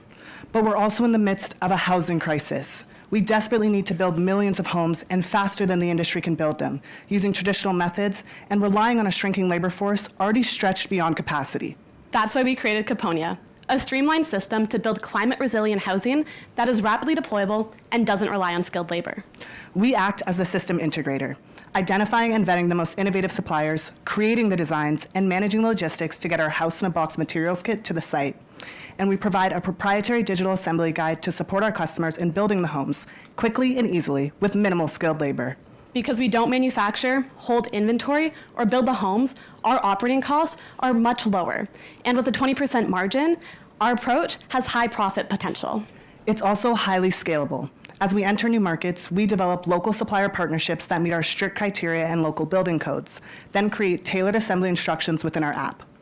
We're targeting governments, contractors, developers, and housing organizations, helping them enter the climate-resilient market, simplify their procurement process, alleviate their labor bottleneck, and shorten their build times to complete more projects, all at a predictable cost. Our approach fully addresses all three challenges that our customers are facing, while competitors provide some climate-resilient features while still relying on skilled labor. To date, we received close to $600,000 in global and national awards and non-dilutive funding. This has been used to test our system in our beachhead market, where communities are on the front lines of our housing and climate crises. Today, we have 2 active pilots. The first one tested our materials with a partner contractor, and the second one is testing our digital assembly guide with a group of students from a local college who have no previous building experience. This pilot kit is priced at just under $90,000, which is well within range of other construction approaches in Canada, but being much lower in operating costs due to the energy efficiency of our materials. In our beachhead market, we have LOIs representing almost $5 million in revenue, and we're in early conversations with the government of the Northwest Territories for a potential contract worth $36 million. We've recently connected with the federal government as our approach directly aligns with their Build Canada Home strategy. With a break-even cost of just 6 of these kits per year and existing letters of interest for 54, demand already exceeds what is needed for us to be financially sustainable. Our initial target for expansion is other Canadian regions already experiencing climate impacts. After that, we'll scale into new markets with similar housing and climate challenges before expanding globally. Our core team combines lived experience with the ability to execute, and we've created a strong network of advisors in expertise of construction, housing, business development, and architecture. Winning the $1 million will allow us to build the infrastructure needed to scale. The funding will help us expand our supplier and logistics network, build the capacity needed to deliver multiple projects, create tailored designs for new markets, and grow our market presence, while creating impact for 4 UN SDGs. I know what happens when housing fails a family. Help us build a world where everyone has a safe place and stable place to call home, now and into the future. Thank you. Well, I'd like to begin by raising a glass to the E.F. Hult Prize and to Google. Thanks for having us, and cheers. And imagine now that that cheers is the last thing that you remember, and you wake up 3 hours later face down in a bathroom stall. Unfortunately, not a laughing matter anymore, and this is the story of our friend Sarah. And that bathroom stall is where her rapist assaulted her after drugging her drink. In the US, 56% of women have experienced drink spiking. Existing solutions are embarrassing, inconvenient, and difficult to interpret, which is why 83% of them never even make it out of the packaging. As 2 young women, we are tired of accepting this as the reality. So we built Avea, where wearable chemical sensors can detect date rape drugs in your beverage, giving women like Sarah the information they need to be able to enjoy their social experiences with safety and confidence. With an Avea sensor, you simply use a finger or straw to deposit a droplet of your beverage onto the surface. The sensor then places an electrical charge across the droplet, and if a date rape drug is present, its unique electrical signal can be recognized by our machine learning algorithm. For example, that bump you see in the red line is an example of the diphenhydramine signal. And if your drink has been spiked, you and your safety network will immediately receive a notification. And 70% of women wouldn't want anyone to know they're testing their drink in the first place, which means that discretion is critical, especially because most of the solutions that exist are obvious, but our solution can be discreetly embedded into personal accessories, meaning that we reduce that friction of adoption that currently exists. And most people are testing their drinks in dimly lit spaces, which means our clear digital results are critical, especially compared to our color-changing competitors. Our pilot products will be priced at $220 and $180, with our cartridge, which contains 20 tests, priced at $7. And if our current waitlist transitioned into orders today, it would be an immediate revenue of $1.3 million. When we expand that to the market available in the US alone, it's the opportunity at $7.35 billion. This time next year, we'll be launching our pilot product, leveraging our waitlist, as well as early traction with parents who are our primary purchasers at orientation events on college campuses. That'll build momentum for our version 2 launch, which will be scaling with the National Panhellenic Conference, each chapter having around 20,000 members. Version 3 will be available in February, and then we'll be expanding with a men's line, as a substantial portion of men are targeted for theft primarily, and then a global expansion from there with the UK as our beachhead. Avea exists to eradicate drink spiking and drug-facilitated sexual assaults. With our current traction, we can anticipate sales of 76,000 units by 2030, which directly translates to over 14,000 sexual assaults prevented. My name is Addison. I'm the CEO of Avea with my master's in business. Kira is our CTO with her master's in biomedical engineering. And as former collegiate athletes, we thrive in a fast-paced environment, which we've proven with our recent traction. We've raised just under $300,000, filed our provisional patent, increased our waitlist by 8 times, signed 3 LOIs for beta testing, and been featured in 9 media outlets to come together for an impressive round of traction to date. Currently, our prototype can detect diphenhydramine in 4 spirits and soda water, and the $1 million will go towards continuing our development by being able to detect an additional date rape drug, being able to detect in more complex, noisy beverages like beer, wine, and common cocktails, as well as developing that consumable cartridge component, as well as our app to round out our fully functional pilot product. Drink spiking ends when we decide it ends. We have decided. The women flooding our inbox have also decided. The question is simple, whether or not you're going to join us. Thank you.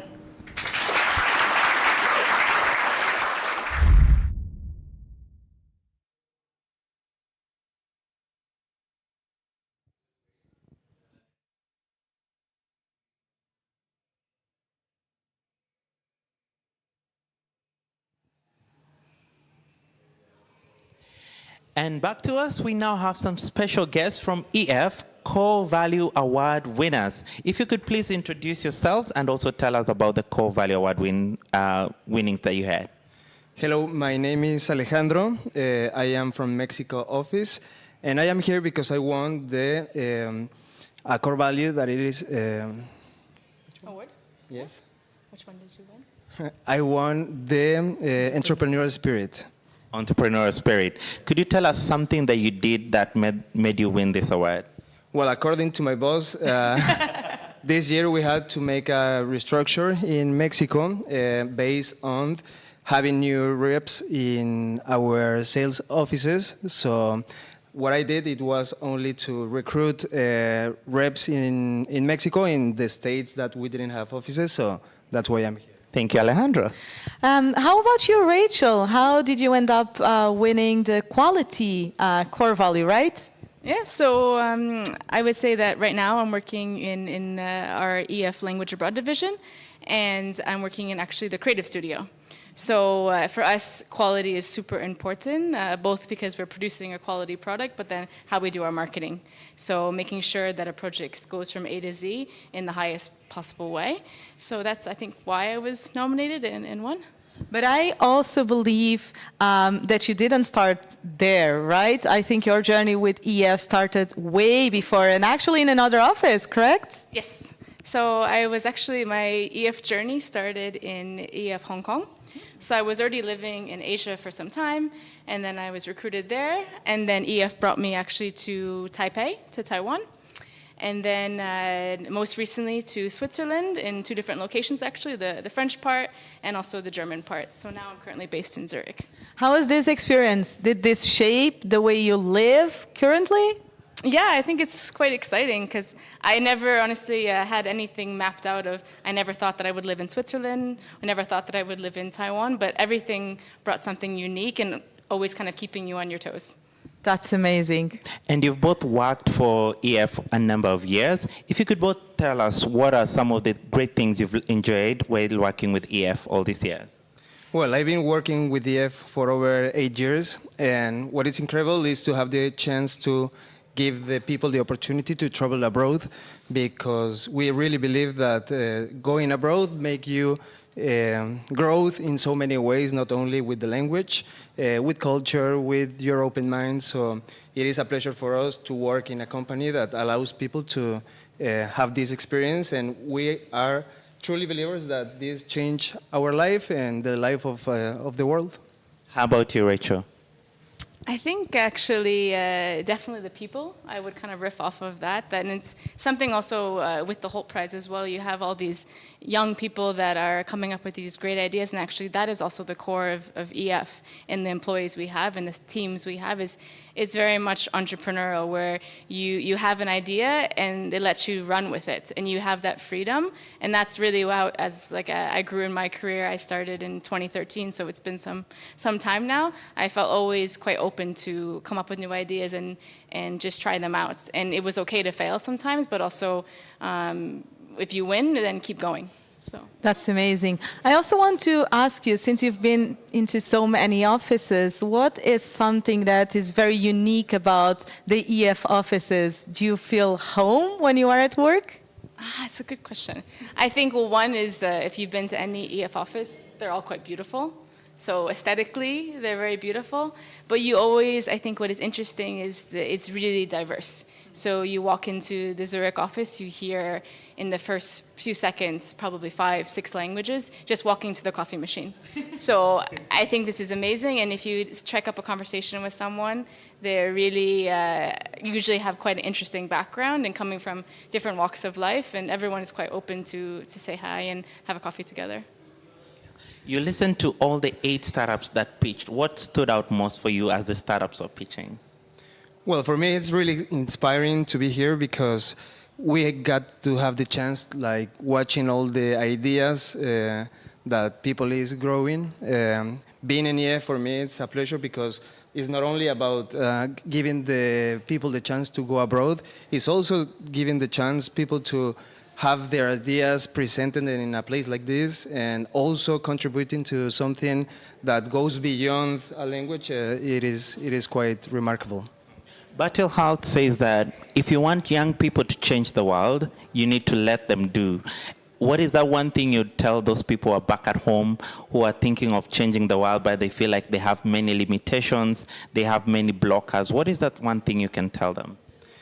Well, everyone is afraid at first, but we are here just to prove people that doing things like this and taking the chance, it is going to completely change your life. So our work is to provide people the chance to go abroad, and we make this possible not only with the school, we make this possible with all the tools and all the effort, because we are more than 5,000 people working at EF, so that's what. How about you, Rachel? What would you like to know about? We would like to understand if you are having a good time here in Ashridge House, and also what are your impressions about the teams, if you have a favorite. So I think they were all amazing, and as you were saying, it's so inspiring, and I think even more inspiring because they're so young and they have this fire, and I think that's what we hope when we also recruit students, is that they have this fire. And everyone knows that first time you stepped off out of your country. For me, I left after high school, my home country, and I didn't return after that, and it was quite scary. So I was very happy to see it happen with them. Thank you so much. It was amazing hearing from you. Thank you so much, Rachel, Alejandro. Thank you both.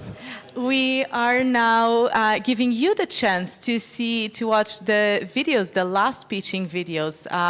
Back to the studio. Bye-bye. See you. 800 million women get vaginal infections every year. Take Isabella, a 35-year-old expecting mother. One day she starts feeling pain and discomfort, but she doesn't go to the doctor because it's expensive, it takes a lot of time to schedule, and she was taught she should not speak about sex or reproduction. So instead, she self-medicates. But turns out 3 types of infection can require different treatments but present the same symptoms. Without a test to tell them apart, Isabella has to guess. And unfortunately, this time she guessed wrong, leaving her with devastating consequences to her pregnancy. She's not alone. Like Isabella, 13.4 million women in Latin America have health complications derived by the bad management of vaginal infections every year, leaving a healthcare system cost of $5.3 billion. Introducing Savia, the first platform in Latin America that allows women to know exactly which kind of infection they have with 97% accuracy and in 15 minutes so that they can get the right treatment. That way we tackle cost, time, and discretion. Let me show you how it works. Isabella can discreetly purchase Savia for $10 and download our app. Then she enters the test code, collects a vaginal discharge sample, and much like a COVID test, puts the sample in the liquid, swirls it, adds a few drops to the test, and after 15 minutes, takes the photo. This because 33% of people fail to interpret antigen tests during COVID. So to avoid this, our app gives her a screening result and allows her to connect to a healthcare provider if necessary.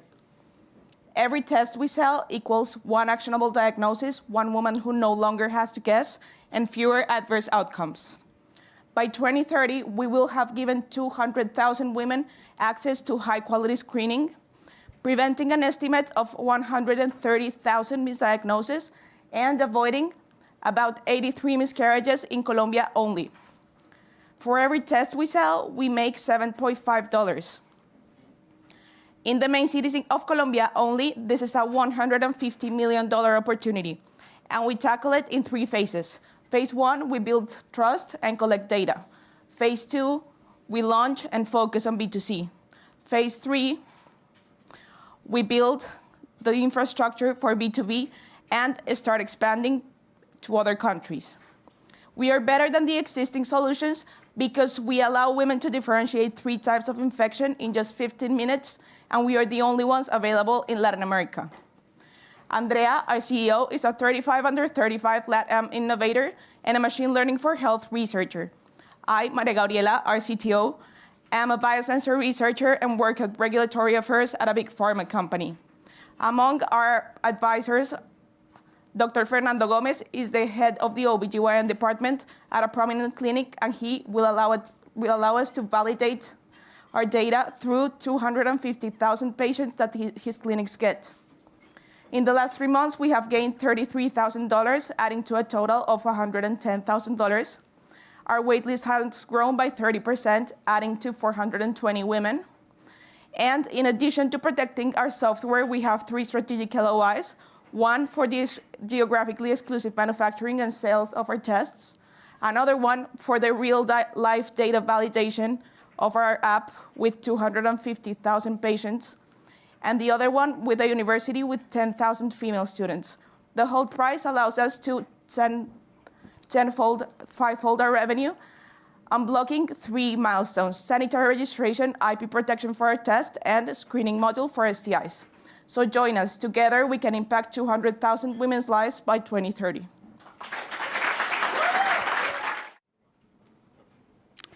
Everyone here has seen someone they love change in the way that they move, in the way that they talk. We notice it, but we can't always prove it.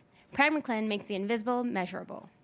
This is my mom, Patty, a long-term care nurse for over 30 years. She knows her patients better than anyone else in the building. She's the first to notice the balance, first to notice a tremor, but then that's where her powers stopped, was at noticing. She would then write it down, pass it on, and wait for someone else to decide what would happen. But this isn't just one family's issue. 3.4 billion people have been diagnosed with a neurological condition, and over 80% of them will never actually be able to access a specialist. For Parkinson's disease specifically, 9 out of 10 people diagnosed will never actually have a movement disorder specialist in their practice of care. So we built the tool my mom never had. PRIMS uses 2 depth cameras and AI to assess how a person moves. In real time, with nothing attached to the body, the system is able to score against standardized clinical assessments that neurologists trust. in real time. Scores are then available for review. And the best part is it can be deployed in any clinic in any country. First, the system allows a person to stand and sit in front of it and complete the series of tests. It doesn't require a specialist, so a nurse, technician, or other staff member can assist them in going through the process. The results are then readily available on either a PDF, a printout, or a dashboard online. And then from there, the care pathway doesn't stop. At home, patients can then access the companion app that allows them to track movement analysis, daily activities of living, and more to better understand what happens between appointments, so that the next time they come into the clinic, it's based on data, not just guesswork.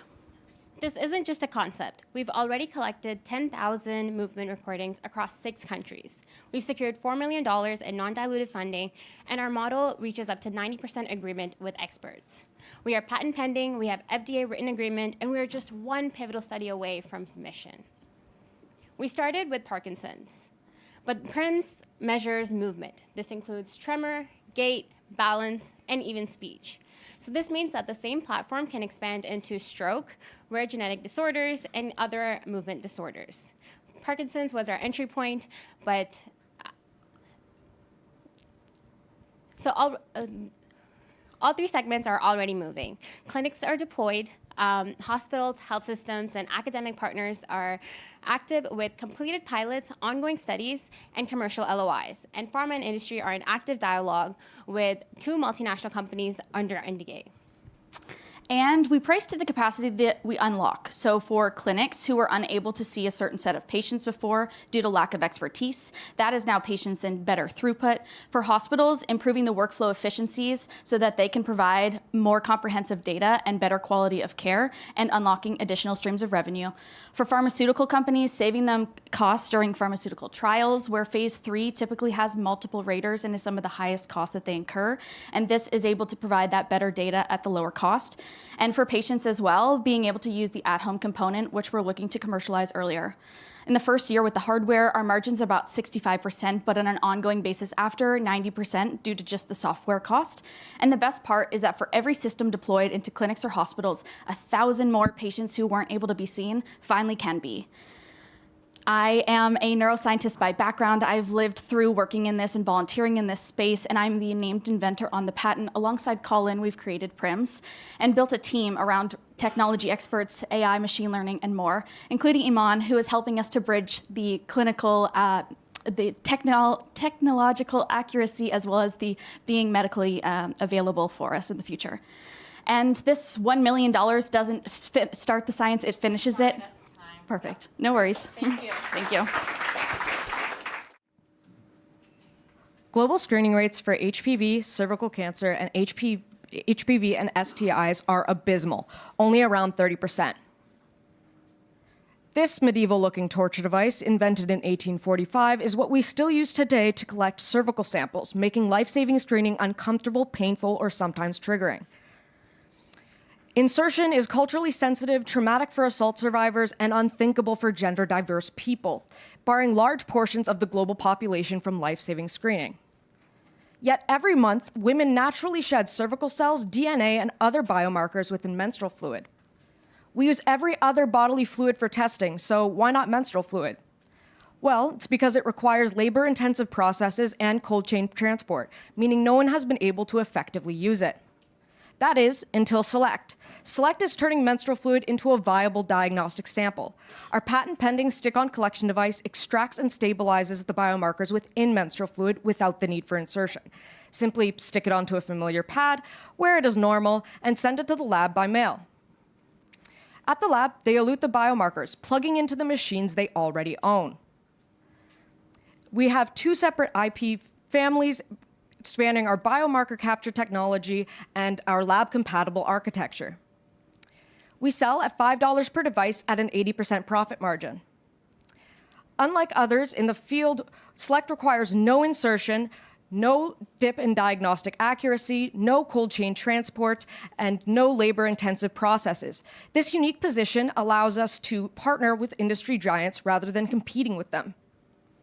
Across our initial cervical screening market, this represents an $150 million opportunity, and this only grows as we scale to future applications. We capture this market in phases. In phase 1, we sell to researchers, generating early revenue as well as producing new data that allows us to identify our highest value future applications like endometriosis, PMOS, and cancer.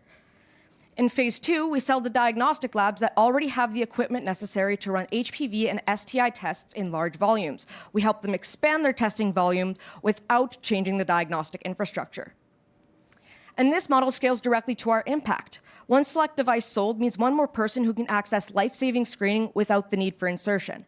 One select research kit sold means more extraordinary insight into women's health. By 2030, we aim to have over 3.5 million screenings annually. Being lab compatible, that means we don't have to build the labs ourselves, meaning the cost of adoption is low and allowing us to expand into the global market faster than the competition. 5 years ago, I used my nanotech eng degree to turn one terrible PAP experience, made worse by my autism, and a healthy dose of spite, into an invention worth scaling. 3 years in, I met my brilliant co-founder, and she's been using her serial entrepreneurship and decade in medtech experience to bring it to market ever since. So I'm the business brain, she's a science guy, and together we're building the team that will scale this, not just in science, but in regulatory, commercialization, and femtech. The other thing we're building is momentum. On the B2B side, an MOU worth over $2 million with a national diagnostic partner, a growing community of thousands of women creating the pool to attract more such partners, partnerships with 5 research labs and over $500K raised in non-dilutive funding, including $50K won 2 weeks ago. And in just 3 months, these funds have enabled over 7 prototype iterations, 2 IP filings, real human device testing, and 3 research LOIs. The momentum is real. And even on the Hult Prize stage, Select is not coming to a halt. The Hult Prize $1 million unlocks large-scale research studies, bringing us closer to revenue.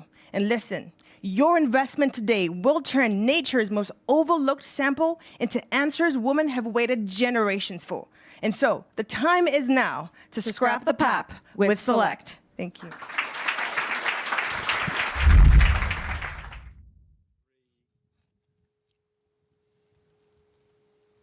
Welcome back, everyone, to the live stream. I hope everyone had a lovely, lovely break. We're here in the rain. You know, the rain is pouring over Ashridge, but we're ready. We're excited. Everyone's running around. How are you guys feeling? Excited, very thrilled. We may be having a winner now. What do you think, Kiana?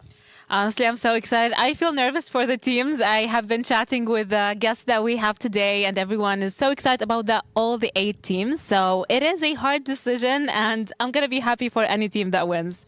Yeah, Joanna, how do you think the guests you've been speaking to, how have they been feeling about their day today at the Hult Prize? How have they found the finals?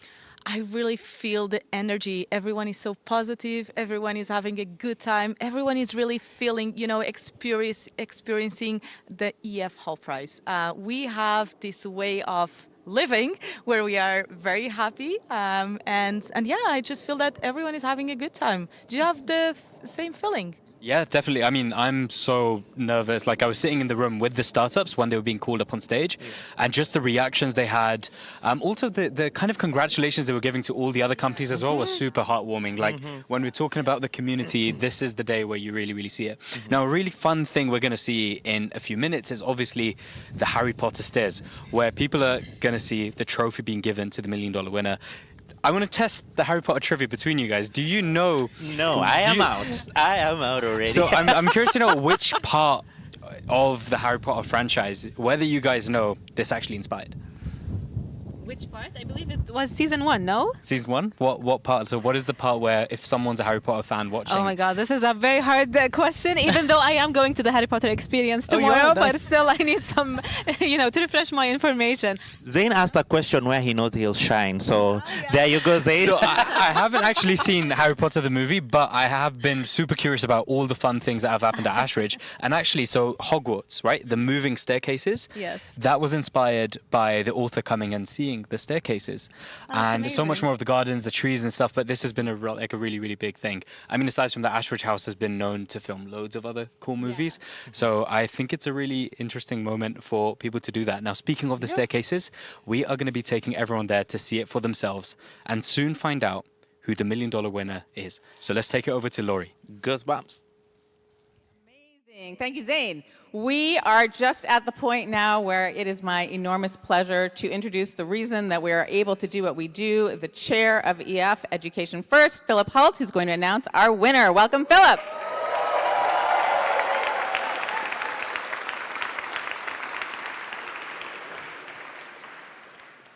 This is my favorite room at Ashridge. If you guys take a second to look straight up, ceiling's really magnificent, and this is actually the room that is the inspiration for Hogwarts. And like Hogwarts, it's a little bit magic, because if I snap my fingers,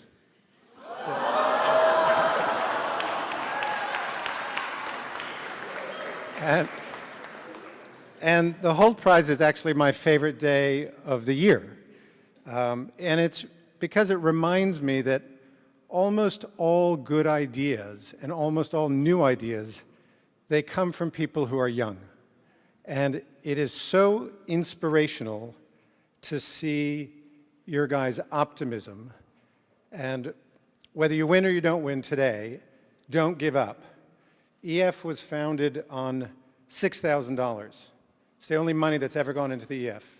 So you guys can do this without the $1 million. Keep at it. But you guys don't want to hear from me. What you want to really know is who the winner is. Okay, I'll take this, and I'll take your notes, and you can. The envelope says. And the winner is FlowGuard Solutions.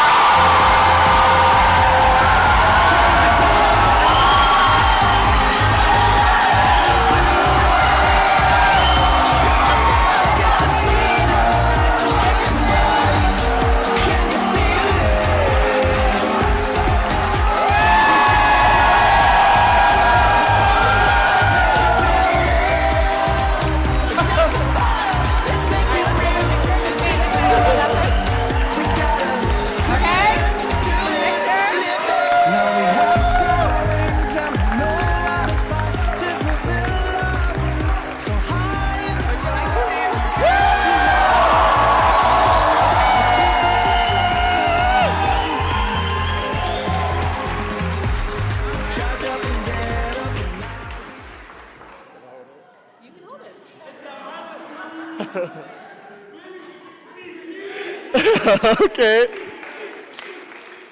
So during networking sessions, some people were asking me like, how do you feel if you didn't win the $1 million? And I guess we're never gonna know. No, seriously, I think everyone who made it this far, the 21 teams, are already winners, and every single one of you can easily raise millions of dollars by next month if you want to. So I think this is just like a celebration and recognition. But you guys are the real heroes, and everyone here in this room and everyone who made this possible from the team and the staff, even the Ashridge staff, are the real winners of this. Thank you very much. Thank you.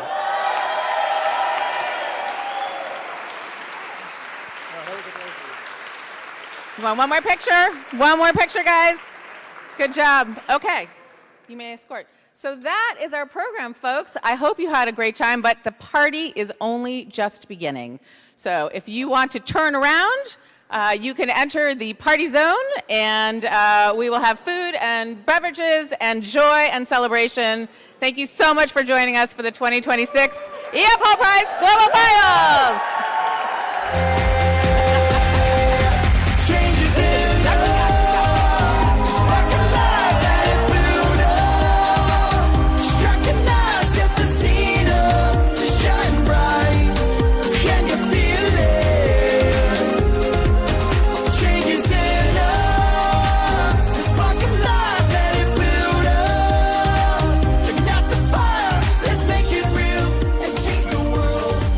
We gotta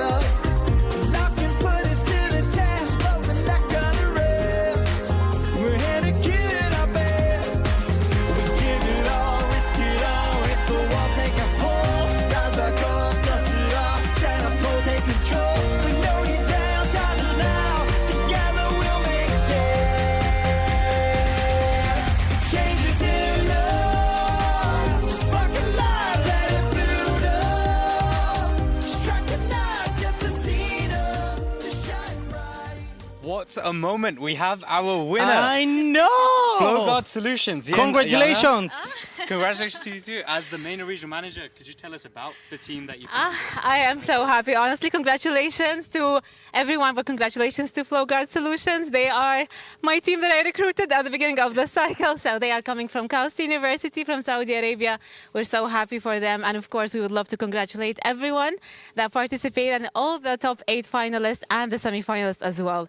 It is an amazing moment. I cannot believe this happened. So congrats team, and so happy. And congratulations to all the finalists, to all the 21 startups that made it here at the Ashridge House. You did an amazing job. I know your teams, your families are still cheering you on. To those who have startups and not yet applied, please, for this experience and more, please apply, go to our website and apply for next cohort. Yep. Any words from you, Joanna? Oh yeah, a big shout out to every organizer, every mentor, every expert, every national coordinator, every national team member, organizing committee member.